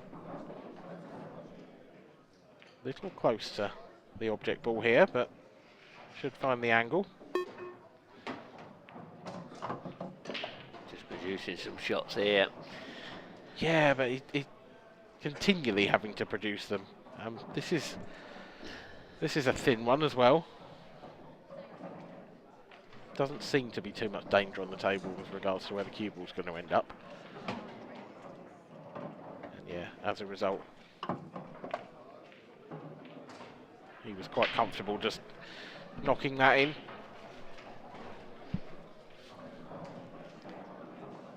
Choice of reds available. Either one will do.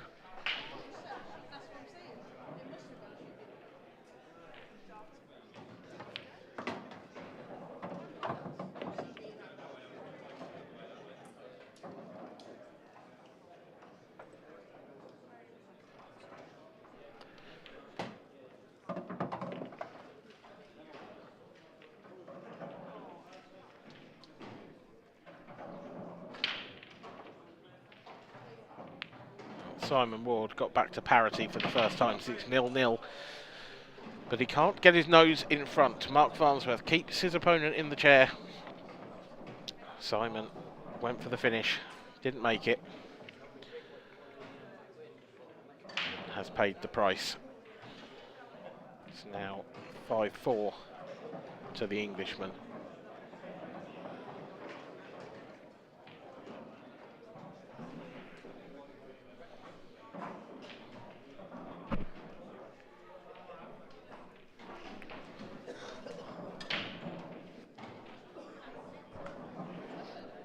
So Marc Farnsworth to break. You feel like if he does open up that two-frame lead again, you just think he can close this match out. But Simon, he's not going away. He's going to need a good break if he is.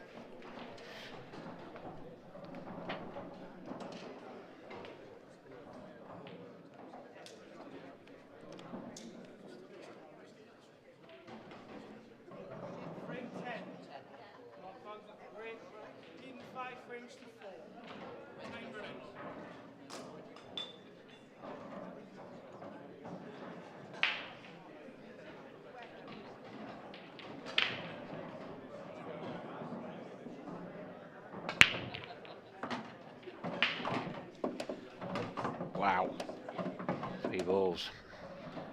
2 reds and a yellow. Honestly, he's hardly hitting them though. He's certainly not putting in the power of a Ben Davis or a Craig Marsh, is he? There's more control in this break, but he's making balls consistently. This is dangerous for everyone else watching, in my opinion, because when Marc's breaking like this, there's no weakness in his game. No, you're completely right. Because he works out the patterns very well, doesn't he? He knows exactly the routes to be taken, and he's got obviously the potting ability to go with it as well. His positional player. His positional play is probably one of the best in the world. It really is. Yeah, if his break continues to work this well this weekend, his name will be on a trophy, in my opinion. I know that's a bold claim with who else you've got in the draw, but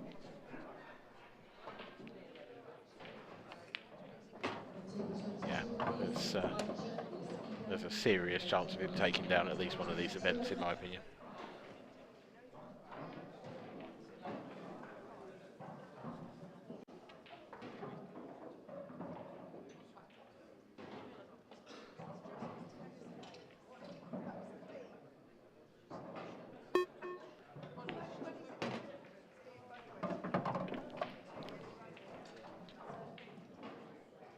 Another nice positional shot there from Marc.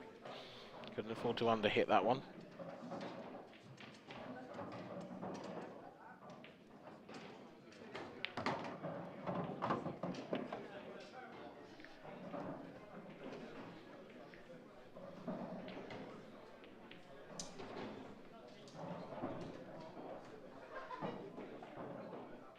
Whisper it quietly, but he's making this game look a bit too easy at the moment.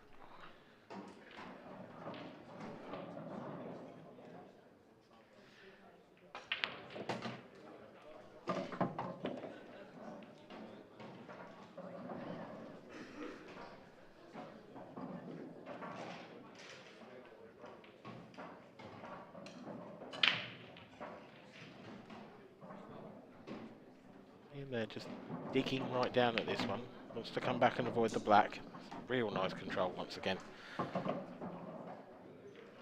It would have been easy to not quite get enough into that and nudge into the black and leave yourself no shot. Yeah, just drifted it down table, leaving himself a nice little cut into the corner, and he is 2 frames to the good. Yeah, this is really impressive stuff from Marc. Nothing's phasing him. Been a couple of times in this match where you felt like things were starting to turn against him, and bearing in mind his poor performance at the last tour, he certainly seems to be on a mission to put that right again. Yeah, he does. The #1 seed, and with very good reason. But probably with the most brutal draw out of all the seeds.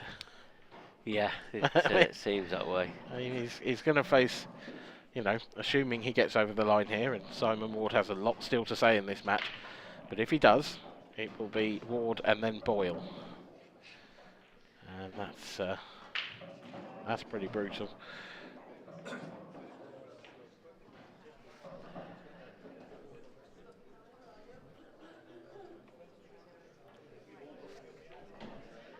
Top half, it's got Hibbott, it's got Rees, it's got Dunster. Fernie. No, Fernie's Fernie in the top. He's bottom Oh, half. yep, no, sorry. #1 in the bottom half, yep. He's #3 seed. Yep. But the return of Liam Dunster, he is up next against Cory Rees. Oh. Blockbuster. Even the bottom half of the draw, I mean, it's tough as well. The Fernie, the Clint. Of course it is, but there's a definite, pattern in the top half of the draw that's, particularly the top quarter of the draw actually. Yeah. That's the real nasty one. But if anybody can come through it, it is Marc Farnsworth. Yep. It really is.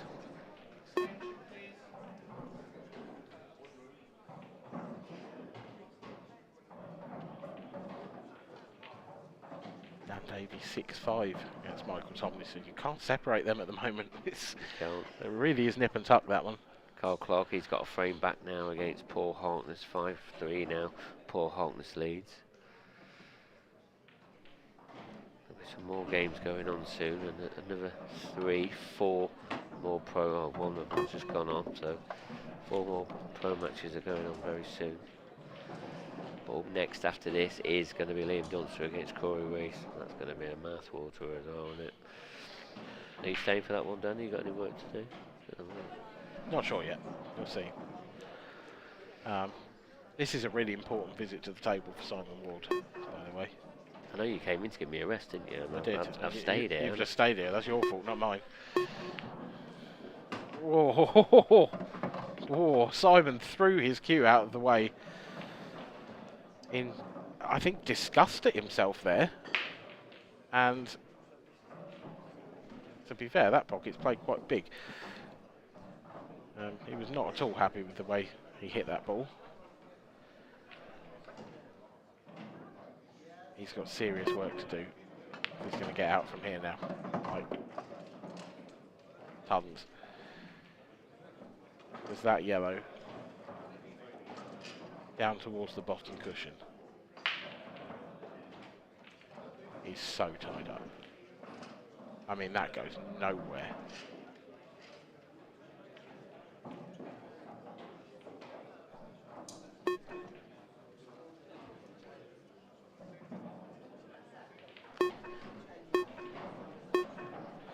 Gotta play, Simon. Gotta play. Not sure if he was hearing the beeps like we was, Dan. I mean, I think he's just he's reached a point in the finish where he doesn't really know what to do, and is now just hunting for the big shot.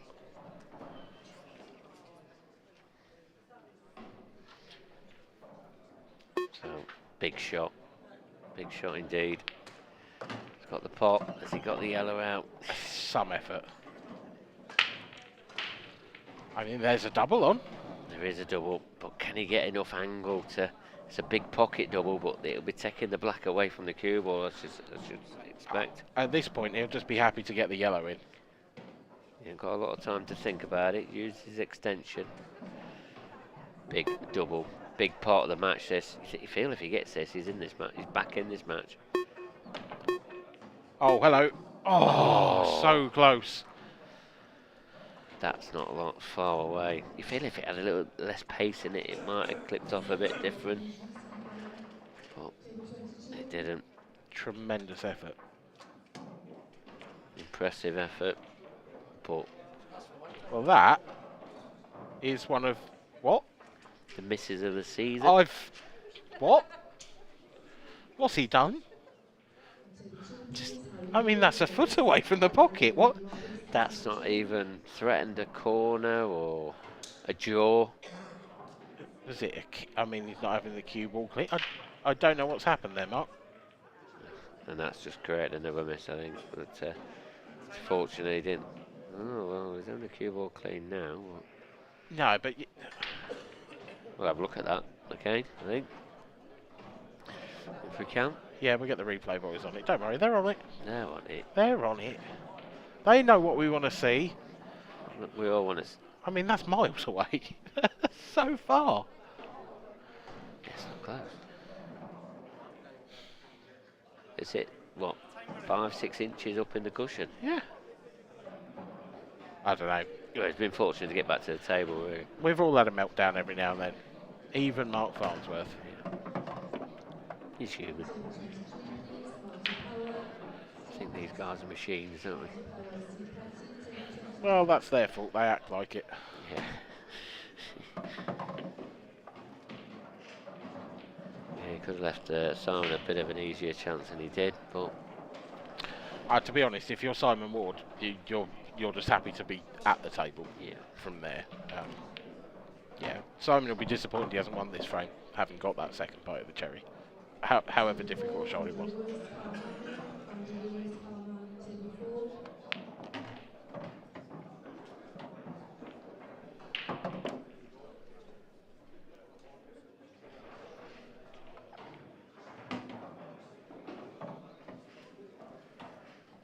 It's now looking like Marc is going to go one frame away getting himself in the last 16 and a last 16 battle against Marc Boyle. Well, last 16 that is. Yeah, undisputed tie of the round.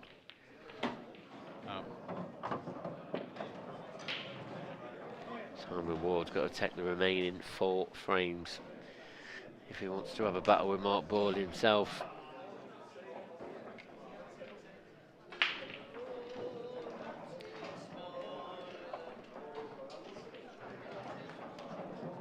Going back to that Farnsworth, I mean, that must have been a kick or something, wasn't it? I mean, he's never missed a ball by that far in his life.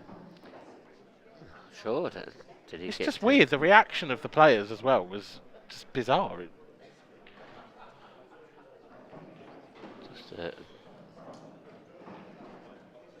I mean, we haven't seen the full replay of it. I mean, we obviously gifted it in, didn't we?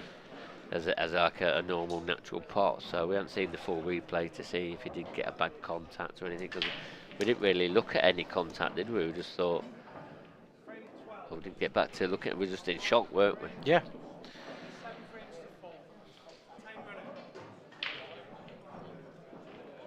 Well, only Marc will know. But if he got a kick, would Simon have got the cue ball clean there and then? Probably. That's what you tend to think, isn't it? Yeah.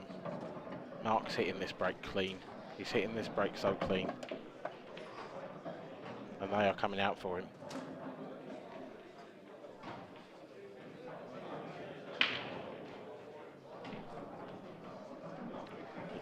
It's perhaps a slightly awkward starter.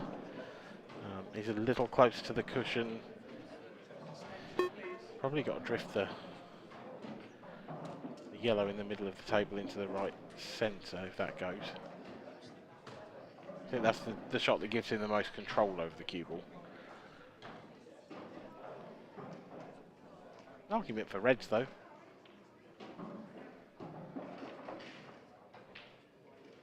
Is this the thin cut back? This is tricky. And it's missed. And an opportunity for Simon Ward to come to the table has presented itself. That was a tough little shot Marc just took on. Oh, I love that. I love the top left corner. The score's coming up. And Dan Davey will love it as well. He's beaten Michael Tomlinson by 8 frames to 5. Yeah, that was a tricky tie there for Dan Davey and Michael Tomlinson. Fell a little bit short.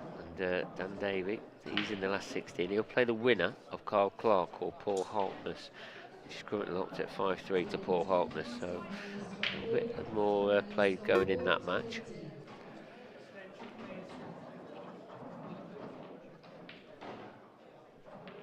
Well, yeah, good win there for Dan. Does that mean he can do some comms now? Get him in the comms.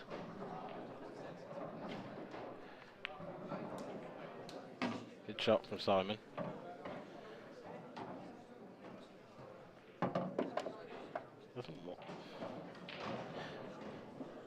Sort of forced into taking the yellow over the pocket now. Needs a good contact here with the red. That's not really the one, and he's put the black quite safe now as well. Yeah, it's not come out nice for him, has he? Does he take the one into the... what's he got? It's awkward. He's got the thin cut to play as the plant. Now, if he could avoid the yellow, that would be a good shot because it would open the black back up, but I don't think he can. He couldn't. But he has left the yellow in about as good a position as it could be. That one near the right centre. Because he can drop that in and they'll be on that black. If he can get right behind it and just roll that into the centre pocket, then he will have a shot at the black. The red is far enough away that the black is cuttable. He's going to move it. Yeah, well, I think that's the obvious shot in it because he'll go into the gap and it just pushes the black over the right corner. So, yeah, I think that comes out nice. It's quite natural, this, is it? I think so. Does it need a bit of stun? That's quite natural, but he's hit it a bit thin. There was a bit more gap there, and you noticed that, Dan. I didn't like that. I mean, I can see why you play it. But I just thought it could go wrong. And it may have done. He could still get this. It's very thin. It's not got the legs. Cue ball. Yeah, it's very good. But it's Marc Farnsworth and you're offering him a pot. However good the cue ball is, it's still a pot. He takes one in the top left, does he? He's got a choice of 3. Don't think he takes the one he's closest to now. I think that's tricky and don't leave himself a natural. I think he has to go long. Oh. Wow. Just gets down like it's over the pocket. Honestly, that's... Pack it in. That is sick. To get down and just knock that in. Pack it in, please. Brilliant. Absolutely brilliant from Marc Farnsworth. That is absolutely brilliant. And now he's got the Perfect chance. Angle. Perfect angle, but not perfect pace. A little short. I think he's still frightened of how quick this table is. Yeah, he'd liked another 6 inches. Well, we've got another last 32 match coming up after this. Shot. That's terrific. And that is the game, I'm afraid, for Simon Ward fans out there. It's actually from 4-all, and you know, looking like anyone's game. This has been pretty comprehensive by Marc. A couple of little mistakes and little positional errors from Simon, but he hasn't played badly. But Marc has been superb. Yeah, I mean, you've obviously seen him miss that red, or whether it was a kick on the red, whatever it was. I mean, it was just something we didn't expect. But there's been hardly anything that Marc's done wrong. He's been pretty, like you say, very, very solid for a first match. Brilliant stuff. Marc Farnsworth moves through to a tasty last 16 match up against Mark Boyle tomorrow, and Simon Ward can wait for his opportunity to play again in the Open. But let's just talk about that Marc Farnsworth performance. He was terrific, Marc. Yeah, he was. I mean, the way he goes about his finishes and that, the single ball potting ability that he's got, he's right up there as one of the best players in the world, and he'll be wanting to get back to winning ways, picking up trophies and that, and him not getting to a quarter or semi-final, you know, it'll be hurting him, and especially not picking up trophies as well. So, but who knows? He could be picking up both of them this weekend. A fist bump there for Marc Farnsworth, and I'm sure it'll be more than a fist bump in the interview room, where Marc Farnsworth, as you can see there, is just about to join Kevin Barton, and they are ready for you now. Thanks a lot, Marc, and I'm here with our latest winner. Pretty convincing performance there, Marc Farnsworth. Tell us your thoughts on that match. Yeah, I haven't played well. I've hardly played at all since Newcastle, to be honest. I've had a little bit the last couple of weeks, and I felt all right when I've played. I had a bit of a knock last night and it was just all over the place, so you come in not really expecting too much, but actually felt really, really good, you know, and first match on the stream. It's not ideal, especially somebody as good as Sam, you know, but I got off to a good start, and I could have won the first 5 or 6 frames, a couple of sloppy mistakes, he came batters, which you expect me to do, but I thought I'd close the match out pretty well. So it didn't quite work for you on your home territory, or close to your home territory up at Gosforth. Have you come here with a different approach, different mindset? Yeah, I can't remember the last time I won a match on the stream, to be honest. Yeah, well, the Newcastle game, the home venue was always great because there's a lot of local support there. So not so much added pressure. You just want to do well in front of like a lot of like friends that you know stuff. But every event you try your best, and hopefully you get through the later stage. You know, it didn't quite happen in Newcastle. I got beat. I didn't play great. I got beat by a couple of players who played well and deserved it. You know, so you've got to take it on the chin and just move on to the next one. I don't know if you saw any of, I know you're travelling down today, I don't know if you saw any of Simon's match. He was first up against Craig Brown. It was the perfect match, 14 chances between them, Simon took 8 and Craig 6. Did you know any of that before you played the match? No, I didn't, to be honest. Like I said, the journey down, I'm not used to travelling more than half an hour to tours these days. No, but I heard it was a good stand, but I didn't see any of it. But I heard there was like maybe one in off or whatever else. But they're both quality players, and to be fair, the table's playing. It's slightly forgiving some of the pockets, you know, but it's playing beautiful, you know. So it's breaking really well. The pace, it's not too quick. The cushions aren't sliding, so you couldn't ask for better conditions. So you're going to get with the amount of good players knocking about, you're going to get some really, really good standard matches. Some of the tables you play on various of the venues and stuff like that, yeah, bit of a slide. It's hard to control the weight, but I think that table's playing as good as you can get. So I think that the standard should be fantastic pretty much all weekend. We talked earlier about the atmosphere up at Gosforth. The last event was absolutely electric. We've got about another 30-40 players at this event. You know, the events are just getting bigger and bigger and bigger, and the atmosphere you can sense is just building nicely. Do you sense that when you're playing in the arena? Yeah, I think now, like the last couple of seasons, I think all the venues have been really, really good. I think in past, obviously, I think like IB has learned from the mistakes of different venues, you know, and I think the venues at the minute, they're all, the venues themselves, the facilities are fantastic. Newcastle, they're just mental up north anyway, you know. You come further down south, the southern softies and all the rest of it, but I think the crowd already in the venue is brilliant, you know, but like you say, Newcastle, the amount of people that come over just to watch who aren't even taking part in the tournament, you know, it's good.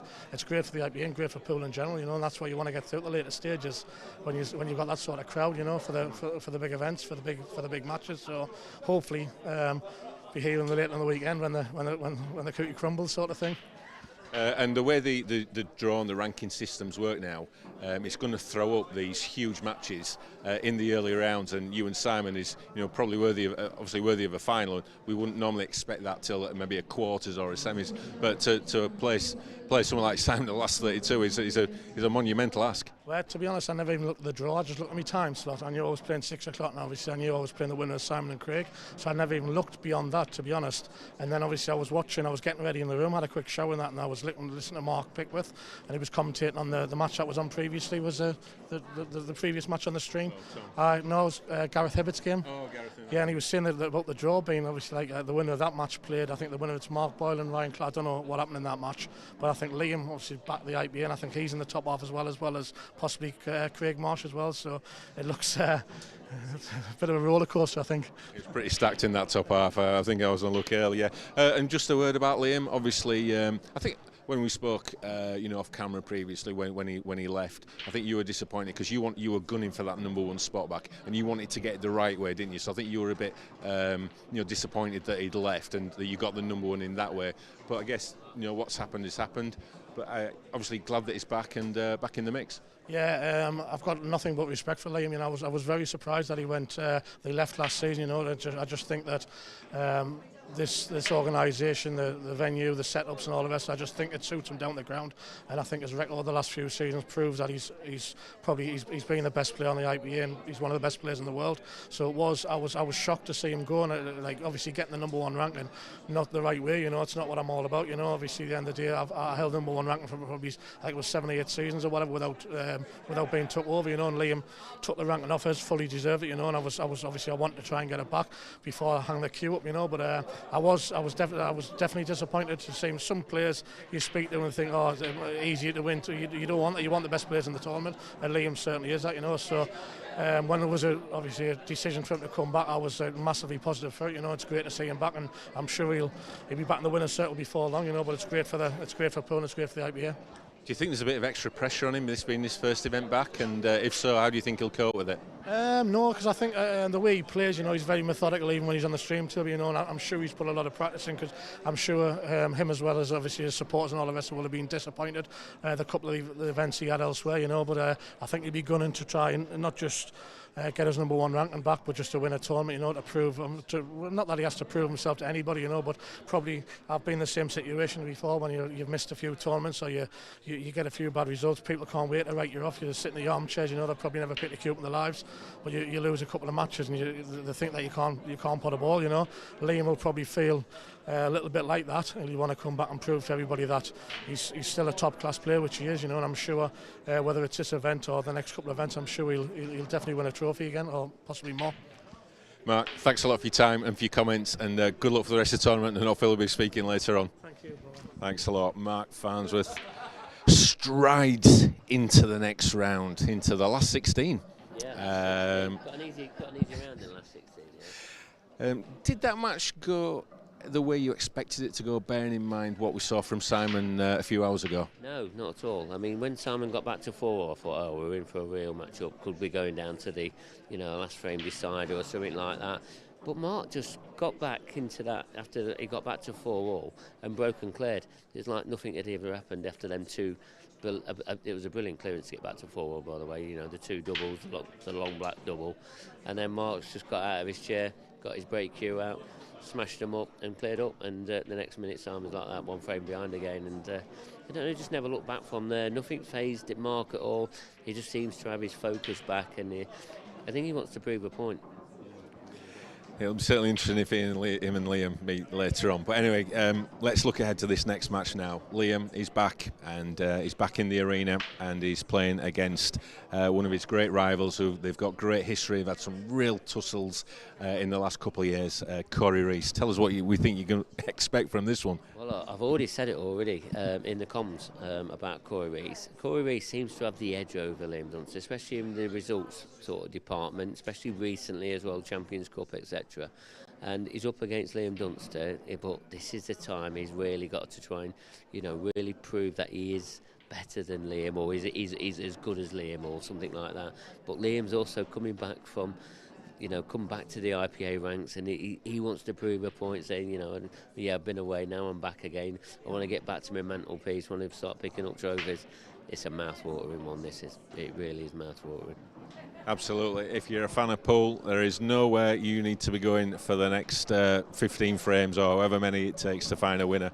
It's Marc, are you back in the comms box again?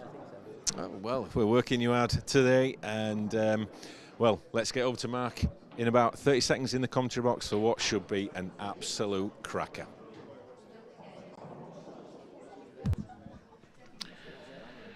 We are certainly looking forward to it. Dunster versus Rees, as was previously mentioned. These two have had some titanic tussles in the past. Is this going to be another one?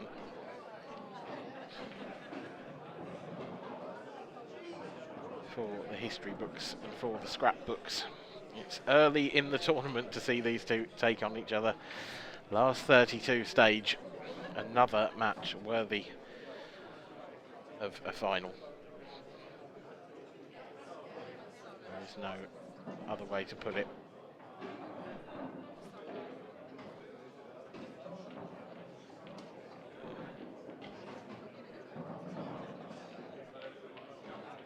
These two, of course, most famously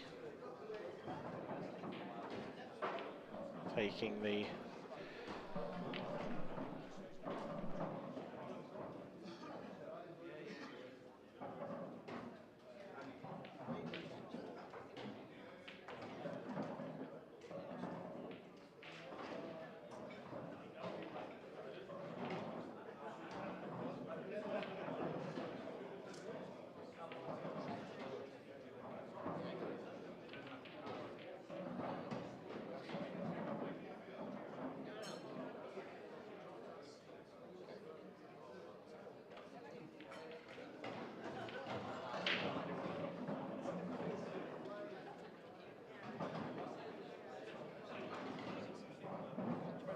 Last 32, all remains, rest to 8 frames.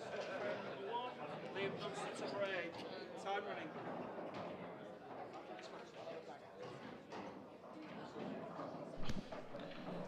Apologies for the break in communication. Rudely interrupted by Marc Pickworth mid-thought. But, on to the action. Liam Dunster breaking off. Chooses the cut break and uses it to good effect. Good, but not great. Because there's an awkward little area on the right-hand side of the table. That will need some negotiating. Extension, please.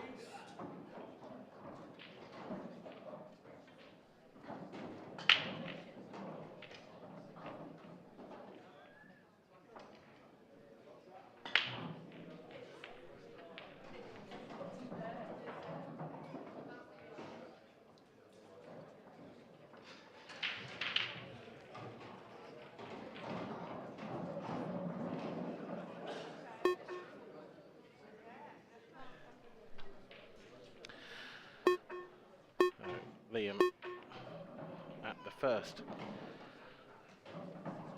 time of asking in this match, playing a containing safety. Decided there is no value in going for the game, and I can't say I blame him. This is...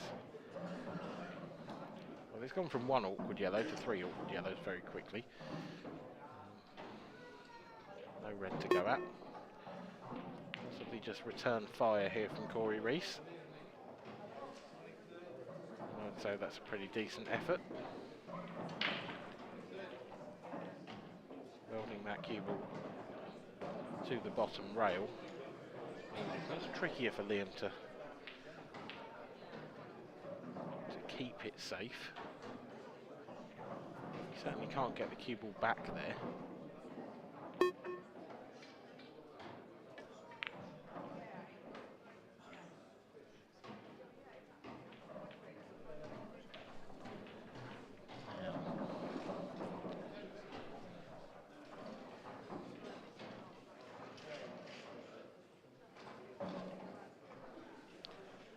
Still a couple of awkward yellows, still a couple of awkward reds. Extension, please.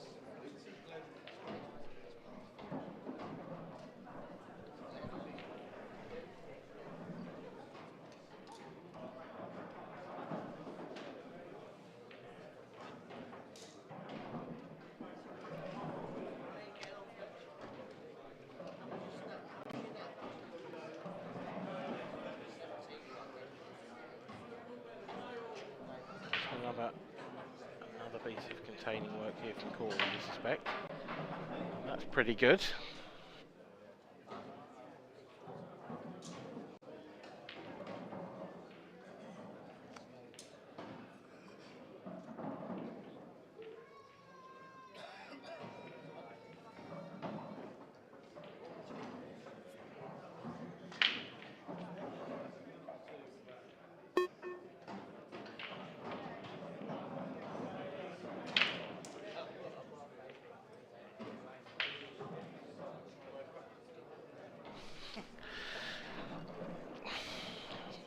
So, still no colour chosen yet in this first frame of the match.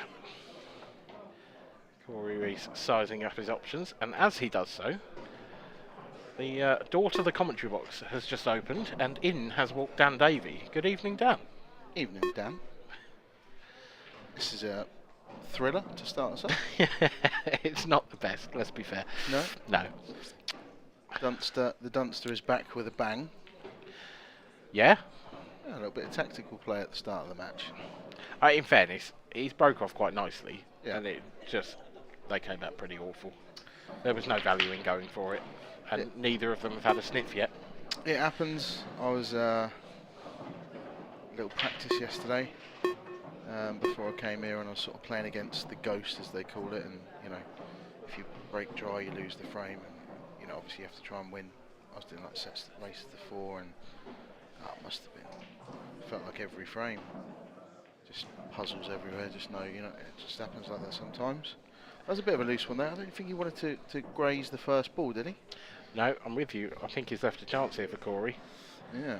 I think all the reds go and all the yellows possibly go as well, but it's reds. Oh, wow. Oh, that's not the best. No, it is not. Right.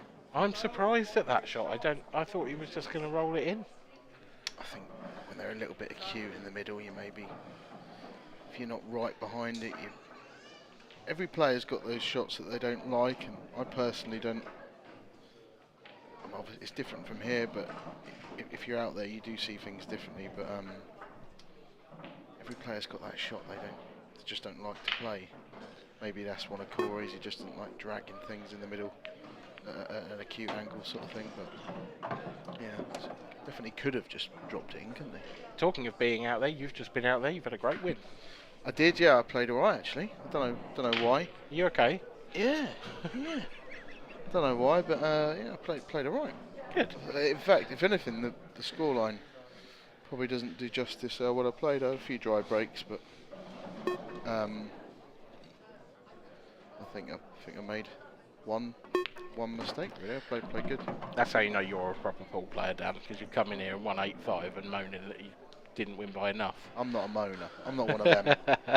don't tar me with that dirty brush. The scoreline didn't do me justice. Right, I'm not having this. I am not one of them. Yeah, I am. You know, one of my pet hates is I lost 8-2. I only missed one ball. Like, I watched it. You might have you missed 2 for a start, and you run out of position 4 times, which is the same thing. Oh, I lost 8-2. I only missed one ball. Shut up, mate. You know. It does happen sometimes. No, it does, and when it does, they'll go, I didn't miss a ball. Yeah. You know, well, no, you did. You missed one. Yeah. In the estate. That's true. Everyone makes it sound worse. Everyone. Compulsive liars, pool players. Right. Anyway. 1-0 Liam. Yep. Nice quick frame to start us off with. Yeah. So you think Cory's happy to see Liam back, drawing him in the last 32? It's a brutal draw, isn't it? It's a brutal draw. Yeah. What's Cory seeded? 3, 4? Yeah, it's got to be right, 4, I think. Right up there, and he's drew the returning Liam Dunster in the last 32. Yeah, confirmed he is number 4. Liam, on the other hand, has got, you know, at least, I mean, on current form, you know, right up there, top 2 or 3, and Cory, consistent, great year last year, sort of thing. 4th is no. Yeah. 4th is. Yeah. That's fair. Do you know what I mean? Absolutely. And of course, won the Open at our first tour event of the season as well. There we go. So Cory's coming into this off the back of, you know, a terrific Open win. And if you want to hear more about that, I did an interview earlier with Cory, and it's on our YouTube channel. Oh. So if you want to, you know, if the players take a comfort break, maybe make your own break and head over to our YouTube channel and watch the interview. Is it on there already? It is, yeah. Is it? My understanding. Quick turnaround. I know. Doing a good job. I'll tell you what. You didn't that's edit some it? break. I don't edit it. No? No, Chris edits it. He's very good. Yeah, I heard you talking to me earlier about filters or something. You weren't getting the old, you know, where they. Yeah. Your eyelashes look better and. No? Yeah. Oh, all filtered up, is it? Yeah, I'm a cat. Okay. No, I'm not even on camera. Oh, okay. I've been vetoed, I think. Fair enough. My voice is just about palatable, but my face is just no. For radio? Yeah, absolutely. So Cory with a chance to get straight back into it. I think he'd have loved to have been a bit further out to the centre of the table so he could maybe play the one into the bottom right corner. He's called his extension, having a bit of a think about it. If he was a bit straighter, he could have played the one bottom right hand corner first and then got rid of the one at the bottom of the table. He's got either to play on the plant into this bottom left corner or play a acute positional shot. If you get right behind the plant, it's not that bad. No, right behind it is quite easy. But if you're playing it from an angle or from distance, there's a lot of distance between the reds, and there's a lot of distance between the red and the pocket. Yeah. But there could also be a clever little positional shot to be played in landing somewhere between the 2 reds. Yeah, maybe. The thing is, if you land on the right-hand side, then you pot the red and you go into the yellows, which you don't really want to do. No, so he's looking at it now that he can maybe just about. I think he can. In fact, from the overhead, we see it better, where he can maybe just about get on the red closest to the black, quite straight. Really straight. He's got to punch this. Not quite. No, this isn't. He almost, his line there was to go towards and almost cannon the red and the black. Yeah. But fall just short of it and doesn't quite hit it. So, I mean, the pot's not that difficult. It's just going to be almost impossible for him to. Well, it is impossible for him to not go into the yellows on the left-hand side of the table. So, unless he takes the middle one first and comes back, but yeah, it's just not. It's probably worth taking your chance on this. If he can, yeah, that's pretty good. Like this yellow to drop. Like it to drop or make a bigger pocket. That's pretty good. That'll do. Cue ball's not welded to the side cushion either, so he wouldn't mind. He's got a bit of room there if he wants to dig in. I think punch it off the bottom cushion, or he can maybe just drop it in. I think you might have to dig into it. I think if you drop this in, you're running pretty close to the corner pocket for starters. Yeah. And if you come off the side rail, you come too far quite easily. He's dug in. Beautiful. He's dug it out. Yeah, that's beautiful. Pretty good. Not quite come as far as he'd have wanted though, so I don't know. I don't know if he obviously can just trickle it in and leave the white exactly where he's putting his cue there. I like that. Shows a bit of confidence. I think if you're less confident, you might be trying to play position and get too perfect. Yeah, I think I'd come round. But he could, to be fair, he pinched a lot of the middle pocket to make it a lot easier there. Yeah, yeah. They're the little shots that your amateur players won't understand. Actually, that's quite a clever shot, and there was a little bit of risk there because he was really trying to pinch the pocket. He took a lot of that. Yeah, but, nice shot.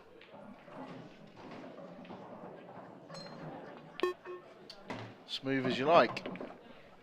One each. Do you like? How do you feel about Cory's logo? See it on his arm there. It's quite a fashion now, isn't it? I've seen quite a lot of players, not just pool players, but across the world. Like Roger Federer's got a logo RF. And what's he got? I didn't see. Oh, Cory. Yeah. He's got a CR, but it's like all stylised. It's like his own logo. It's on the back of his shirt and it's on his arm as well. Oh really? CR. Yeah. Can you think of any others? I mean, I don't know if he's being funny there or. I mean, I don't know if I love it or if I want to take the mick. There it is. There it is. Look on his left arm there. CR. Yeah, that's. Well, it's not, is it? It's a Q, but it's broken. Unlucky, Cory. That's a Q. It's a Q sideways. No, it's a Q, and someone's jolted his hand at the end. But he'd call it a CR if he wants. It's never a CR. Cory Rees. That's the. No, it's a Q. It's a Q, and the machine's gone donk right at the end. Yeah. Yeah, I like the top though. One of his 14 logos on there. He's obviously done well for sponsorship this season. I can't think of any other famous CRs, so for me it works. Yeah, I suppose. Yeah. No, I can't think of any. Right.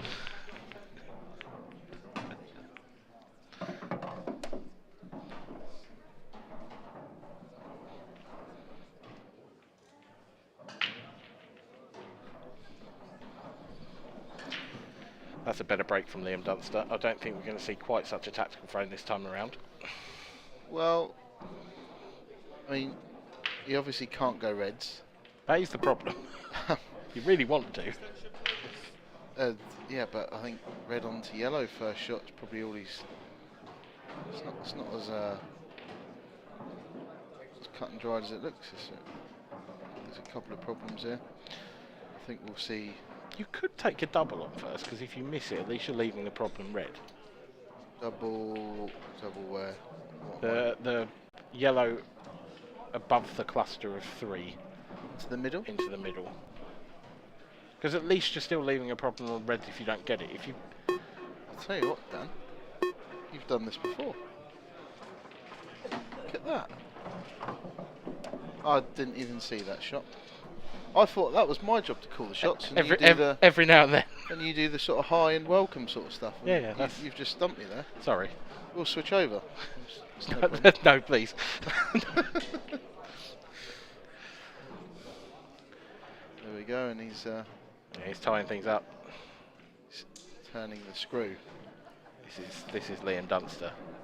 It's the right shot. Yep. That's not negative. It's clever. It's the right thing to do. He's also snookered Cory on all of his reds apart from this one at the bottom of the table. It was there would be other people that would have gone for the clearance from there, but that was definitely the right thing to do. Cory's just taking his extension. Have a little think about this. I think the only possibly slightly annoying thing from Liam's point of view is I don't think those 2 yellows plant. Although there is a gap down the side of them to get one in and probably break them out and pop at the same time. True, and I'm sure he probably was trying to leave a plant if possible, but either way, I'll be happy to. Oh, is this going to touch a second cushion? It's going to pop. That'll do, Cory. He'd be happy with that. It'll do. He's still in a bit of pain, really, in this frame. They could. I mean, there's a really touchy safety shot on. He could also play the red into the top right corner as we look at it, and then he's going to leave himself a cut on the red he's closest to get down into this cluster. That's the ultra aggressive route, but he's it's not an easy clearance for Liam here, so he's sort of over to you, Liam, and Cory's now got 2 balls which he can try and work a bit of magic from, possibly later in the frame. I just wonder if he's left the yellow to the right of the black. I was talking about sort of using those 2 yellows as a big pocket earlier. I think he might have left that shot on. Possibly, but look, if Liam doesn't get this and they wedge or they jam in that pocket, then that was always a possibility. I don't know if he's going to put his hand up or not, but he would have known that you're 50-50 to get a double kiss. Yeah.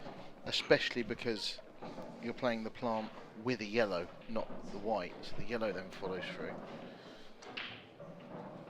If he had left, if he hadn't got it, it would have been a difficult chance, but a half chance for Cory.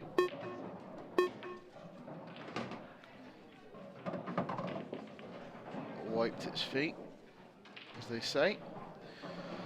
What we're going to see Liam do, we're going to see him, I think, if you were to be, I think Liam's the kind of player that he's definitely not going to play to break this out. As he lines it up to play it now, I was actually about to say we might see him leave it till last. This is missable, this is a big shot. He is, I think, so that's nicely played. What he's done there is,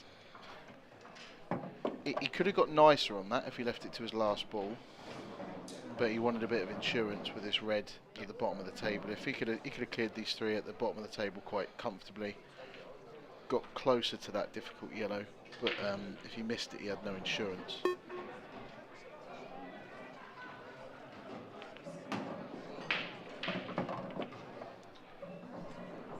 Yeah, and he knew that when he played that next shot, he was always going to have that red as a bump ball, just to hold the cue ball. Yep. It's well worked out. These first 2 or 3 frames have shown, reminded us of exactly what Liam Dunster's about. And you put it, I think, as best you could when you just said, well, he plays the right shot. Yeah, that is, he's got many qualities, but I think probably is the thing he probably does better than anyone, or at least as good as anyone, is shot selections. Just always, just 99% of the time is spot on, and it's just seeing the shot as well. He sees the shots quicker and sort of, under pressure with a shot clock as well than others. So cut into the middle. Not an absolute gimme, but he shouldn't be missing this.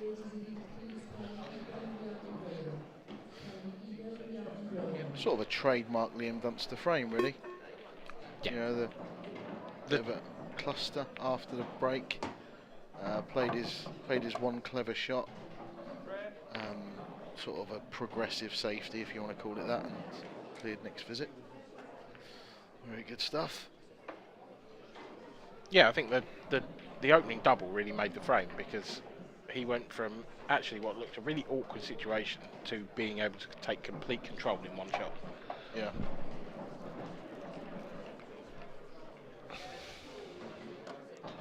Don't think Cory would be too disappointed with 2-1 down, bearing in mind how those 2 frames that he lost panned out. I think Cory will actually just be hoping that Liam's breaks come out a bit more open. Yeah. I think Liam would rather Cory would rather Liam was playing his slightly more aggressive game than the game he's playing at the moment, which is he's being forced to play, which is his control game. Sometimes you've got no choice. So where they laid, we got there 1, 2, driven, shoot,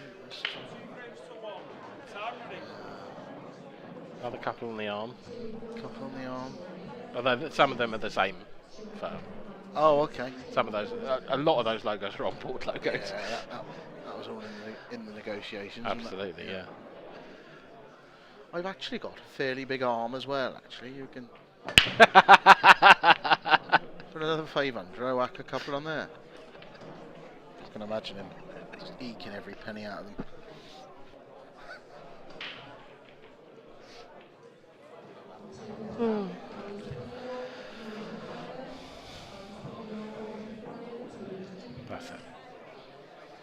That's a nice split.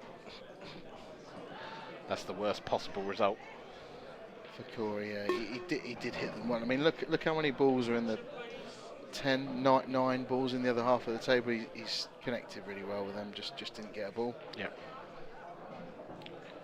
Liam first up, and you can sort of see an argument for both, but I think it's going to be yellows. I think the yellow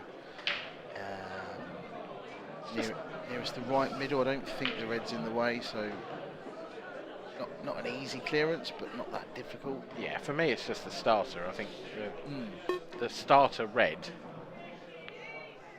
you're losing the cue ball a little bit. It's a thinner clip. You don't know where you're ending up. You've got a red on the top cushion, which you don't really want to be leaving till later. And probably his biggest problem, yellow, is the one at the bottom of the table, and he's got the perfect angle to drop on it now. So this is really sort of key to the frame. Make sure you get over. You can overhit this slightly, just don't underhit it.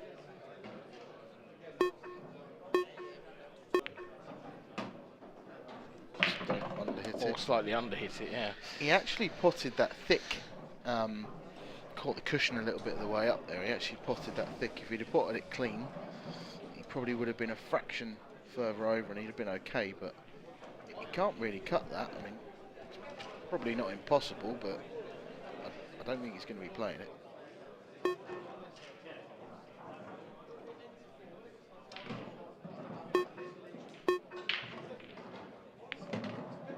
So, not a big deal. No real show of emotion from Liam. That's not his style, he just accepts it, gets on with it.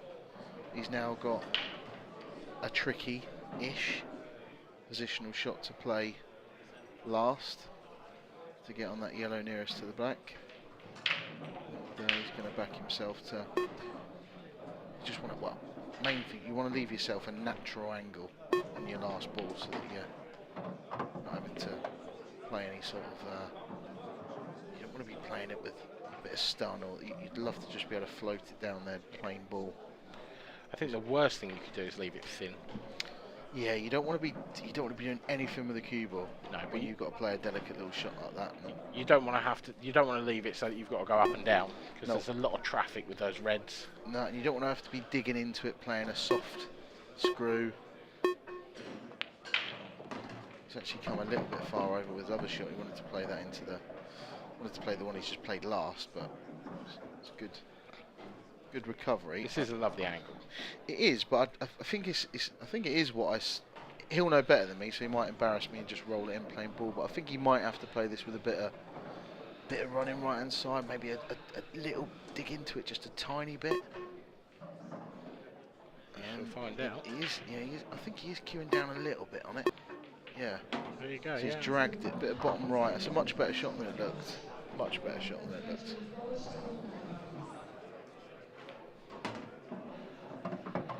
It's going to be 3-1 to the Scotsman on his return to IPA Tour action. Liam Dunster certainly does not look phased at the moment.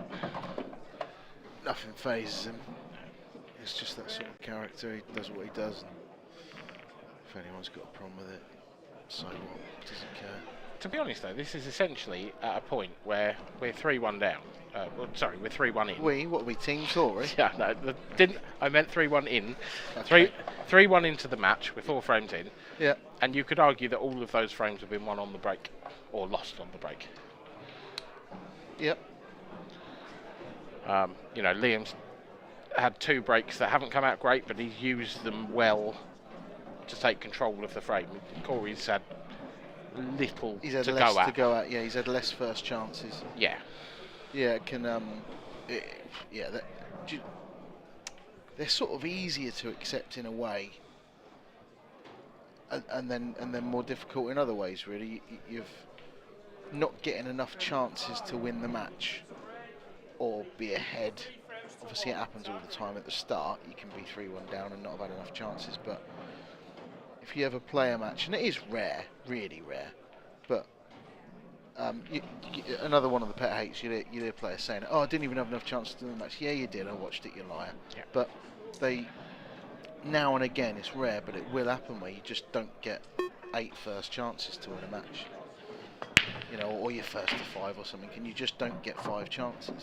Yeah, you actually don't get 5 visits to the table, as in open play sort of thing, because you've had dry breaks and because the passage that reminds me of, I think of that kind of thing happening the most was when Marc Farnsworth won 27 unanswered frames. Yeah. Back in Newcastle last year, and you think, yeah, okay, if someone had come up to me after that and said, excuse us, ladies and gentlemen, we're rudely interrupted. Yep. But yeah, my point being, if any of his opponents from that day had come up to me and said I didn't have enough chances to win that match, I'd have said, do you know what, I believe you. Yeah, and I probably commentated on one of them. There was a 7-0 and I think there were 2 whitewashes, and I remember it well. He was 3-1 down in a match and won 6 on the bounce, and then had a couple of whitewashes, and then was 6-0 up on Boyle in the final, was it? Yeah, it's crazy. And Marc had 1 chance, and the others were just, I think it was 1 chance. It's crazy, but it can happen. So here is Cory Rees at the table. With yet again, Liam's done it again. He's broke off, made a ball, gone, don't fancy clearing these up, so I'll just try and make myself sure of winning the frame. Yeah, and Cory's not fallen into the trap there, to his credit. He hasn't. Cory's not just somebody that breaks and clears, and he's won quite a few titles now in the IPA. He's not someone that's just going to go crash bang one up. I'll just pot anything, and he's a very measured, clever player as well. So he'll be aggressive. He's an aggressive player, but when the time's right.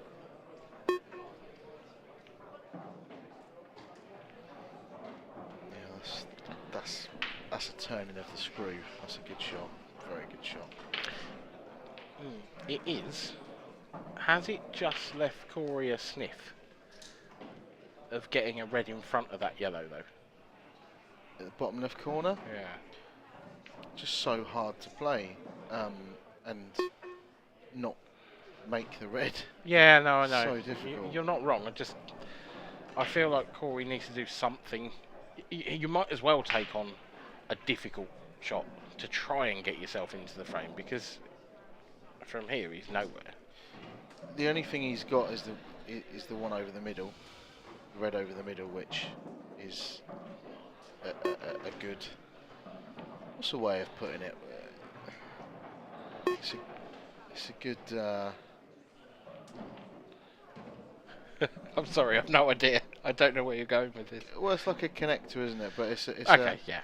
It's almost like it's a link ball, or yeah, he can fire at stuff from that ball. Yeah. He can make things happen from that red that's over in the middle, whether it be cutting it thin onto the other one. See the where the cube was now. That is a 3-ball plant. You hit that yellow thick. 3/4 ball either way. You're making the plant. All of a sudden, you've got control of that red. So you'd back Liam every day in frames like this, but he's not as big a favourite as you might assume. Is Cory actually looking at? Like, I love playing doubles. It looked like he might have been looking at even playing the double after this. Doubles into middle pockets, I'd maintain are quite easy shots if you're right behind them. Yep, grant that. Doesn't want to be Doesn't behind wanna the black. Behind the black. I think he's all right. Now, back yourself to make a big double. Yep. And you're gonna at least have control of the frame. If that red does squeeze past the yellow, you can win the frame at this visit. This is eyeing it up. I think that red does squeeze by. It probably does. Yeah, I think it sort of almost off the jaw and into the yellow, and it'll. Yeah, the only thing is, in. it looks like the yellow's touching the knuckle. Yeah. Big shot for Cory Rees. Oh, that's brutal. Very well played, but just didn't quite get into it enough. Flicked the yellow, needed to catch that yellow full. That red definitely goes now. It definitely goes now. But he can't get to it. And he can't even get to the red over the middle pocket. Not the potting angle either. Anyway. Can he get to enough of this to play the deep screw skill shot? Is that what he's looking at? I think it might be. I think he is. Rather you than me. Oh no, that was so tough. It was so tough. Oh, it was tough. You would have been contender for shot of the tournament. Yeah.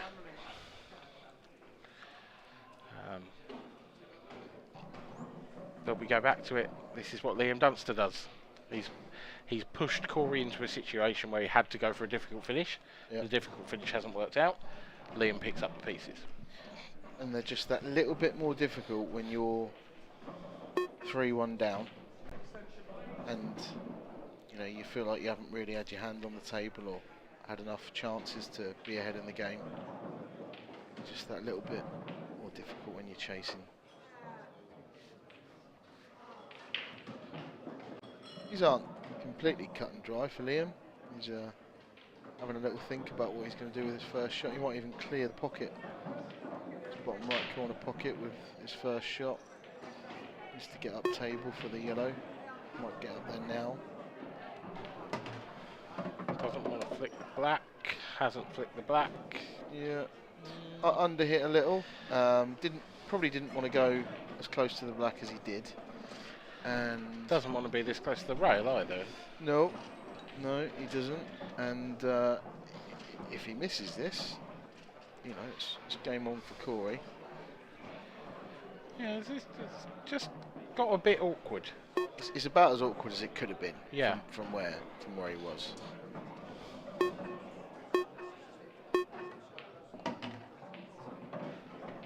And all of a sudden, it's no longer remotely awkward. No, well, you say that. I don't think the plant's absolutely dead set. I think he's got to just be a little bit careful of the yellow. I think he has to catch the first one thin-ish. Yeah, although he has to. I know he's got to roll it, but if he plays it too hard, the yellow might come beyond the red. Yeah, you're not wrong. I mean, I think it might be slightly easier than it looks, because I don't think it's quite as on that jaw as it looks. No, it wasn't. That's why he's played it hard. Yeah. So he was scared of what we were talking about. He's left himself a fiddly one into the left middle. He might go up and play the one in baulk now if the black's not in the way. I think it just is. I think you can see it, but not the potting angle.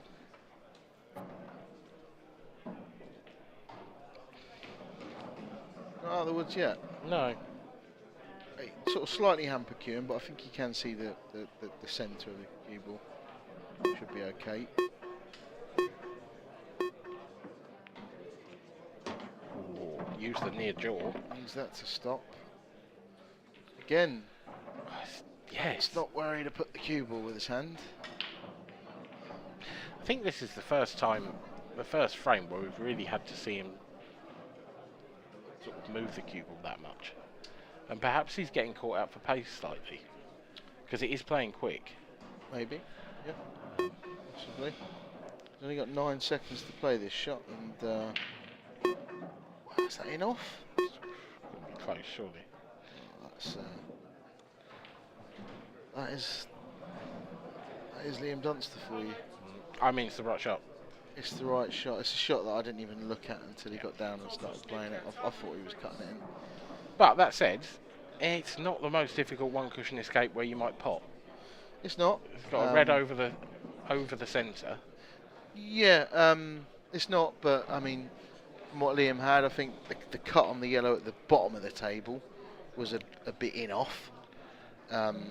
Either way, whichever way he did it, the white was going all over the place, and he only had 30 seconds to decide. So he's played a very delicate safety shot. A very good one. 2 cue balls on the table to determine whether this is a total snooker or not. It does look tight, doesn't it? It does.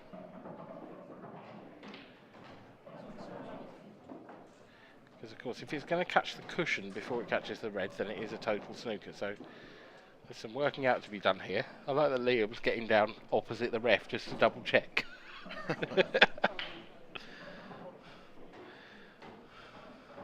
Don't know what the ruling was there. Was it total or not? But to be honest, it doesn't matter, because if he hits it, he's going to hit a cushion, isn't it?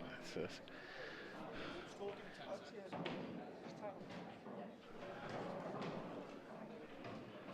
bit of an argument over the timekeeping there, I think. Cory looked like he was going to kick off there. He did. Yes. A nice mellow guy, Cory, normally. Yeah, there was a real fire in the eyes there for a moment. I think he's got to play this hard. I think he's got to try and pop the red in the middle, and he's got to play it hard. Because if you play it soft, I don't see how you end up on another ball. No. You're right. Good shot. It's good. Unfortunately for Cory, he's potted it thick. If he pots that thin, he's perfect on this bottom cushion. But I think he just about can cut this in, though. I was going to say, it's come far enough. Just, yeah. Yeah, that he can cut the red in. Cue ball will be twice across. Yeah, it's thin though. It is. Maybe a little bit of running side just to straighten it. Just worry about the pot and nothing else. That's good.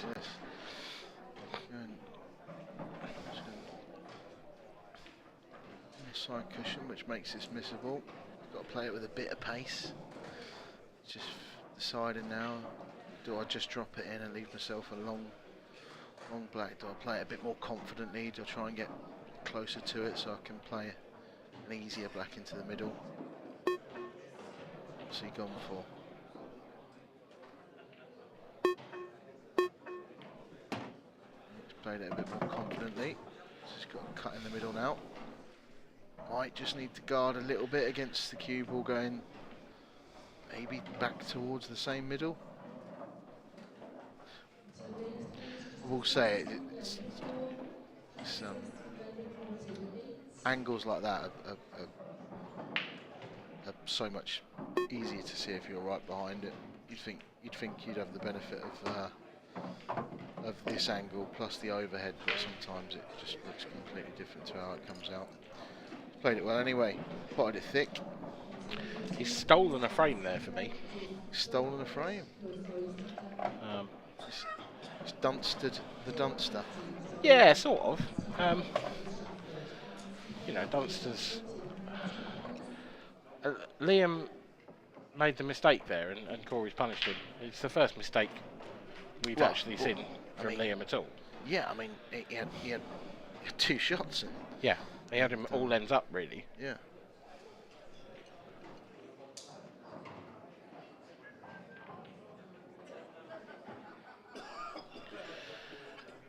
There is Paul Harkness on the outer table. He was flying along earlier against Carl Clark, but Carl is coming right back at him.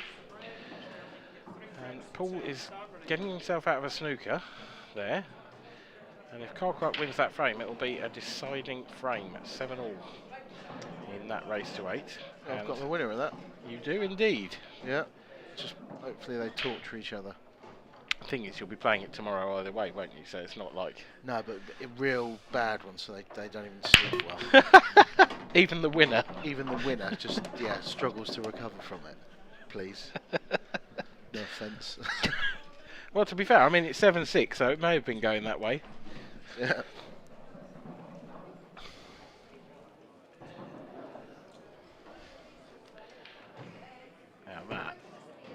is a good break, but it's not great once again.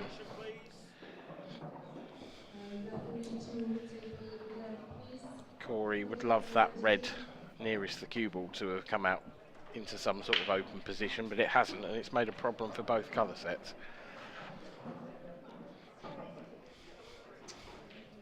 Yeah, it's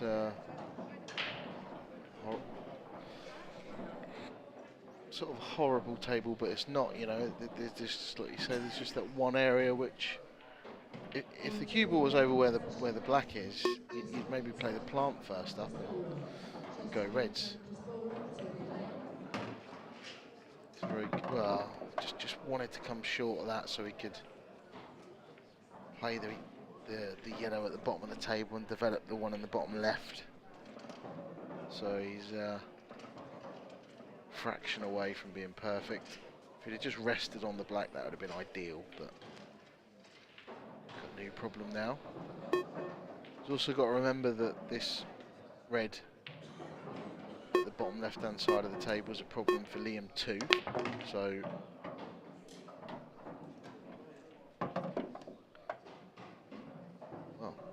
great pot. Fantastic pot, but it's not gone to black. No, he was obviously playing into this problem area, but he just flicked the knuckle. Looked a lot worse than it was, because if he just misses that knuckle, he's into these two at the bottom left-hand side of the table.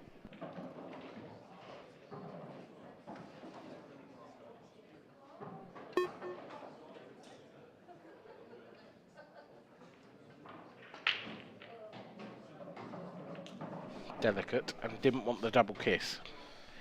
No, now, I mean, thin as it is, he probably can cut this one into the middle, but he's going to have to be digging into the cue ball. It's ultra thin anyway. If you can play the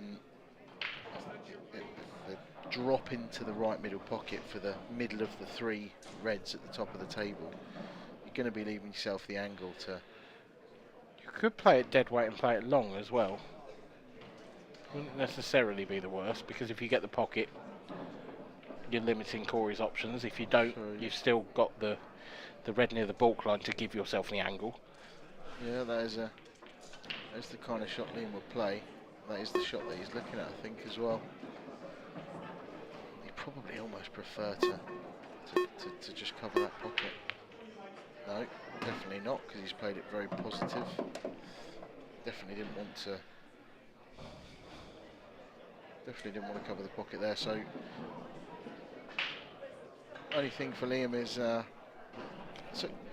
well, a couple of options. He can actually play three ball plant. The red that's above the black, obviously onto the other yellow, and he's going to be playing it in such a way where the red will come back out towards the centre of the table. The other thing is obviously to play into it off the red in the right middle, but if he doesn't need to, he won't. He'll do whatever he feels is less risky. I think it's the three ball plant for me, and Probably. I think I'd play it now so that you've still got the one near the middle pocket to play with. Yeah. You know, if you play it now and screw back so that you know you're on the one to the centre, well, and just where the other one ends up, as long as it doesn't go horrible. Yeah, to play it at the right pace so that the other red gets out. Yeah. Last thing you want is that other red staying there. There you go. That's as good as he could have hoped for, really. Absolutely plumb, isn't it? I mean, yeah. Can't ask for any more. No, he's going to have to... I don't think he can hold the cube. We'll see it running off the bottom cushion and back up, but that's a very good shot. Yeah, I mean, he might be able to pinch the pocket a la Cory Rees earlier, but maybe. You're probably right. Maybe even catch it a bit thin so that you definitely come up and down. No, the pinch. The pincher. That's a better nickname than the Duster. Pincher. Yeah. Yeah, we'll go for that. The pincher and...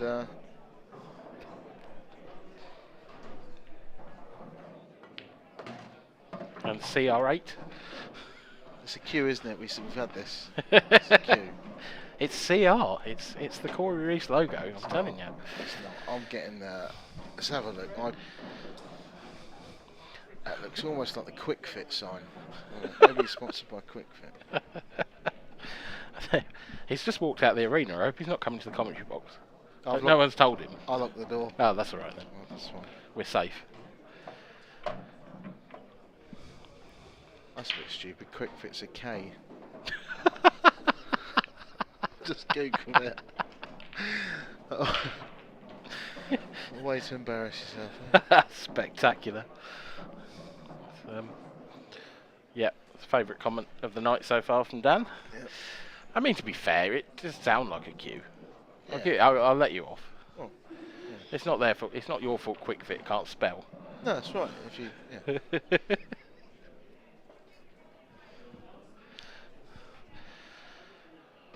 Yeah, can also go other places to sort your car out, not just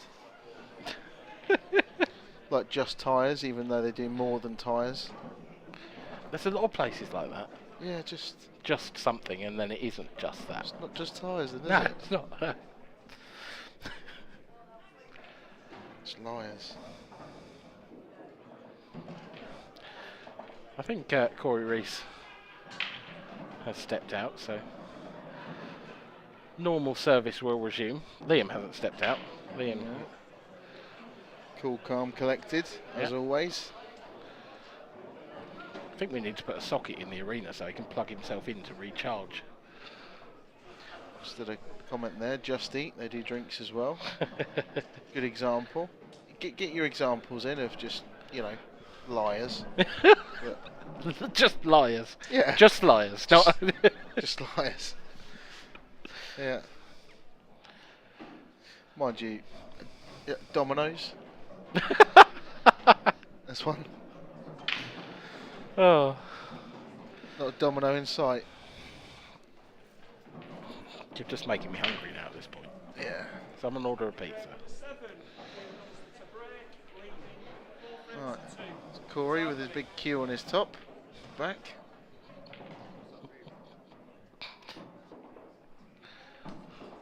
That is a good one. We've just had a comment. Curries.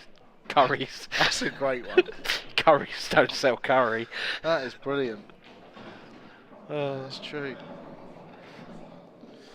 I'll tell you one that is right. It's a nationwide chain, and it is bloody right. It's the Gym Group. Okay. It's Gym. Yep. So it's at least they are what they say on the tin.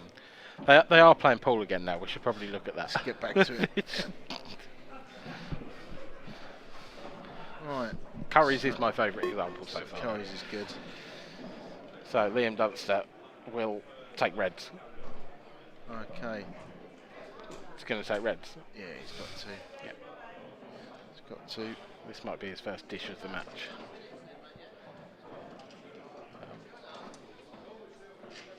The two in the middle of the table are slightly awkward. You did want to bump them apart. But other than that... Yeah, and if he takes the one at the top of the table, then he opens up. He opens the pocket up for those two. He's such a precise player. He doesn't like to play cannons if he doesn't need to. However, if he takes the one over the bottom left corner now, leaves himself straight on the red into the middle, he is then going to be able to leave himself the perfect angle to just flick those two out of the red in the left middle. Hasn't come out as far as he wanted there though. It's a bit of a slack one from him. Yeah, he caught it a bit thick. Yeah. There's a difference, isn't there? We talk about players don't like to play cannons, and that's true. But there's different types of cannons. If you finish... controlled, he's if you finish 6 inches to the right of the red that he's going to pot next, yeah, that's not... It doesn't enter into the conversation of any kind of risk at all. No. And there we go. This is... Well, the only thing that can go wrong here is if he catches the red furthest left, sort of 3/4 ball at the wrong pace, he can rest and sort of touching ball on the one on the right. He does need to... Look, if he plays it 10 times, he's likely to come out nice 8 times, even if he just gets down and hits it. Yeah, I think 10 times. Honestly, I think it's less than a 10% chance of this going wrong. You could find a way to mess these up. I could. That's not the question. So, okay, sorry. It just, that was never going wrong. All right, you made your point. Yeah. Yeah, fair enough. He's perfect as well. Top this through. Top this through. A couple of. But there's your example of. He had a couple of. You know when he played the red over the bottom left corner, and I said he's left that a bit short. He knows if he leaves it, the closer he leaves it to that bottom left corner pocket, the more guaranteed he is to be absolutely straight. Yeah. And just back himself to. The last thing you want to be doing is not be straight on that one in the right middle. And when you're playing off the knuckle, sometimes you can. Maybe I'm sort of wrong. No, I know what you're saying. I think you're right. Dunster doing what Dunster does. Just double checking his angle. One of those players that just, no matter how easy it is, I mean, he's not exactly taking it down to the bleeps on the shot clock, but he has a pre-shot routine. There we are, 5-2. Have you got a pre-shot routine? No, but I do kind of. Have you got sort of a almost what's the word? Sort of. Oh, I've absolutely forgotten English tonight. I think you've Forgotten done the English? same. Yeah, That's bad English in I've itself. forgotten how to talk. Yeah. Yeah. Have you subconsciously got one? Is what I'm trying to say. I try to tell myself to, when I know that when I'm playing at my best, I double check my angles. I double check my margin of error. So even if they're very simple, I will go round, and it's just a way of composing yourself really, but I'll go round and I'll double check my angles. Even if it's the easiest shot into the middle pocket and I've just got to top it through and I'm guaranteed to be on the next ball, I'll just double check and in my mind come round and sort of step around to where I'm going to be playing the next shot from before I go back and play it. When I'm at my absolute best, I do know that I do that. It just almost feels like a bit, it almost feels like it's just so unnecessary sometimes that you just don't, you almost feel a bit embarrassed to do it, but obviously winning's winning, and I know it's just it almost visualising the shot as well just helps you. It helps me. Everyone's different. Everyone's got their little triggers, but when I'm at my best, I do that. I do make an effort to do that, and I'll sometimes have to tell myself. When I know sometimes when I'm not playing great, I'm rushing a little bit. Even though I might not look like I'm lashing at balls or playing that quickly, I'm not double checking my angles. I'm taking things for granted and not giving the game the respect it deserves. That's what Liam does.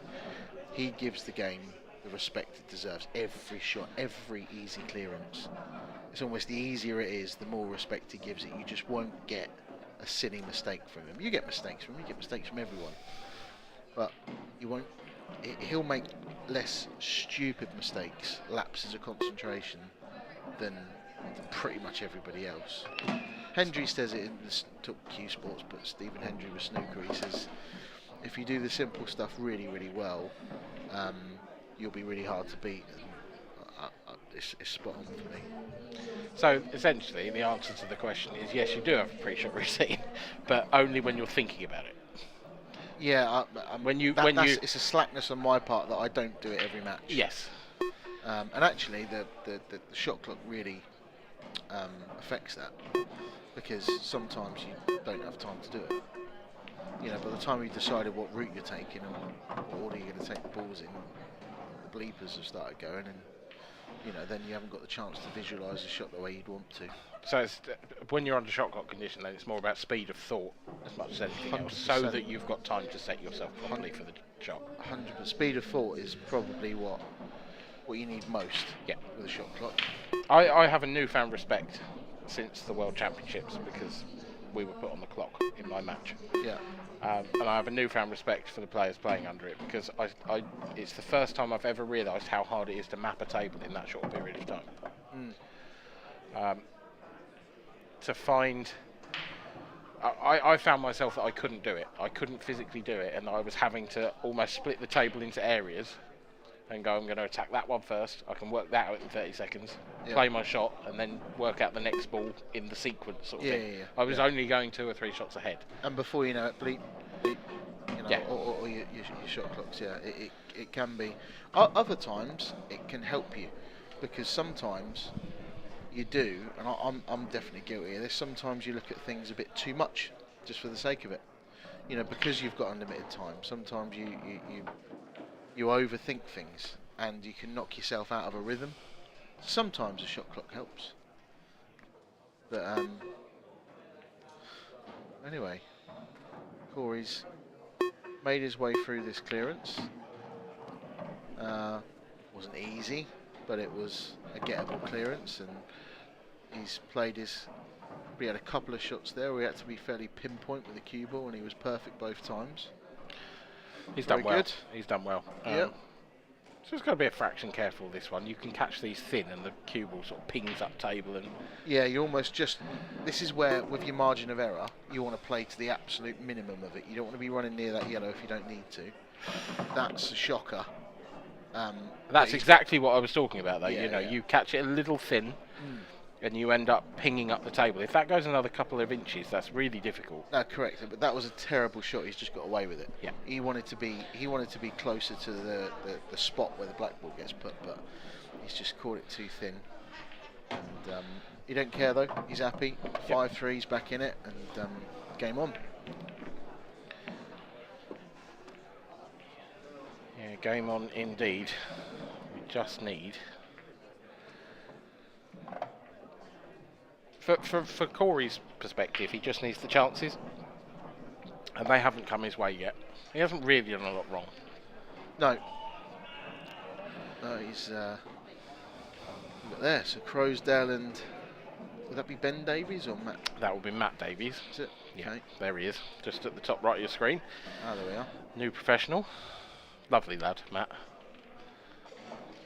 All the Welsh are, aren't they? Yeah, they are. But Are we he's, allowed to say that? I think so. He was a new professional last year, actually. My apologies. Lindsay Davis there, new professional this year. Yeah, they are. To be fair, you're not wrong. Very laid back nation, aren't they? The Welsh.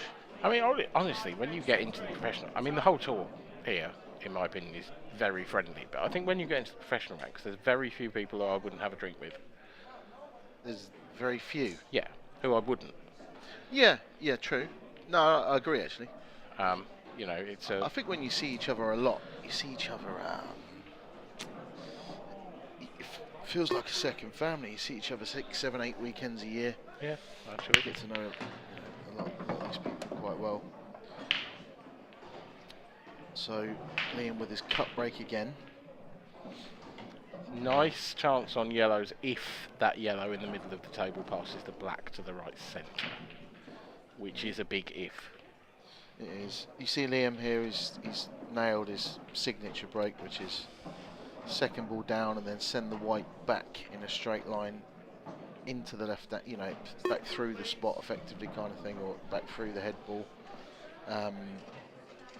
Perfect break, well, that he wanted to do.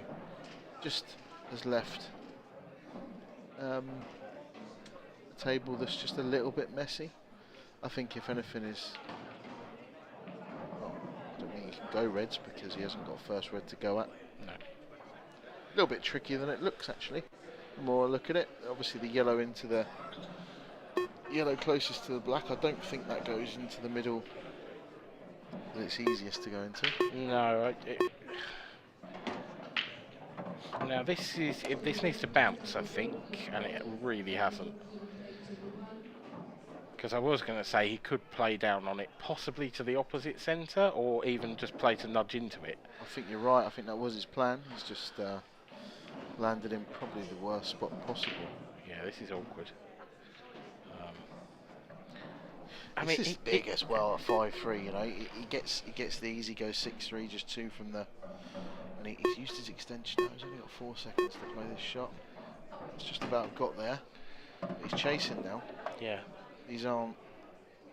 It won't be the hardest clearance he's ever got, but these are difficult now. I'd love to be right behind that yellow and see how much of the middle pocket you can see, if any. Because we've seen both these players now play a pinch the pocket shot where if you just watched it go, you'd think that's probably not going in. Yeah, I think the fact that he's tried to, it looked like he tried to play on it early doors means it maybe doesn't go into the right middle, or if it does, it only sneaks in the pocket. So. Oh, hello. Now, he's gone into it now. It's about as well as it looks like he could have played it. He doesn't look happy. No. There was a hand to the forehead and a little bit of an exasperated sort of wiping of the brow there for a moment from Liam. So perhaps that yellow doesn't pass to the bottom right. He's having a cheeky look as well. It doesn't go into that bottom right, surely. Well, if it does, then what's he? I'm surprised he's not getting down and playing it. It happens sometimes. You shake your head because you think something doesn't go, and then you feel a bit embarrassed that it does. And then you try and pretend it might not go. Yeah, I see what you say. Yeah. You know. Then you get down and knock it in for maximum pain. But I don't know. Yeah, look, I'm guessing it doesn't go. He hasn't got the right angle here. No, and he can obviously play the one down the cushion and float across, but he's got a very thin line he needs to go across. He needs to miss the one in the middle of the table, go over towards. He doesn't want to go behind it. That's what he's done. Has he? Yeah, he has. That was so tough. Yes. You're right. There was no room for error there at all. He had to nudge that red that he's just gone past. That would have been his line. He'd been playing the cannon, or he wanted to just fall short of it. But tough shot. He's messed it up. He's snookered, and if he gets out from here, then fair play. Yeah, then we can all go home. Yeah. So. Well, I'll tell you, there's a chance here.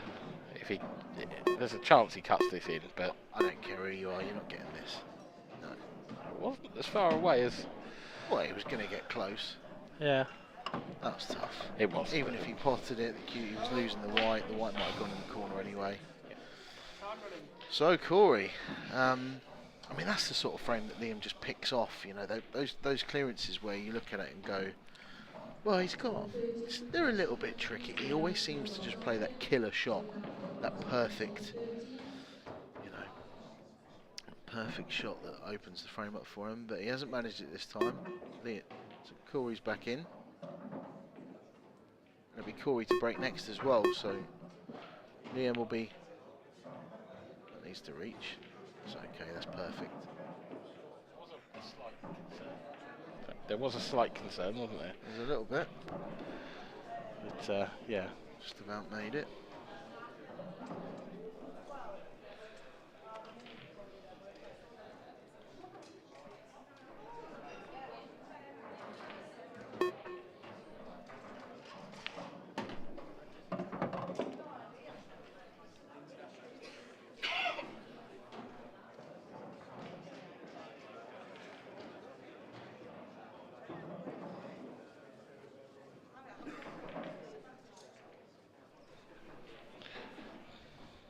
Taking his time here, Cory.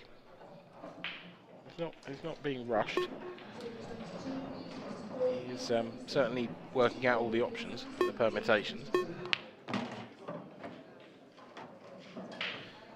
Yeah, interesting that he's not chosen to float up table there and get rid of the red that's at the top of the table. I thought he might have just topped that through and played that one next and then taken these bottom four at the same time. But just having a little look here, because obviously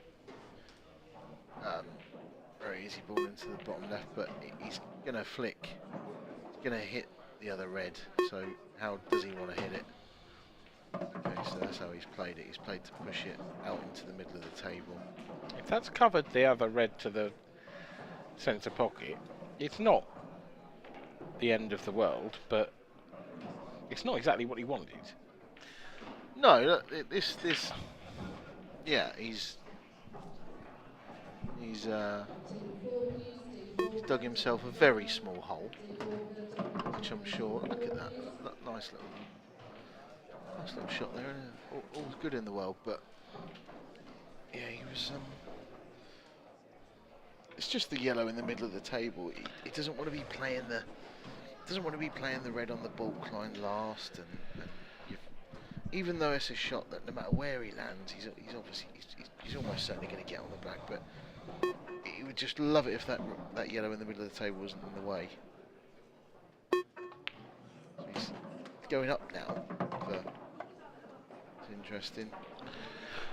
That does bring what you said into play now, because he's coming up the right-hand side of the table here, probably. Yeah, he's having to play a shot that he certainly this isn't the route he'd have planned out. No, when he had 7 absolutely left, not. So, but he is where he is. He needs to find the gap between yellow and black.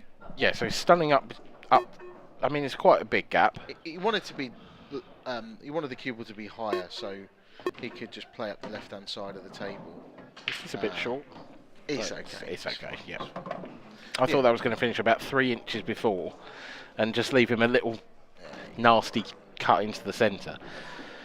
But it's not. It's been an unconventional finish. Nervy finish, that's what it is. It's the finish of someone that's 5-3 down, has just been given a lifeline. Yeah. It's amazing how that can change from one frame to the next. We'll probably see him break and clear the next one and look like a Rolls Royce.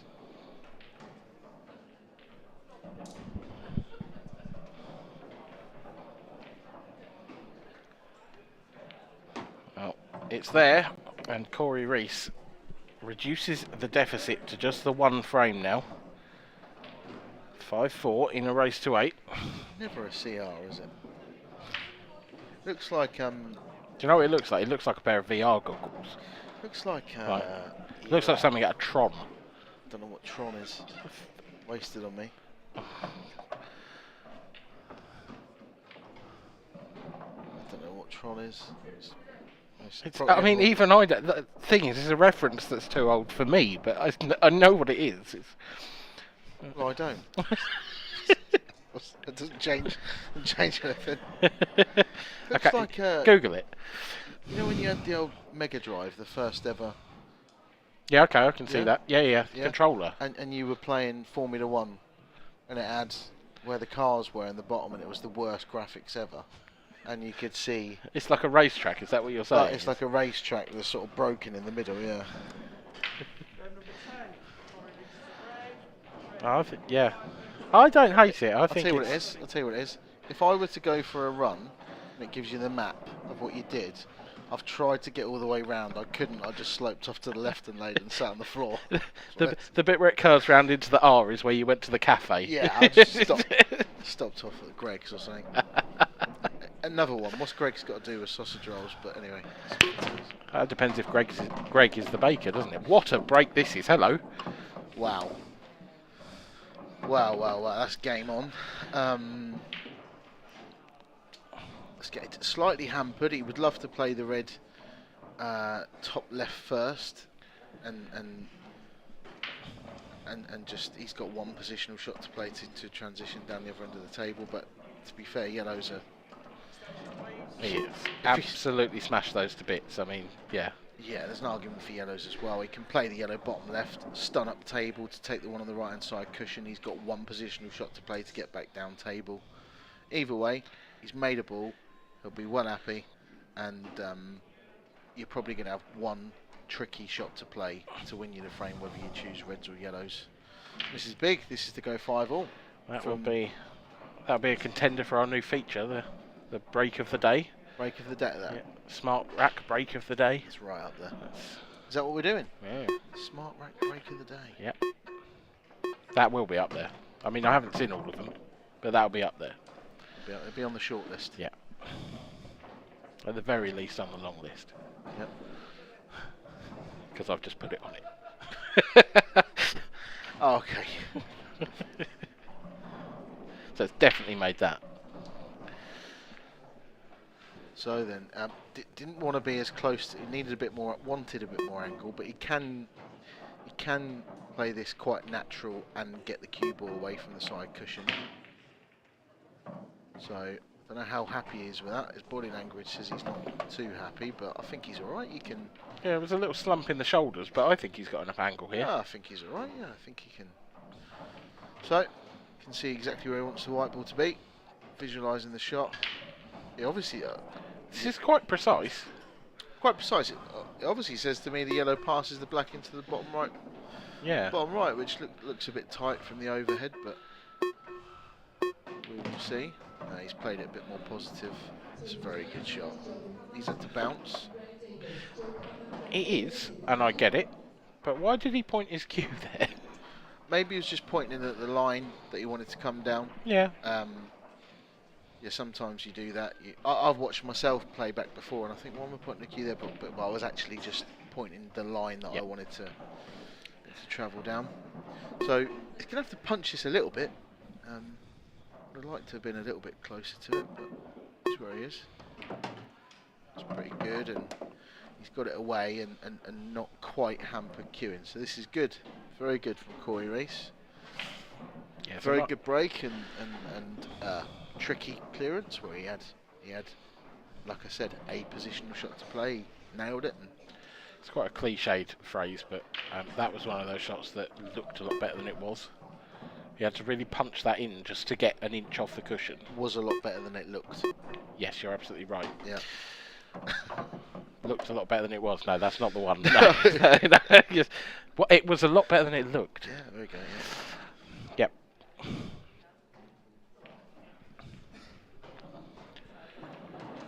Yep. And Cory Rees is on the comeback trail. He ties the scores. It's 5-all. It was 5-3. And will the nerves start to jangle slightly for Liam? Do you think expectations are any different for Liam, having, left the tour and then returned? Not really, because he left for about a week. So it'd be just business as usual for him, I think. And,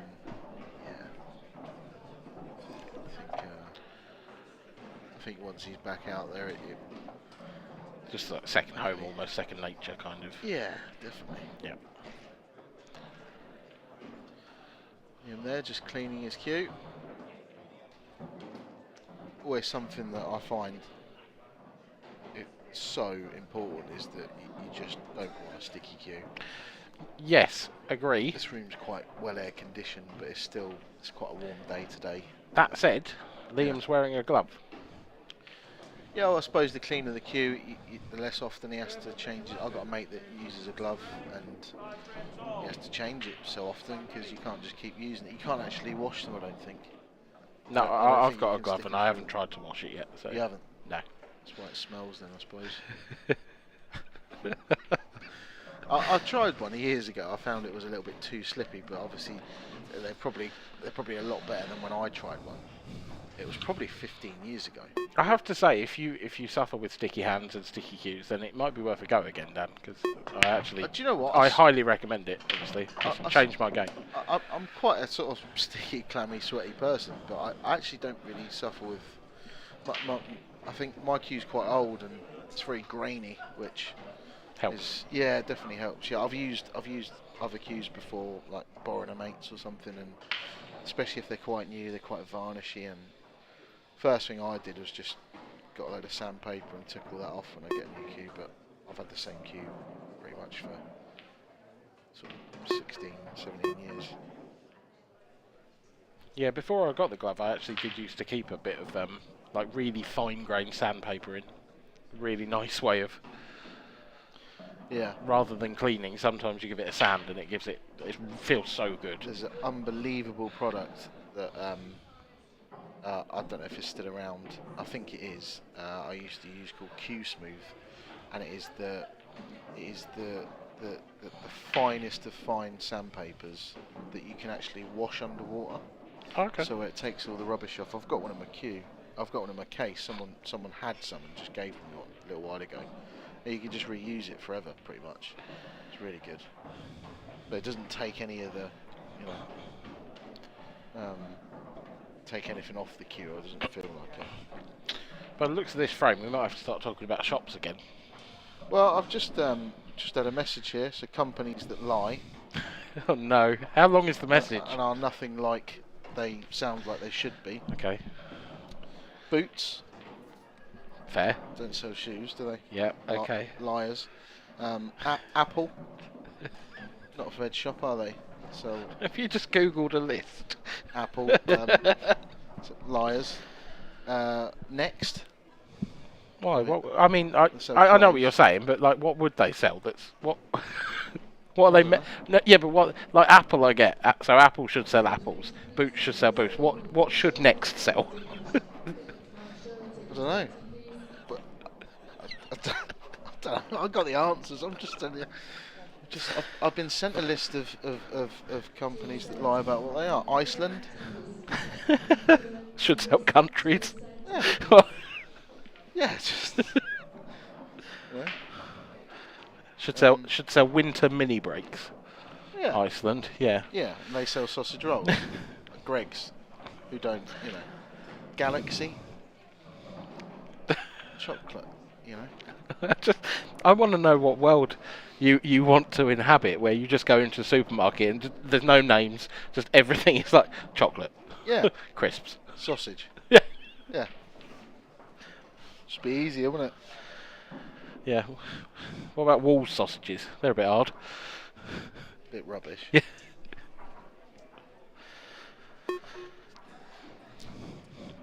Broke your teeth on them. You can. Right, in the middle of all this, we're in the middle of a really important exchange, and we're getting to the point where something's going to happen here, because this is obviously no colour's been assigned yet.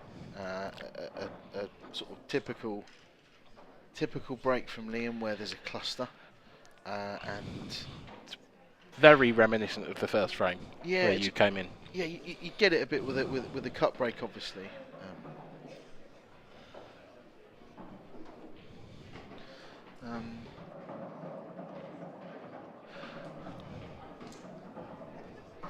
Somebody's got to take a risk soon. Won't be Liam.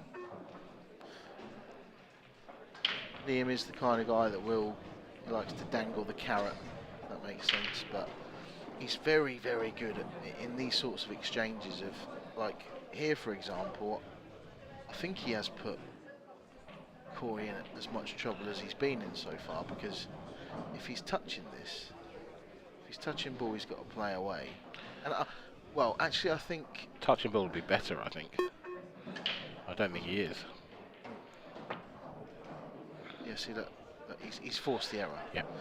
And it was just because one of the things in his mind there was the red nearest to the right middle.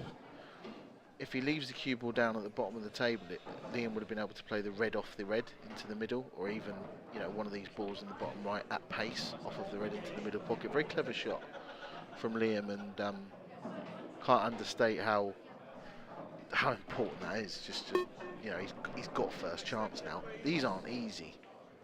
You know, I don't think he's got a yellow that he can go at. I don't think he can get through to the yellow at the top left of the table, but he might be able to.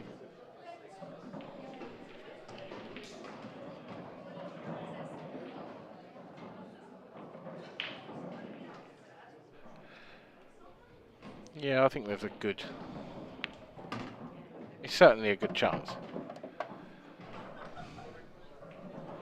And it's certainly the best chance he's going to get, considering how the frame came out. Yeah.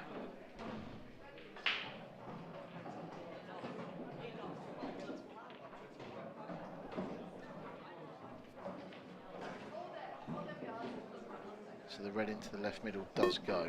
It's just, can he get straight enough on it to top the cue ball through? I don't know if the yellow just directly to the right, that's going to stop that from happening, I think, but it definitely has now, so I don't think it was even possible in the first place. So yeah, I think his route is going to be obviously the one in the middle next. He wants to leave himself an angle on the one in sort of the middle-ish of the table. Now, his last ball, he wants to be the one into the right middle, so he can play the black down the cushion. So he's just figuring out now how he's going to get around that. Yeah, I think he's got to almost screw back into the other yellow here. Or through the gap is okay. I think he's got a bit too much angle. Yeah, look, he can play a shot here where he sort of almost soft screws and kills the white a little bit and goes dangerously across towards a left middle pocket, but horrible shots to play. He can top it through and leave the cue ball dangerously close to the left corner pocket and have to play a positional shot to get across. What's he going to play? He's digging in.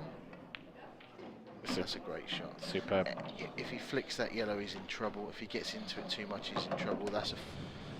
Here it is for you, Dan. It's a far better shot than it looked. You nailed that, mate. Yep. It was, though. Superb stuff.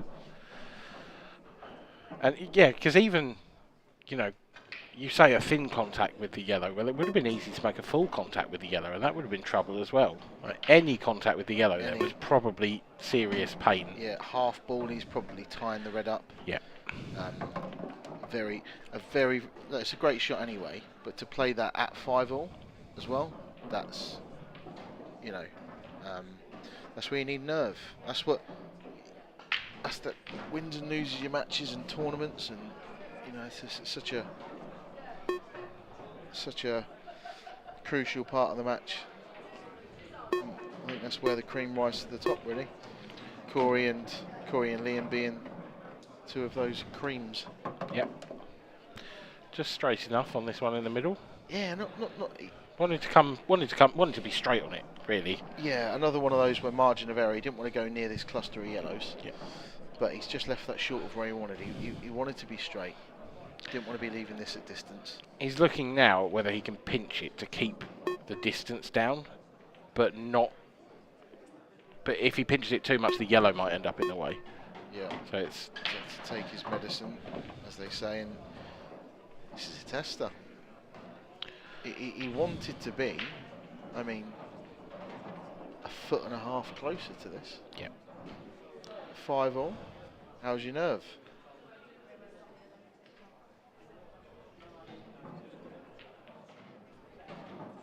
Just about to kick in for 10 seconds.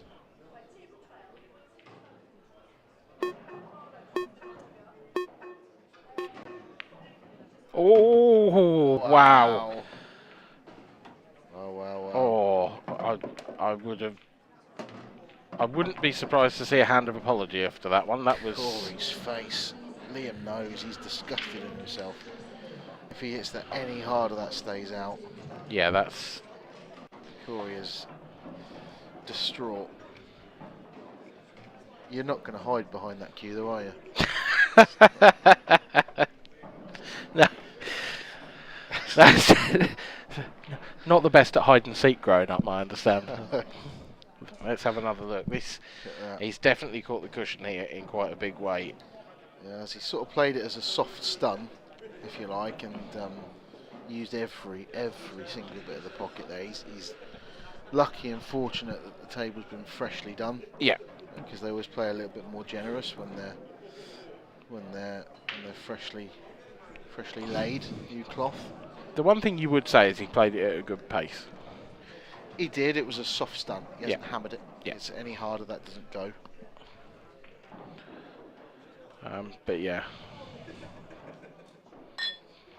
Answers on a postcard as to what Cory's singing in his head.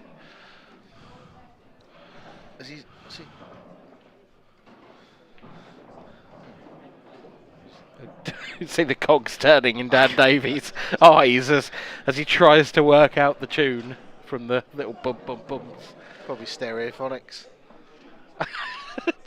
Have you just literally gone, who's Welsh?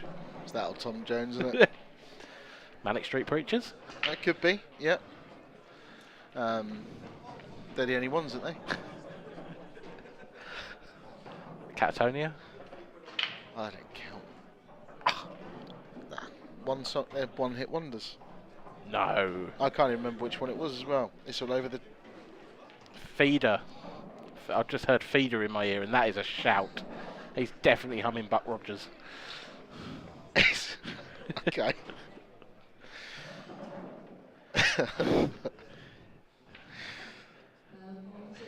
You do feel for him, though.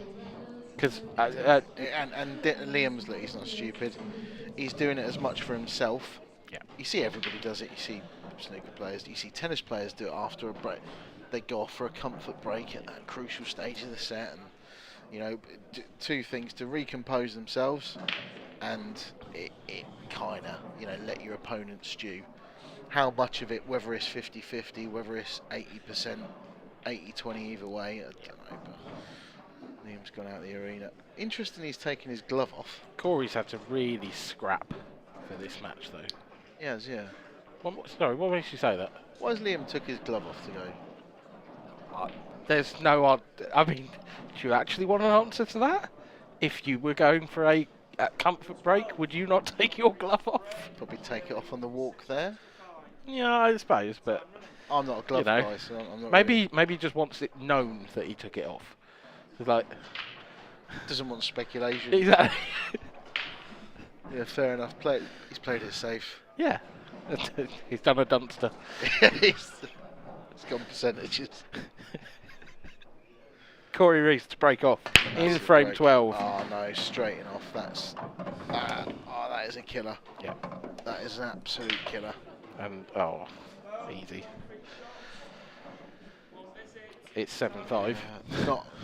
It should be 7-5. As well, it's his mistake as well. It's not an error. It's not. Sorry, it's not. It's an error. It's not a unfortunate kicking off. It's not a dry break. There's no luck involved there. He's literally screwed straight off. Sometimes happens when maybe he's just tried to give it a little bit more,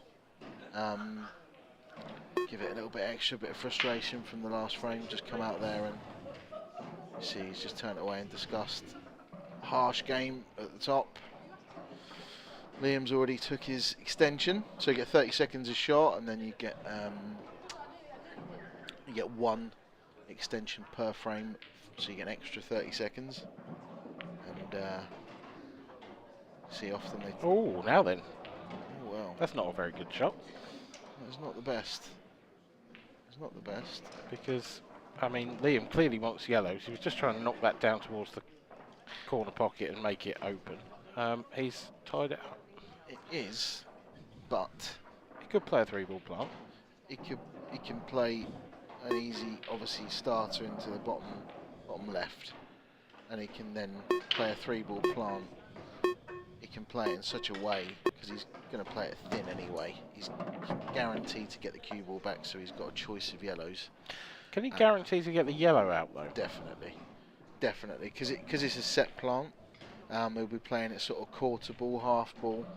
You just need to not. Even if he hits it thick, he's probably going to be all right. But and then the only other problem is the red into the middle pockets, covering where the black might go. But he should be able to dislodge that with the yellow that's next to it. So nicely done. Wants that to slow up a little bit. Doesn't. Okay. Yeah. Well, he hasn't got a choice of corner pockets though for that yellow, which he wanted. So it's started to go wrong. Yeah, I mean, he could sneak the yellow into the left centre now and go up and take that one out first. He can. He can, but then he wanted to be right behind the yellow into the left centre, so he could clip off the red and open the pocket up for the black, which he now can't do. Yeah. But he's probably still going to get out from here. The black is a little awkward. Yeah, I don't think it goes into the bottom left corner pocket through the gap of the reds. I wonder if he could play the same shot you were talking about with the yellow in the middle of the table and just flick it out of the way. So if he took the one that's in balk now and topped through. I think that's the plan. I think you're spot on there. So 2 ways to play this. You can play it very soft and try and just flick it out the way, rest it just to the left of the knuckle, or you can play it with a bit more pace, knowing that the red's going to bounce out. But if you play it with too much pace and you catch it thick, then the yellow might not pop. So it's you know, it makes it tougher. Yeah, I think he's playing it with a bit of pace. Yeah. That was the problem. That was the only problem, was that he may cover it with that red, because playing it at pace is almost certainly going to hit the knuckle. If you play it very softly, you might just graze it out of the way, even if you just leave yourself 3/4 of a pocket for the black in the middle. But if you're right behind it, it's unmissable. Now he's got a shot to play. He's got an angle here. He could either come across to the left or he could screw all the way round. I think he'll come across. Doesn't want to punt into it. That's not what he wanted. That is not what he wanted. Now you've got 30 seconds to find a shot, Liam. Can you play it off a red? If he plays it off the red nearest the side cushion, I think that's probably the shot. He'd love to play it off the red closest to the pocket, but I don't know if he can get to... Yeah, I don't think he can get to the right-hand side of the red. No. So it may well be pocket weight. In or over. In. Shot. In, frame over. In and over. Yep. They hurt even more, you know, when he runs out of position there. I feel for Cory. You think he's fine. Yeah, you're in Cory's shoes. You think, oh, he's messed up. I'm coming back. Yeah, and that's what the top players do. You know, they just dangle the carrots, and you know, you see it in Cory's face. His face is exactly how I'd be and exactly how I'd feel. You know, you'd rather he just took him out and the white was on a string. You could accept it more. As it is, he thought he had a sniff a couple of times. He had a massive sniff at the end, and Liam just pulled one out of the bag like he normally does.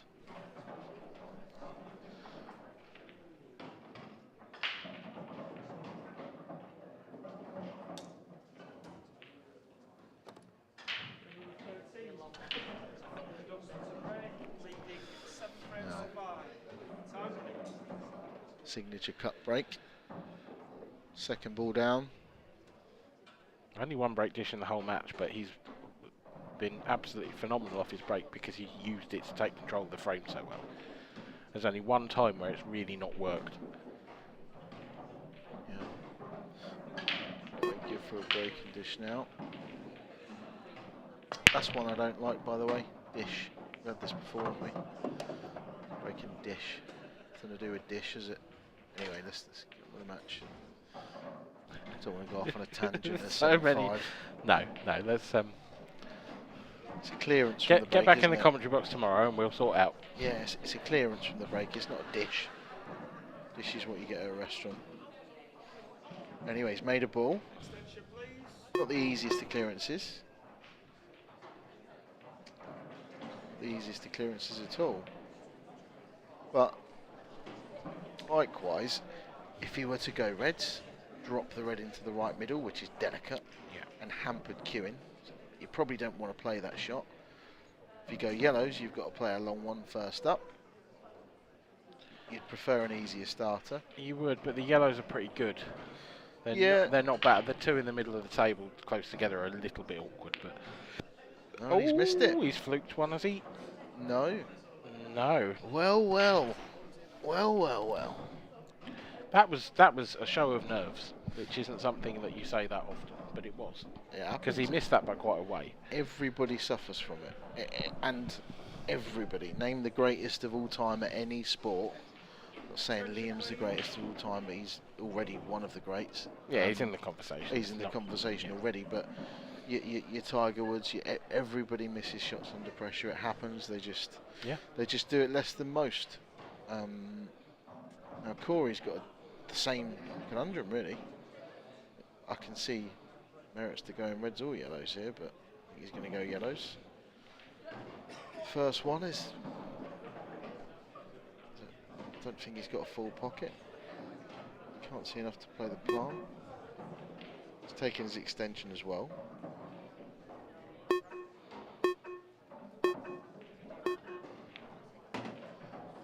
That's a lot better than it looked. He snuck that in the side jaw there. First up as well. But a confident pace, which is what made it. You know, you see players dribble those sometimes. Yep. Yeah, confident pace. So now it's all about this shot. He may actually play play the one to the left first, wouldn't you? Yeah. Yeah. You don't want to leave that down there. Correct. Yeah. And he's going to slide up table. Off this. So it's all about this next shot. You see exactly what he's doing. That's his margin of error. He wants to get behind that red. Behind that red, and he'd love to split the three yellows, as in, when I say split, land on the middle of the three so he can just open them up, and then it's happy days, very easy clearance. If he lands right on this, it's over. This is dangerous though. Dangerous. The reds are very in the way. This is very good. It's very good. It's not perfect, but he'd have took it. Yeah. he'd have took it. A little grimace there, he knows he would have loved to have been 3 or 4 inches closer. It's pretty good. I think the middle of the 3 yellows, he can stump back to the side cushion. You've got to be a bit careful of the middle pocket, but yeah, you've got to dig perhaps a little bit more. Yeah, and you're digging a little bit when you just off that side cushion. He's missed it. That was shot clock. Yeah. He got down, he played that a bit quickly, he had 5 seconds to play the shot and he's pulled the trigger up. He's pulled the trigger when he had a second or 2 more than he thought. Yeah. Wow, a bit of drama. Certainly is. A shake of the head from Cory Rees. Not happy.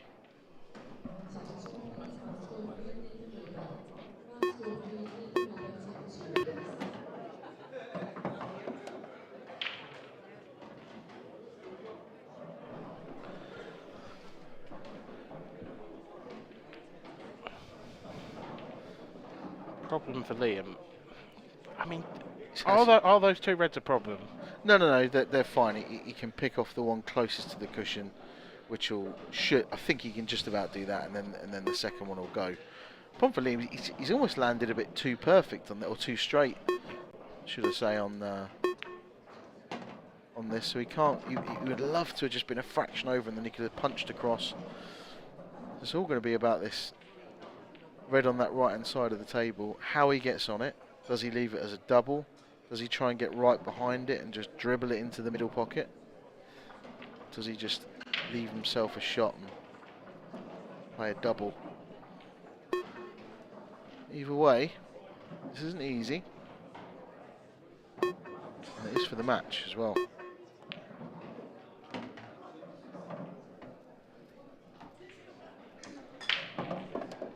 If he come far enough across.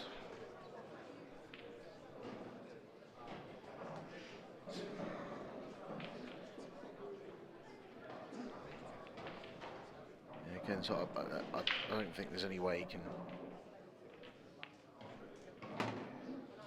Certainly not from here. I don't think he'll be. I don't think he'll be doing anything but trying to leave himself on the double now. He could screw up the side of the table, but he's just not. He's not that kind of player. He's leave yourself a shot and back yourself to get it kind of player.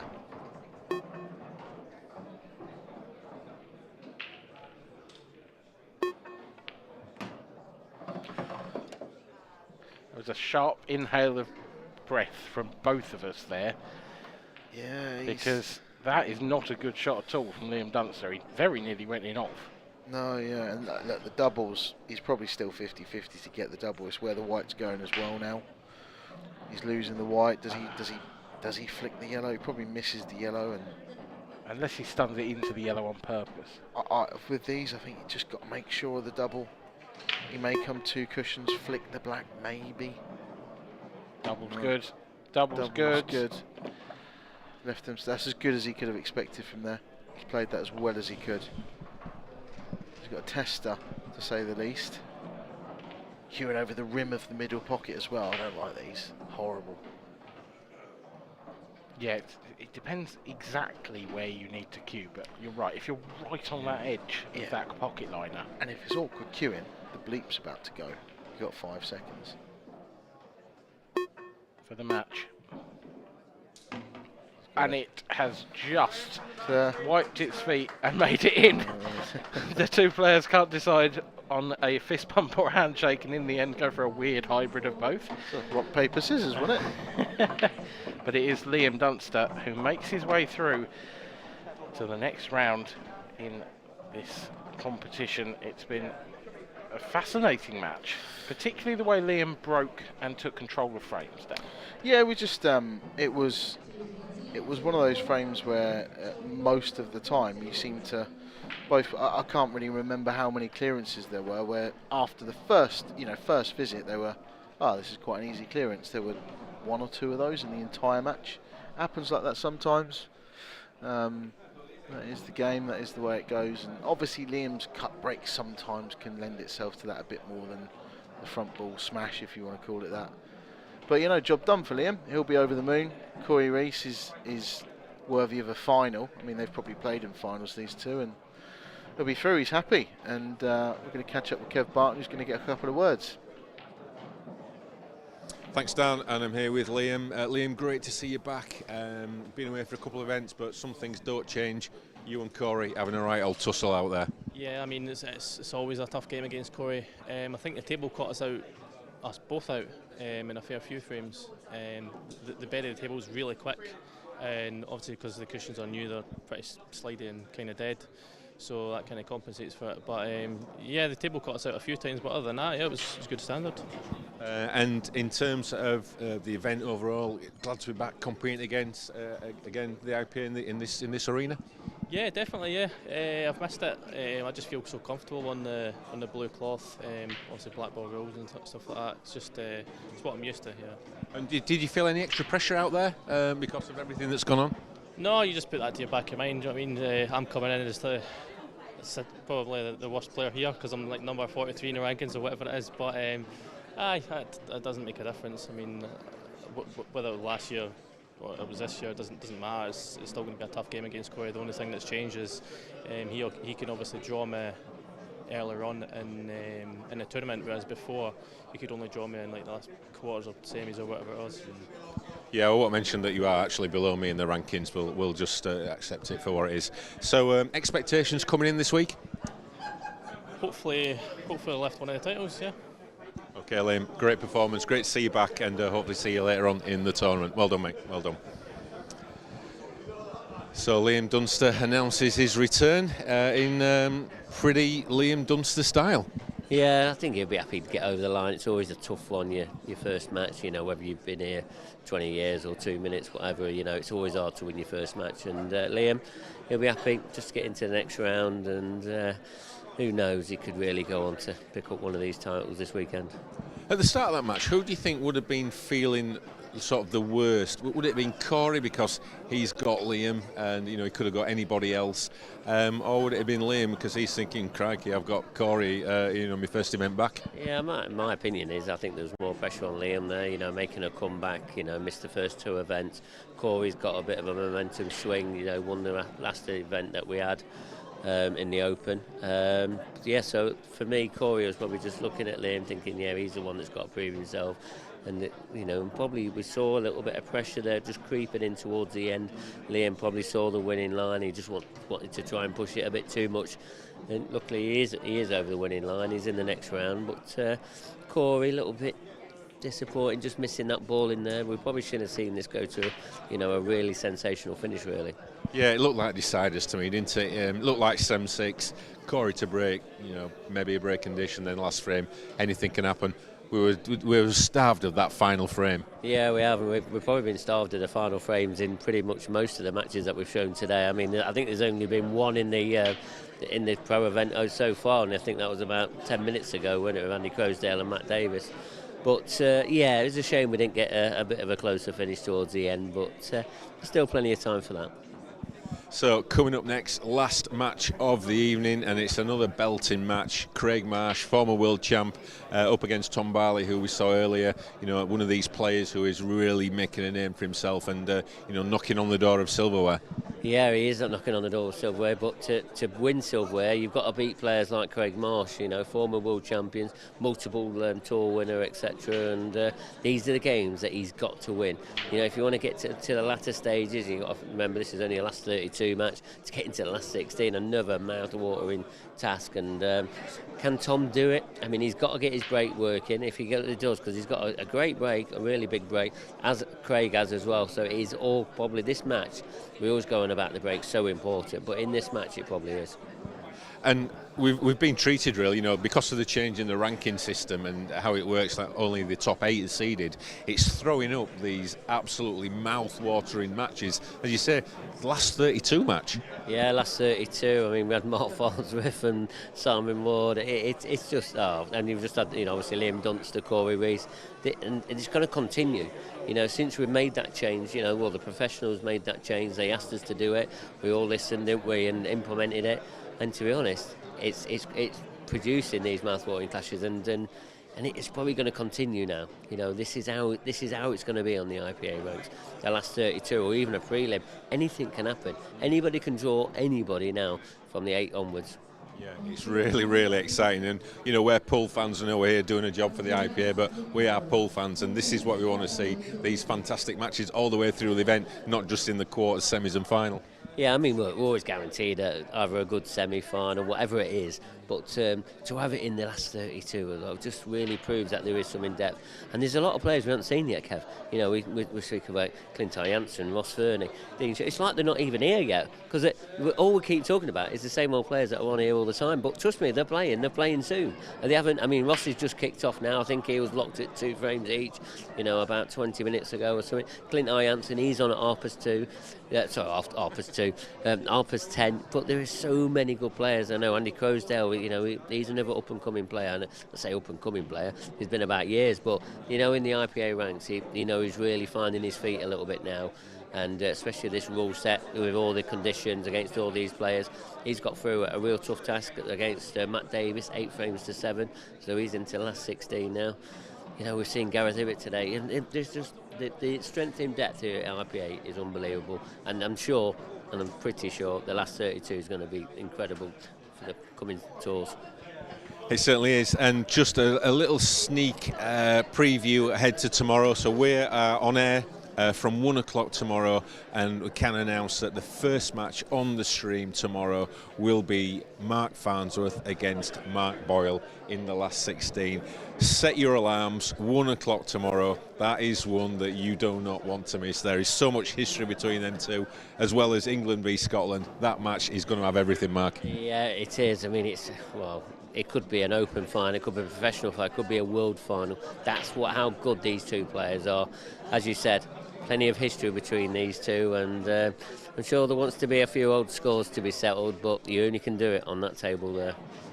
Absolutely. Thanks a lot, Mark. Well, the players are ready. Our referee, who's in the... Scott McMillan is our referee for this one. And so let's get over to the commentary box with Andy Richardson.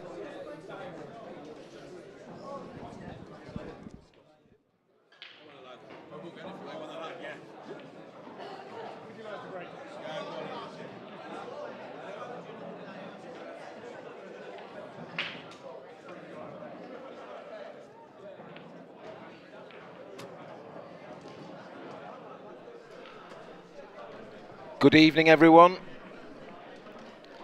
and welcome to Coventry. Final match on the stream this evening. Mouth-watering prospect. Ben Davies against Tom Barley. Two very attacking players. Apologies. It's Craig Marsh against Tom Barley. But as I was saying, two very attacking players. And Tom Barley just seems to be getting stronger as this tour goes on. This could be a very quick match, and I'm joined in the commentary box by Marc Pickworth. How are we doing, Marc? Now then, Andy, how are we doing? I'll tell you what, I've been looking forward to this one. I know this is the last match of the night, but this is our 6th match today. Yeah. We didn't start till 3 o'clock. Yeah, busy. Flying through the matches today we have.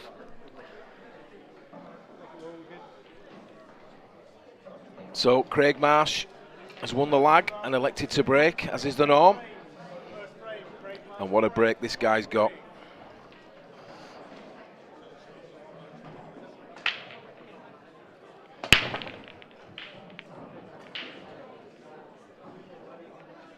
Well, he's dry, and he hit those well, didn't he? Cue ball came straight back up table. Controlled. Well timed, and it's just the game, isn't it? It's a cruel game at times. Yeah, like you said, Andy, he hit them nicely, and but got no reward. Tom's going to get first chance here in this opening frame. Not an easy one. Oh. Well, not as planned, but he'll take it. I couldn't even describe how that shot's gone in, to be honest. He's hit the yellow, then gone down, hit a red, and then made a big pocket. So, there you go. He's not going to worry about any of that, though.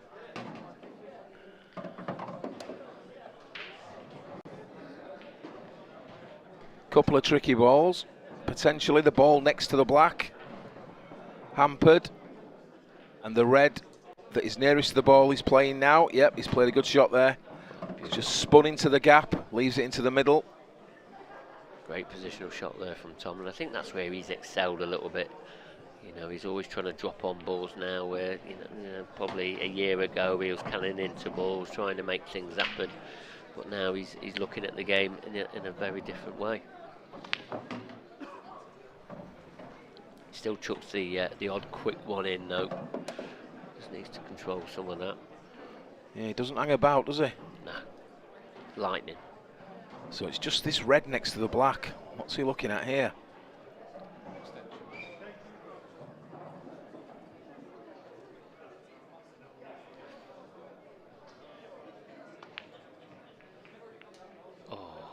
Well, he got the cannon, but he forgot to pot the red. It's always difficult when you leave the most difficult ball to break out last. Yeah, played the cannon perfectly, but obviously played it with run inside and didn't allow enough for the side that he put on it. And that's what's made him miss the pot. So, first ball down for Craig Marsh. He has an awkward yellow top of screen that's stuck to the cushion, but he'd just be pleased to be back at the table. Just looking there where he needs to be to get to the two awkward yellows that are close together.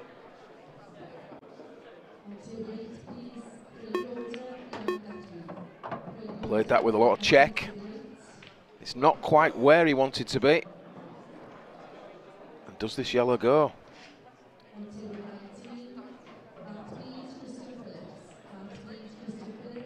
Very tricky ball to middle. He doesn't want to be playing that particularly, does he? So, I think it's a safe, is it?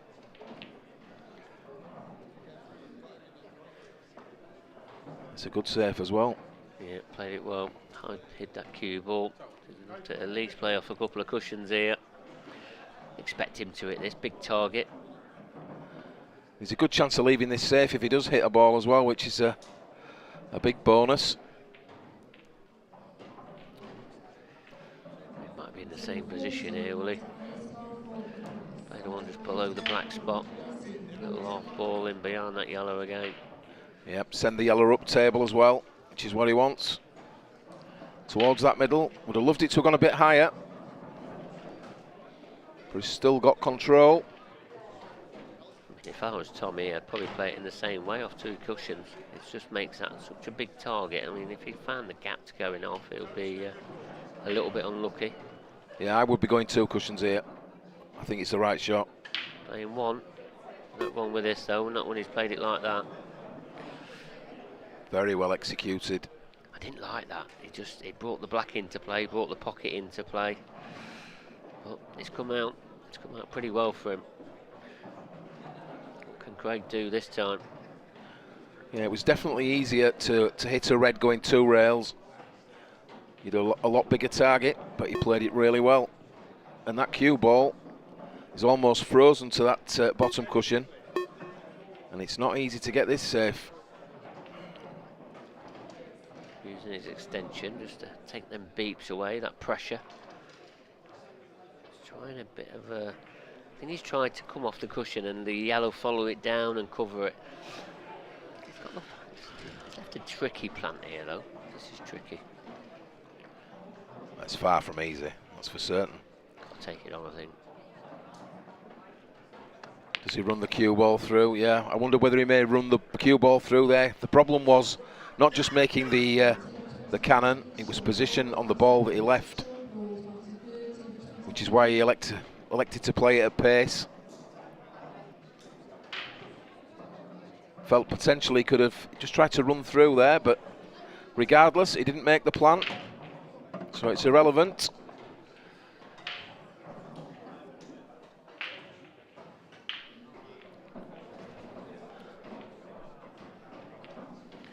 That red that's tracked over to that left-hand cushion, is it making things a little bit awkward for Craig, or can he pot that? Can he get into it? Is he trying now?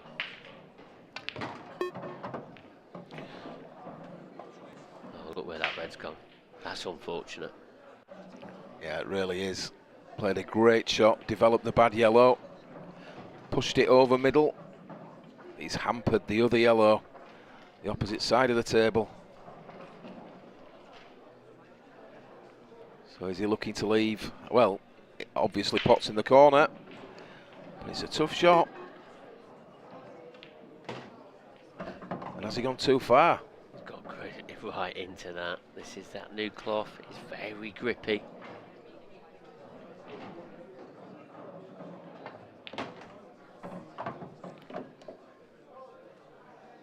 Just a double then, is it? Into the bottom left. I think that's all he's got on here. Could elect to play into the middle if he wanted to and be running right round, which he has. It's just a cue ball, and that's the problem. Got to count yourself unlucky there. It was a great double, to be fair, but he was always going near that middle. Yeah, I didn't know if he could get it past the red board to go into the double in the middle, but yeah, he could. Played the double really well, but the cue ball was loose. Bit of a topsy-turvy first frame, isn't it? It has, and that was a good shot. Just developed that red. Got great position on this ball into the middle. So not the fluent opening frame we might have thought we'd have had, but it's Tom Barley who has this final red into corner, and he's just landed a little short there, but he's fine. So this, for first blood.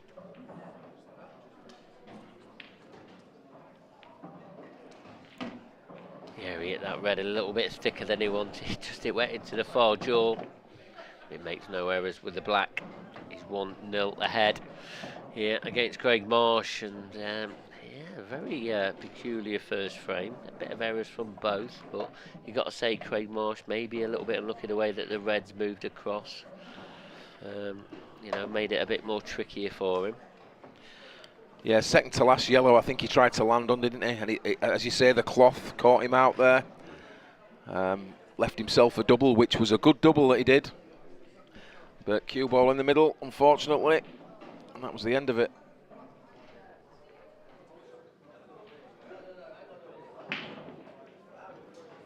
So, Tom Barley to break. Another great breaker.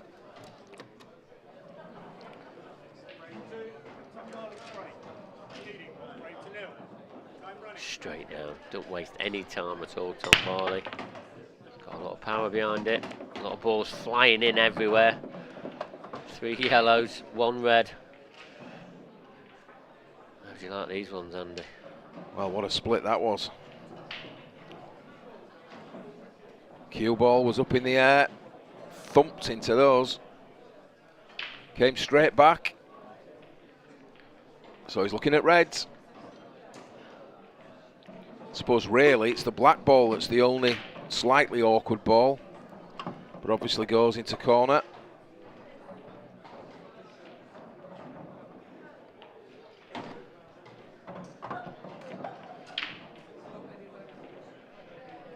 So it's these 2 balls, bottom of table now. He needs a good position here, and he's just dropped slightly short of where he'd like to have been. He'll be able to check this. A lot of side. Played that well.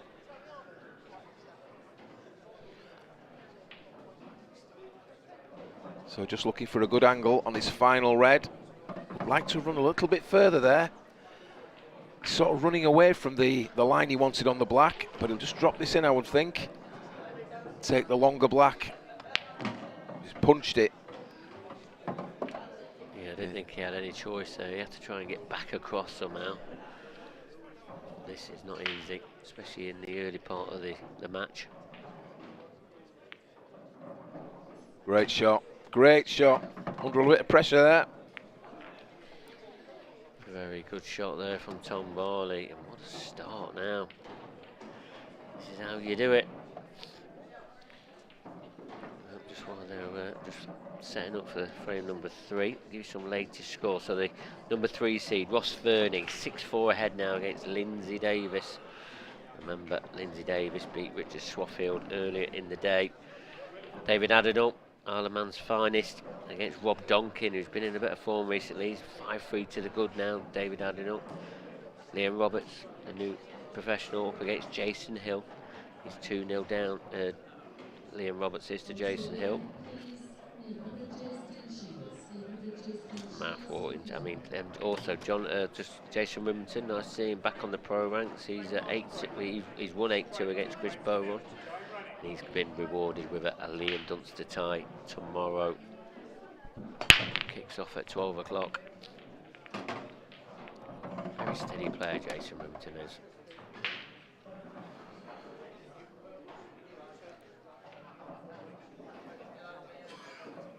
So here we see Craig Marsh's break.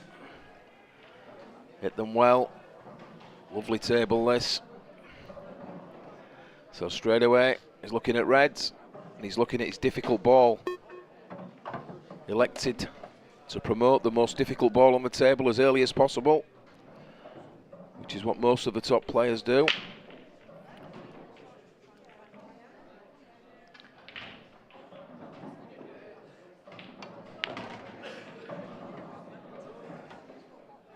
Well, he's lost that slightly. It's not as intended. They've done the hard work, developed that bad ball. I don't think he's on anything here. He's holding his head. I think you're right, Andy. There's nothing on. I think he has an edge of the red that he intended landing on, but he can't pot it. And look at the yellows. There's really nowhere to hide here. Can he play off the cushion and get that red that's over the bottom left-hand corner? I don't think he can. There's enough angle to push it over the corner, just to give Tom something to think about. But when you're 2-0 ahead, this is what he's trying, but he's going to have to play it to his side because he hasn't got the angle. He needs to back heel the, yeah, well, he'll take that, yeah, he'll take it. Yeah, he's got it in the way. Yeah, finished in no man's land there. Not sure if you're aware, Andy, first match on the stream tomorrow at 1 PM. Anybody else that's just joined us will be Marc Farnsworth against Mark Boyle. And remember, that is the last 16 match. There's some match up in it for the last 16. It is, as you were saying earlier, it could be a world final. It could easily be. Some great matches early on in this professional event. What about Gareth, Hibbott, Andy Crowsdale? That's the last Fantastic 16. lineup, yeah. Last 16 match. Cutthroat, tough at the top. So this difficult yellow, what does he do with this? He's not going to waste any time about it. He's decided what he's going to do to it. I think he's obviously going to get into it, try and get it out. Needs a bit of luck, but he's missed the yellow again. He got the yellow out, I think. That yellow went. Yeah, bad mistake. Bad mistake was that. Took his eye off the ball completely. He has blocked that red, I think, to the top right-hand corner. Let's give Marsh something to think about. I don't think he can get that across that top end, can he? Just cover the pocket. I don't know if Craig's even looked at it. If it does go, it's cutting this back. Great pop. Where's the yellow? That's fine. It's disappeared. That was the main issue, was for it to disappear. Gosh, he's a little bit unlucky to finish where he has. Or not leave him another ball in the top half of the table. Yeah, he's not getting a lot of run at the moment, is he? I'm sure this yellow goes, you know. What a cutback this is. Oh, look where this yellow's gone. What was I saying? Yeah. But when you've got a cue ball doing a few miles around the table, you can do now, Craig. Well, you can see what he's going to do. He's going to take the red in front of him, leave the red up table. He's going to leave an angle, and he's going to have to try and play. And he either tries to run in and kick the yellow in, or, I mean, if you're a fan of a skill shot, I suppose that's on. But it just seemed that the balls are too close together. Yeah, I wouldn't be a fan of it, I must be honest. It makes it a bit more difficult when they're that close together. think he cannons into it, but the red's protecting it. Is it the draw? Oh dear. They have a double. Yeah, it's not over yet. He's laughing to himself. A little giggle. He's played it so badly, it's actually come out as well as it probably could have done when he didn't get the cannon. Or is it? Well, straightened up. Yeah.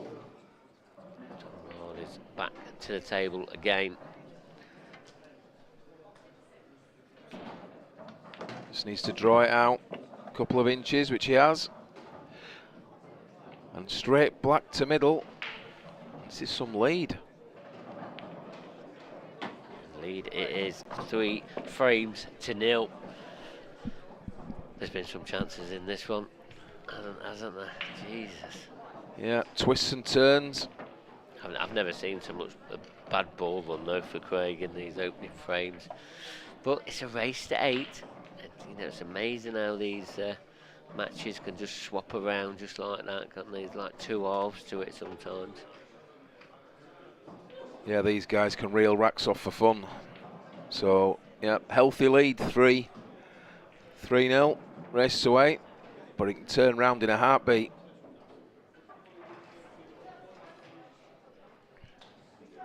Was unlucky there that the yellow was kicked in front of that pocket. But it wasn't a great effort, was it, when he chased down trying to kick the yellow in. And he left himself a double, luckily, but he was a mile away. So, well. Oh, look where the black's gone. That's going to make a bit of a difference. So, I mean, the reds look okay. It's just about that black.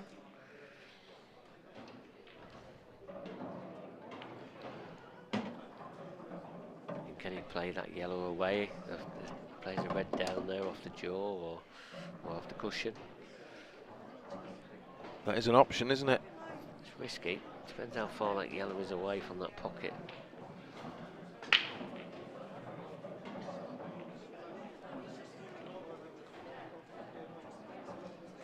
If he was to take the risk and be unsuccessful, the thing in his favour is that the 2 yellows stuck together are a problem. Yeah, played it well. It's not going the way of any reds, so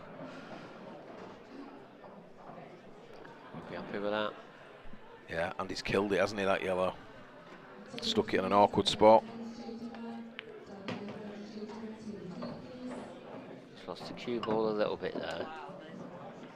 Needs to get back into position this next shot. If not, he will be chasing this finish. Let me assure you, he has to be getting this back into position after this shot. Yeah, just overran slightly. He's still going to take it in the middle. And that's a lovely shot. He's used the yellow there to hold for this red.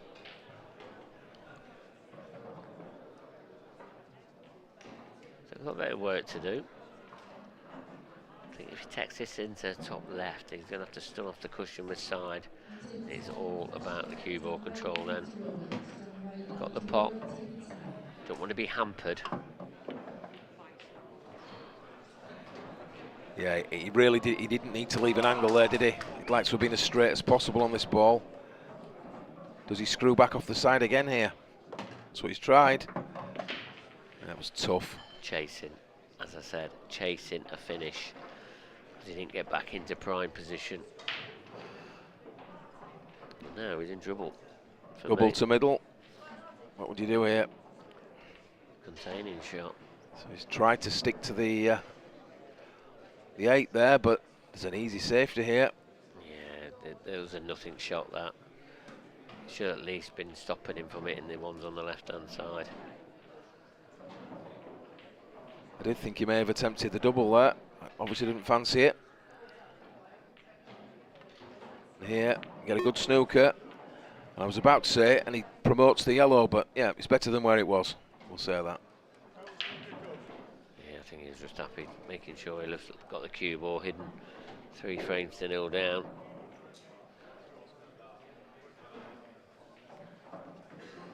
Yeah, just putting on the pressure on Craig. Not many places now to hide the cue ball, you know, not from this end of the table anyway. In the double. Clean as a whistle. Still work to do though, Andy. Still got those 2 yellows that are stuck together.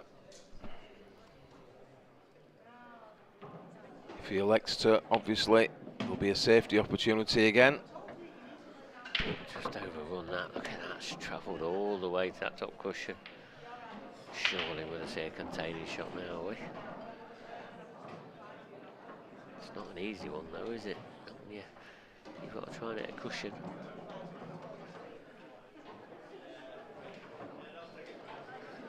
Yeah, he would have been hoping to develop these balls while playing safe, which is what he's done it well, but it was risky. It was. He's worked that out ever so well. Great shot. It's a must-hit ball, this, for Tom. Must hit. If it does, he has hit it.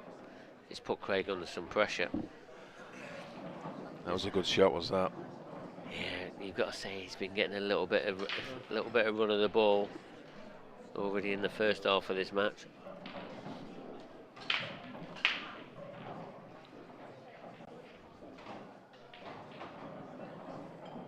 can see the edge of the yellow, but this is a difficult leave.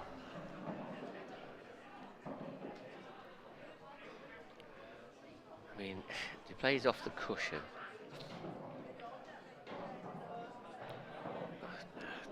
I'm trying to look at a shot to try and get the cue ball up table, but it's not great, is it? So he comes off the cushion, it's a yellow, he brings the middle pocket into play. I think he's just going to have to put up. He's trying to screw it back with control. Where's the yellow doing? What's that doing? What's the yellow doing? Wow. Outrageous fluke. But he'd have loved it to stay over the pocket. If it stayed over the pocket, that was a run of the ball. But going in there, I suppose it's not too much of a run of the ball, is it?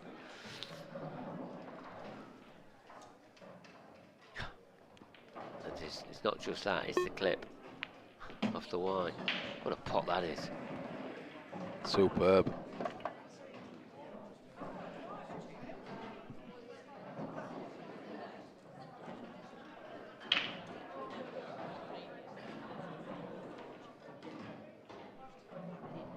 Takes this yellow to middle.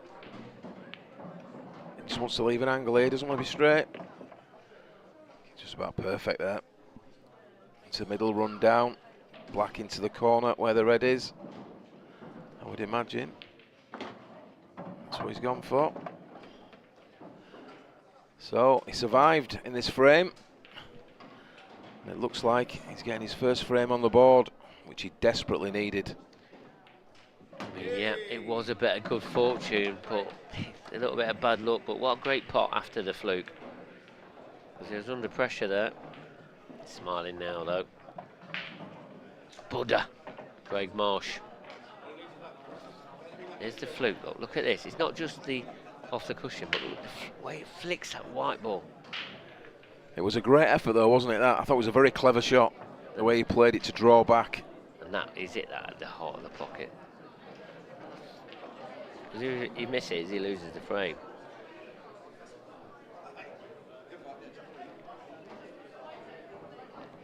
Good clearance in the end.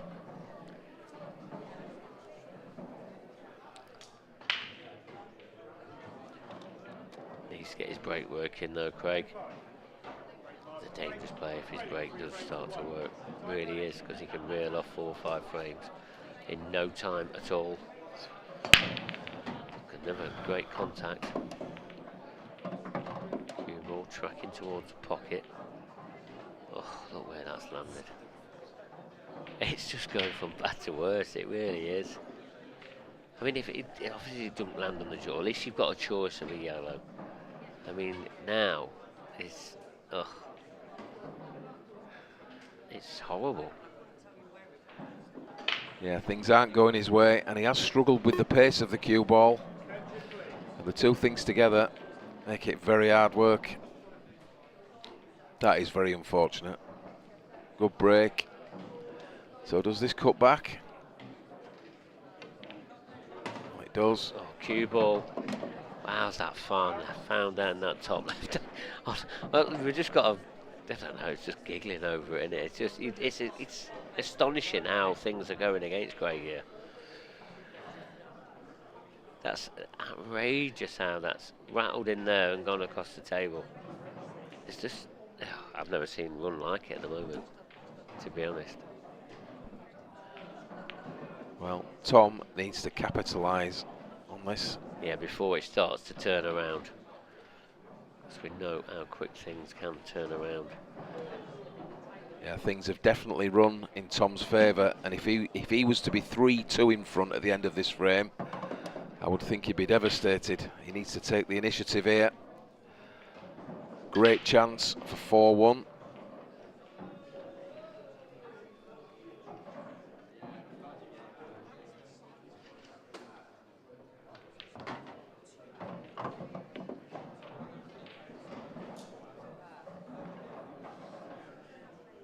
So he's looking at getting on his more difficult ball now.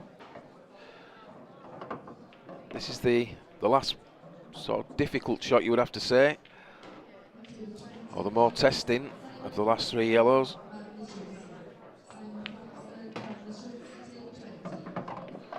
Perfect.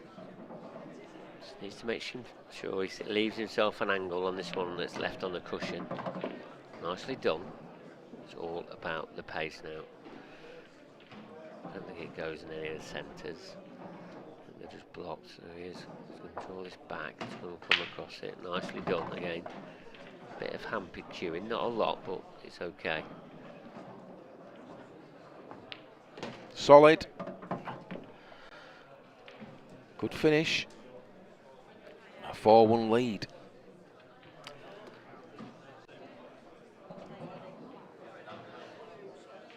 Does he deserve to be 4-1 ahead? Well, I think he's had more opportunities to get there, hasn't he? That's the thing. Yeah. Craig Marsh, when he's been in, he's lost the cue ball a couple of times. I know he's had a lot of bad run, but I think Tom, you know, he's looked the more solid of the 2 players up to press.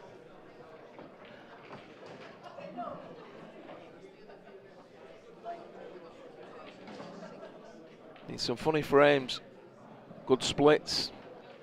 I mean, the last frame there, great example. Craig Marsh, great break. And then right at the last second, the cue ball just finds the jaws of the corner pocket. No fault of his. Struck them well. Need to score there in the top left-hand corner of your screens. David Adenall 7, Rob Donkin 4. That's a bit of revenge there for David if he does go out to take that match. Remember, race to 8. Because Rob Donkin beat him 9-6 in the first tour, the last 8. So it's a bit of a fate, was a bit of a return favour there for him there. Can Tom Barley open up a 4-frame lead? Well, he's taking yellows. Perfect angle as well now. Clattering into balls, anything can go wrong. He's got it out, but it's just a little bit awkward. Does he take it now? Yeah, I feel he may have to take it now. But he's canning into reds, and that's going to bring them reds into play. Where are they going to go?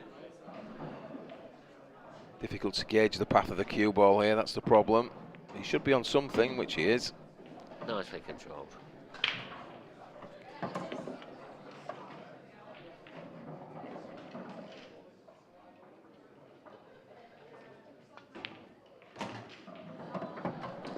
Lands just low of the black.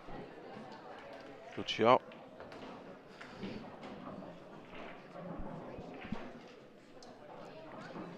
So it's all about the second to last. So yeah, electing to go up table. Little angle. That'll do him. And he's not taking his time here. And has he run too far? Where's the cue ball gone? Yeah, that was very careless, has to be said. Very careless. think the adrenaline got him there. I can't say he's not having chances. These have been gilt-edged chances. Should be easy, 5-1 up now. Massive area there. He's got this shot though. Where's he pulled this from? Where has he pulled this one from? That one's going to hurt.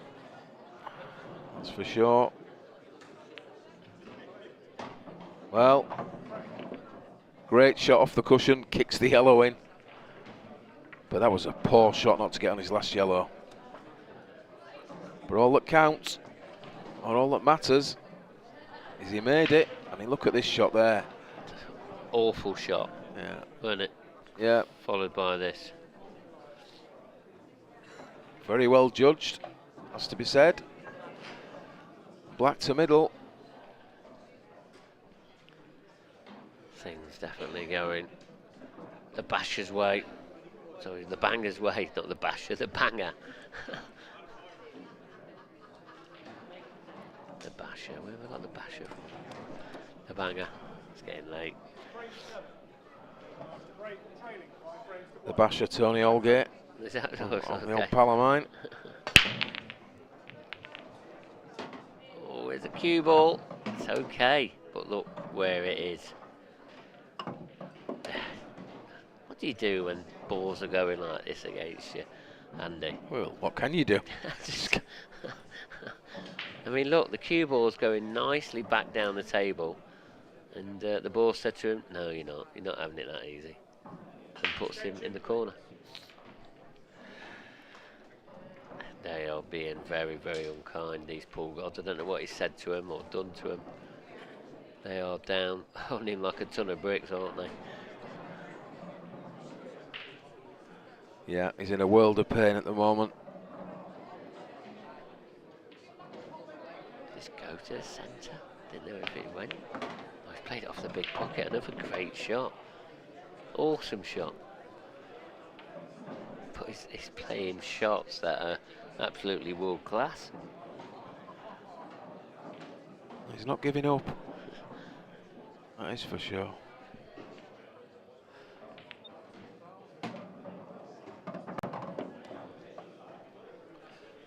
So difficult yellow side cushion, doubles into the middle if he chooses. Key ball in this finish, and he's going to take it now. Out of the pocket. But shorter pace. I think he's okay. You can see this to the middle. But is he cannon? Does he cannon into that red, or does he just miss it? I think it's hard to judge from our camera angles. I think ideally he'd like a little nudge off it. Well, he could, you know, if he got a little nudge off it, he'd have pushed it up to play the yellow in the corner. But he could miss it. That's helped him out. Bit of good clearance this has. I know he ain't got them yet, but deserves them now. 5-1 down, he's had to dig deep here. Great opening shot on yellows. Yellow off a yellow into the middle. Far from easy.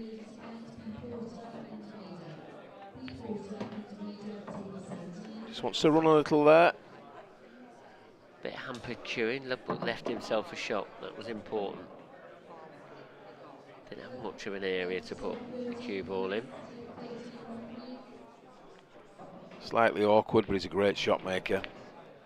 Yeah, nicely done indeed. 5 frames to 2. He's having to work hard at his frames, there's no doubt about that.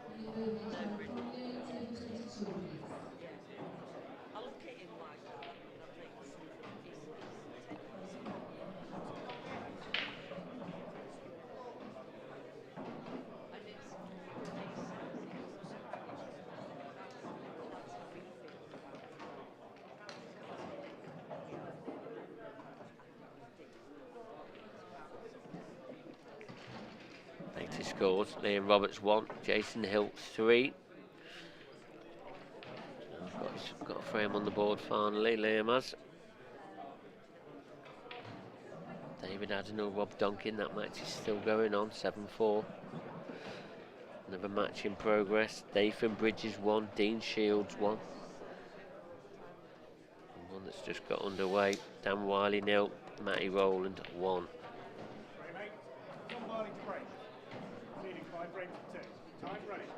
We'll keep you up to date with some of them scores while we're on air.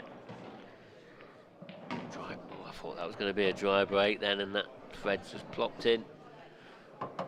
Yeah, very close to scratching. Quite we're going in there. The pool gods are with him. That's an absolute definite.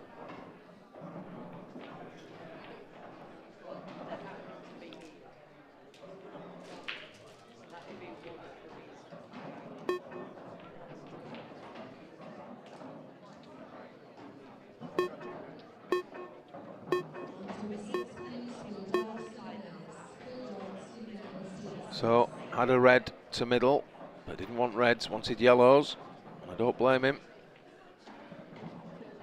So, containing shot. Both players preferring yellows.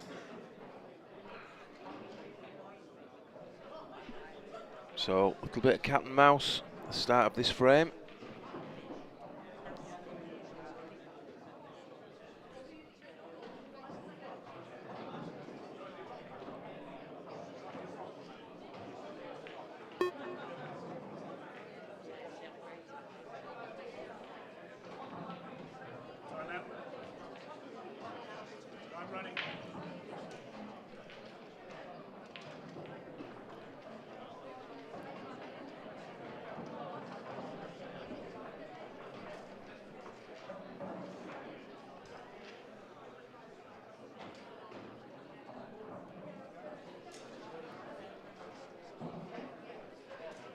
See a bit of this now. Touching ball this time. I'm running.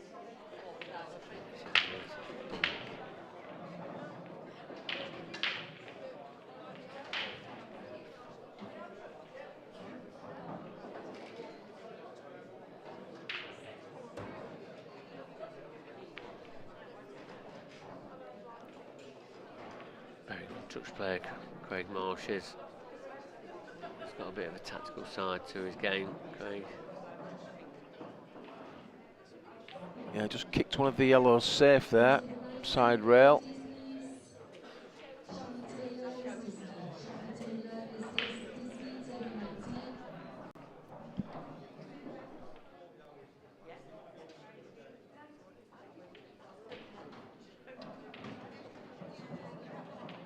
Trying to work an advantage here.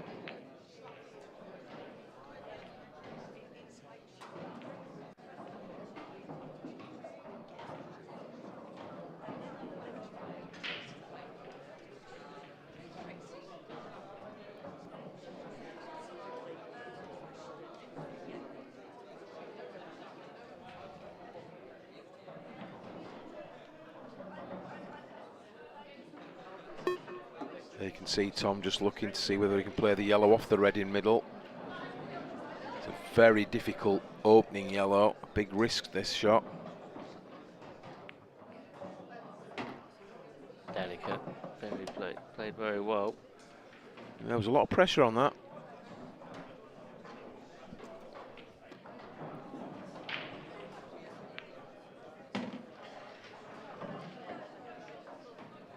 And with that opening yellow, the layout now is inviting, to say the least.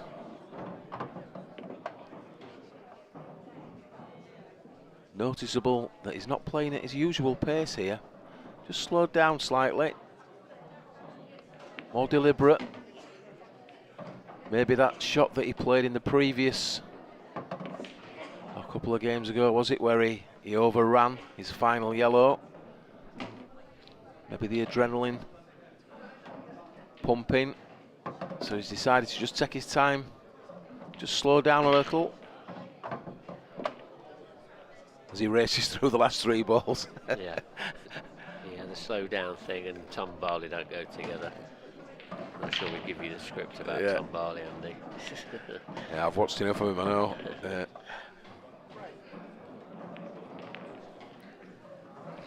races through.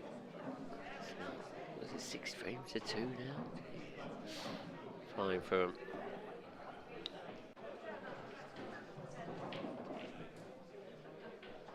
Yeah, great opening yellow in that frame.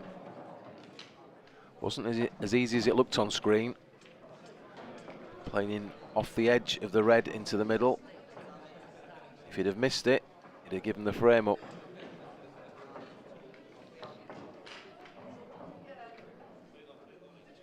(6-2), race to 8.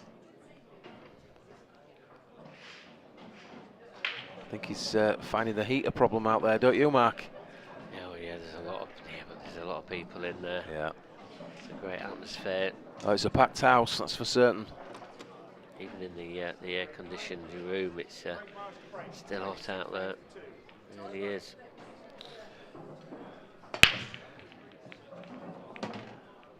Desperately needs to run a rack here, run a frame, get some momentum going. Not breaking very nicely for him. Good connection.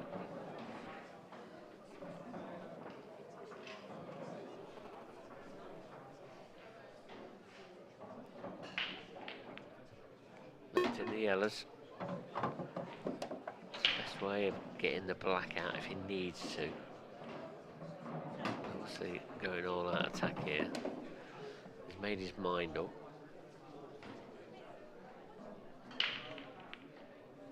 So it's all about the 2 yellows closest to the black. I think he's on 1 now, is he, to the left centre?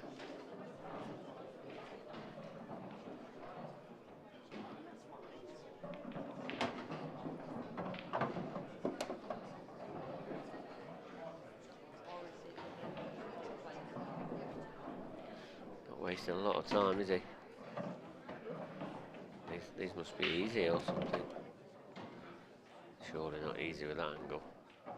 Or are they? Can he hold it? Can he check it from the bottom cushion? You'd think he'd be going away from it a little bit as well. Yeah, he's checking it up, so he needs it to bite. Bite it did. I think he's okay. I think he's trying to obviously cannon the black out as well. He's trying to cannon the black out. He's took the yellow in the opposite corner. Maybe he couldn't see enough of it. And again, with the position on the black there, but it was such a tough pot for him there. Well, he should be in a world of pain here.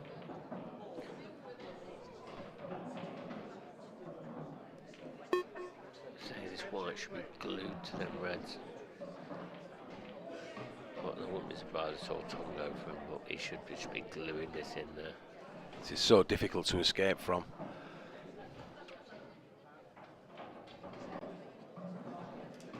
Help. I've seen 2 cushions, but he's playing 2 cushions this side, and anything can go wrong. Yeah. Drawing into the side cut. Well, he just caught the bump there. He's trying to arc the cue ball. Reverse side onto the other side rail, and then it opens out to kick the ball in over the pocket, but massive ask. Unfortunately, caught the jaws of the middle. Yeah, he was asking a lot there. It was far from easy.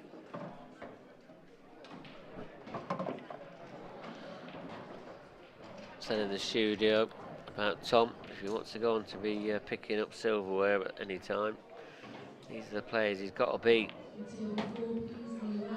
doing just that at the moment. Not been an elegant display for him if he does go on to win this match, but a win's a win.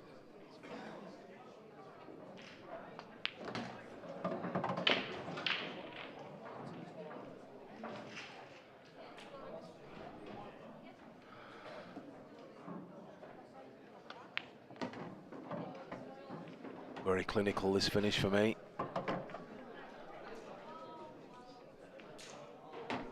Cue ball on a string.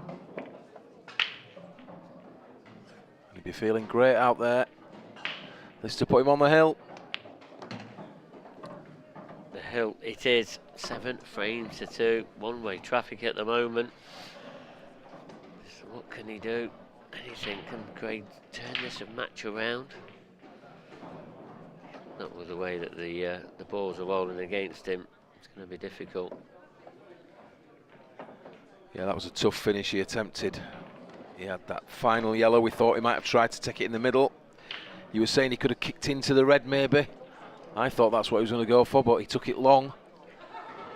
But I don't know if that's what he'd initially planned to land on. But it was unsuccessful. And that snooker that he left there, very difficult to escape from. Stuck between the red and the black. So he's going to have multiple breaks in this match to get a victory. 7-2 ahead. But he'd dearly love to break and clear here. Yeah, we want to get this match over with early. Oh, the balls are split everywhere. First glance, Andy. Well, you can play yellow to red if you feel. You have a red on the side cushion. And I'm not sure whether the red's hampered by the yellow sort of bottom right, but there are no clusters.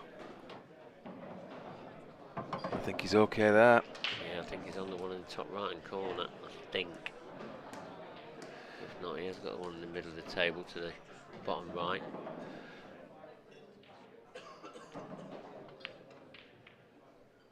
Delicate. Well struck. So it's just the red next to the yellow right of screen. Does that pass the yellow into the corner? I think it must do. We're going to find out very soon, because that's the ball he's going to have to take next.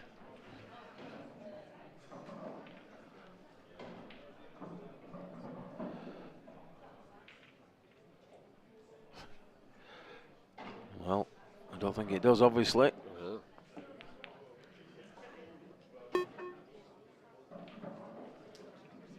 Looking at that camera angle we're looking at now, Andy, I don't think it does.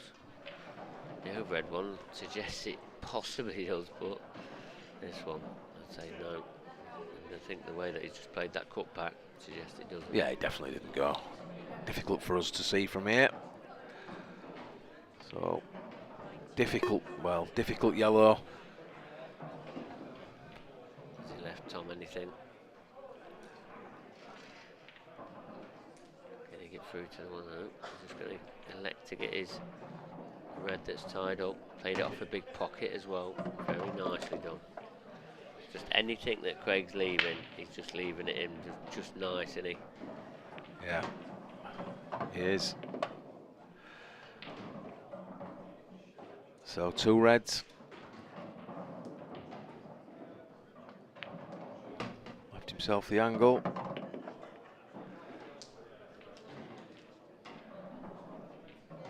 Just wants good shape on this black. Slides past the yellow. Leaves black to middle.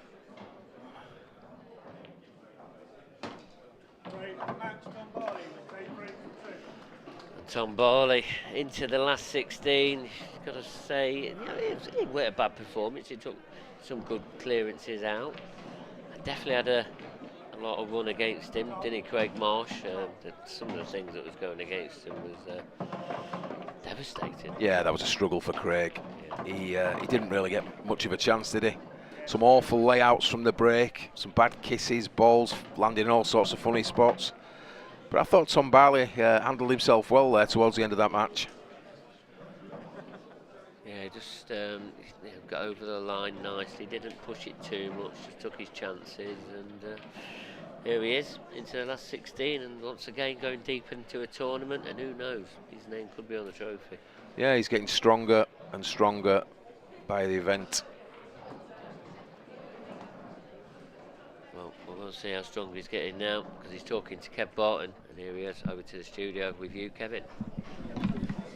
Thanks a lot, guys, and I'm here for the second time today in the hot seat, which is always a good sign. Tom, probably not the best performance, but job done. Yeah, that's it. I dug in a bit there. Craig didn't really have much luck off his break, so a bit bad a run, but I punished him most of the time.